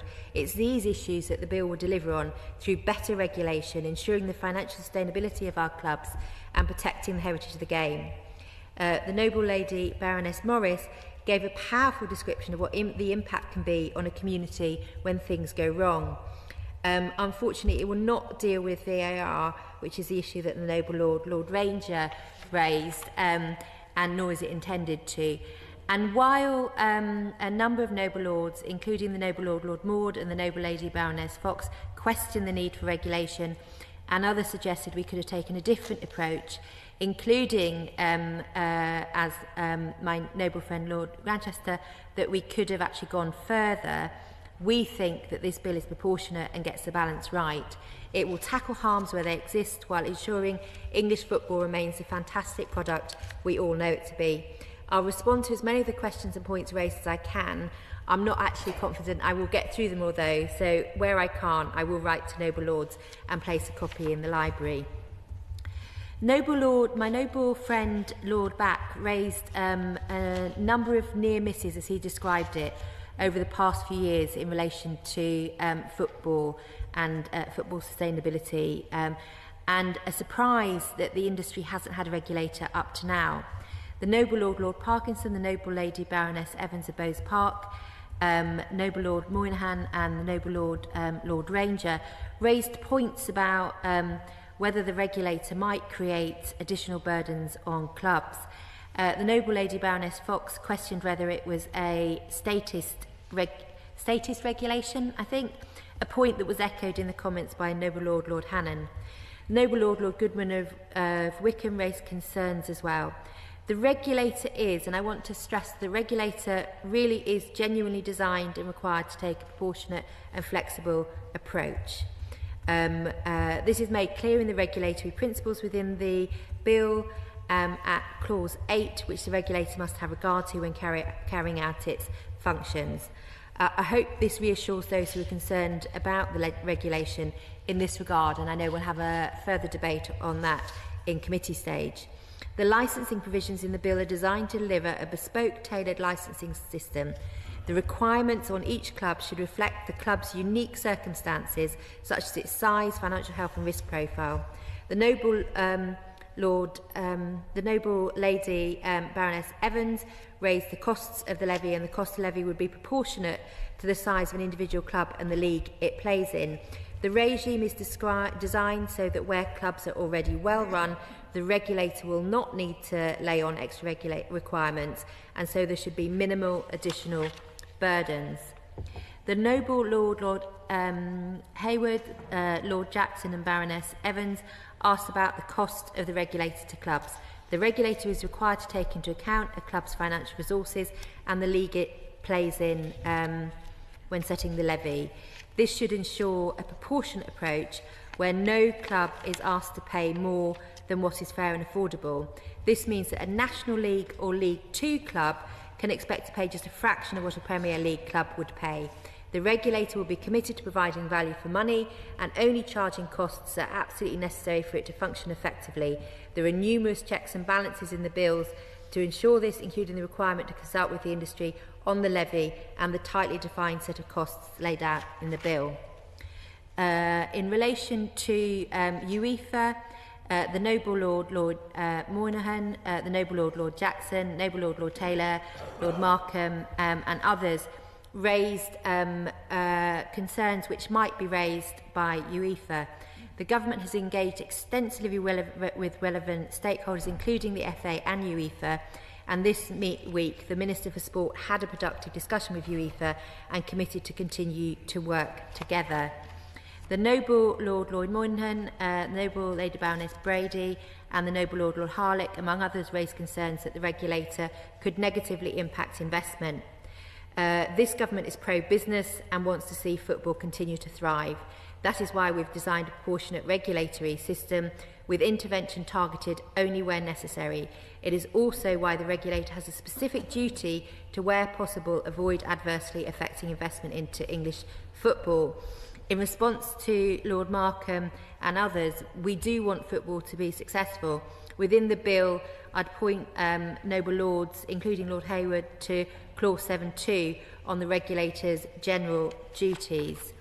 The Noble Lady Baroness Evans, Noble Lady Baroness Brady, Noble Lord Maud and Noble Lord Markham raised concerns that the regulatory involvement of this sort in financial matters relating to the backstop between clubs. Among issues raised, I'd say that we don't see the backstop as a first option, and we don't intend for the regulator to view it as a first option or for the leagues to view it as the first step they would take. Revenue distribution is crucial to the survival of many clubs, and it does represent, as a number of Noble Lords referred to, a third of EFL revenue. And the Noble Lady Baroness Brady highlighted how important this is to the game. I don't, however, share her dystopian view of the model proposed, but do look forward to discussing it further at committee stage. If football is unable to reach an agreement on this distribution, it is important that the regulator has targeted powers to intervene as a last resort. These backstop powers have been designed to incentivise an industry-led solution delivering the right outcomes with the minimum regulatory involvement. But given the importance of financial flows to the sustainability of the wider pyramid, if football can't resolve this, then the regulator will help find a solution. On the subject of financial distributions in relation to parachute payments, a number of Noble Lords, including Lord Parkinson, Baroness Brady, Lord Lonsborough, Lord Maud, Lord Grantchester and my noble friend Lord Grantchester and Lord Back, spoke about the change to allow parachute payments to be included in the regulator's remit. It's absolutely right, in the government's view, that the regulator has the right tools available to solve financial sustainability issues. This change does not mean that parachute payments will necessarily be amended or abolished. If the regulator does not have evidence that they are a problem, it will not act. But if it does have evidence that they're harming wider sustainability, it will have the power to address that through this legislation. There are also safeguards in place with this change to ensure the financial sustainability of relegated clubs is provided for. My noble friend Lord Bassam suggested that the State of the Game report should be published sooner, and this is something that came up in discussions with Noble Lords ahead of this second reading debate. Under changes to this bill, the regulator will now need to publish its first report as soon as possible and no later than 18 months after the Secretary of State has specified the competitions in scope of regulation. Of course, the regulator could publish sooner than 18 months, but we do not want it to rush this important market study, which will lay the foundations for the regulator's regime. My noble friend Lord Wood of Anfield asked whether the regulator would be able to ban matches being played overseas. FIFA is currently reviewing its position on overseas league matches. They've committed to looking at how this may impact supporters as well as the impact on players, amongst a number of other valuable considerations. While the industry is still considering its position on this matter and there are no current plans to move English matches abroad, we think it's right to ensure that clubs consult with their fans on any changes to match days, including moving the location, rather than imposing a blanket ban. The Right Reverend Prelate Bishop of Sheffield, my noble friend Baroness Taylor, my noble friend Lord Grantchester, noble Lord Taylor of Warwick, and my noble friend Lord Watson raised the importance of more fan involvement at clubs, as did others. My noble friend Lord Mann articulated clearly what fans themselves put into clubs, not just in terms of moral support, but also financial cost to the fans. We've strengthened measures to put fans and communities back at the heart of the game and protect football heritage. My noble friend Lord Mann asked what would happen if a club wishes to be known as a new name. The bill sets out a number of protections for club heritage assets, including the club's name. If, as a noble Lord, Lord Mann, my noble friend Lord Mann raised, a club wishes to be known as Red Bull Leeds or any other new name, then the club would be required to get the approval of the FA.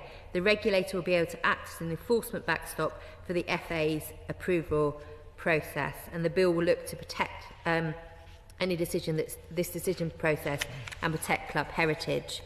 The noble Lord, Lord Hampton, and my noble friend Lord Watson raised how to define a fan of a club. As my noble friend Lord Shamash said, this might be an impossible task. I personally am sure that there is as many views on how to define a fan across the chamber as there were noble lords who spoke this evening, arguably more, and I would encourage colleagues to engage with the regulator on how this aspect of the legislation will be implemented in practice. It's important, however, that the regulator itself is able to set out guidance on who may count as a fan and where it will vary between club contexts. Providing a strict definition in legislation could risk excluding a number of the very fans that make football what it is itself. This bill is intended to increase the say of within the game. The noble lady Baroness Grey Thompson asked about action on corporate governance, and the noble Lord Taylor of Warwick asked about equality, diversity, inclusion, with the noble lady Baroness Fox taking a different view, one which the noble lady won't be surprised to hear we, the government, disagree with.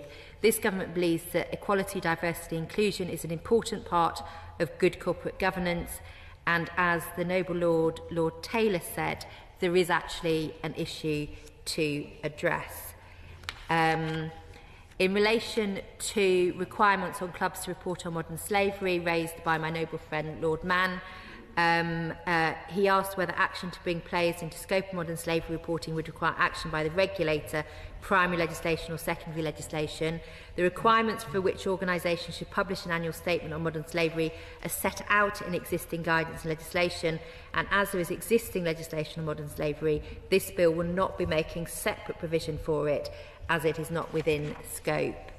My noble friend Lord Bassam and my noble friend Lord Mann asked about the scope of the regulator and whether it should or could include lower leagues and grassroots football. My noble friend Lord Mann asked if extending the scope of the regulator to lower leagues would be via secondary legislation. This would indeed be the case. But the government's view is that the regulator scope should be limited to where there are the most significant harms which the market itself has failed to resolve. Extending the scope further down the pyramid and into the grassroots currently would, in our view, risk imposing disproportionate burdens both on the industry and on the regulator. The noble Lord Annington, the noble lady Baroness Jones, and the Right Reverend Prelate, the Bishop of Sheffield, raised issues around climate change, climate emergency and climate sustainability.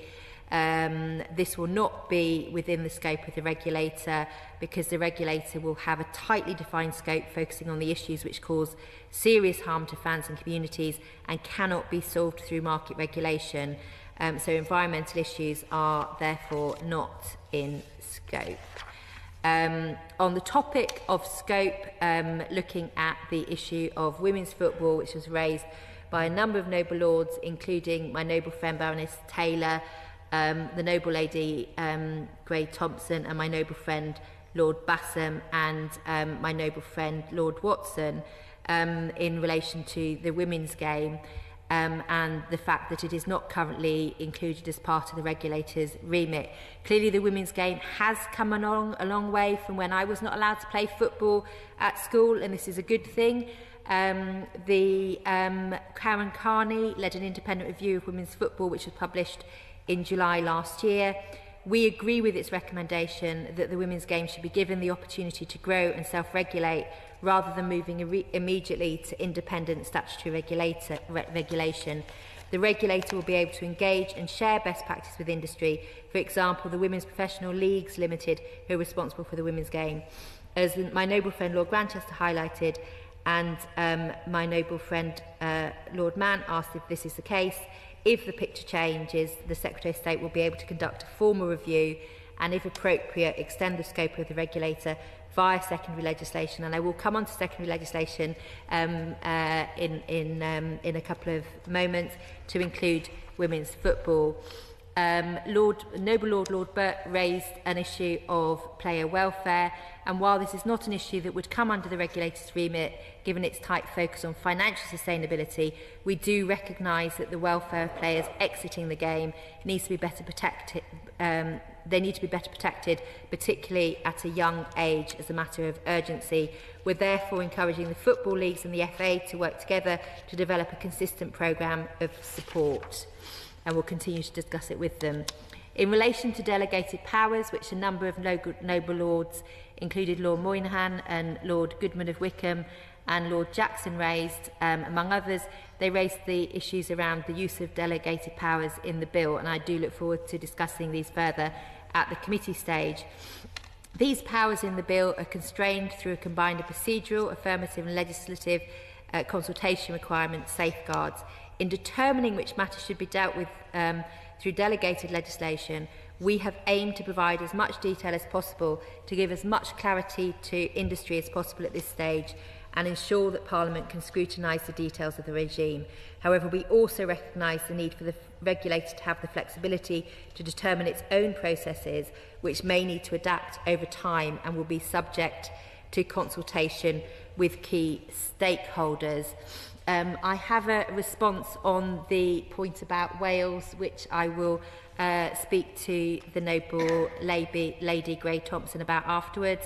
And I wanted to welcome my noble friend Lord Treesman's contribution and support for the bill, his recognition that the existing football authorities have failed to tackle the major issues in the game is welcome, and that is why we're bringing forward this legislation. As we bring this debate to a close, I just want to thank all noble lords again for their contributions.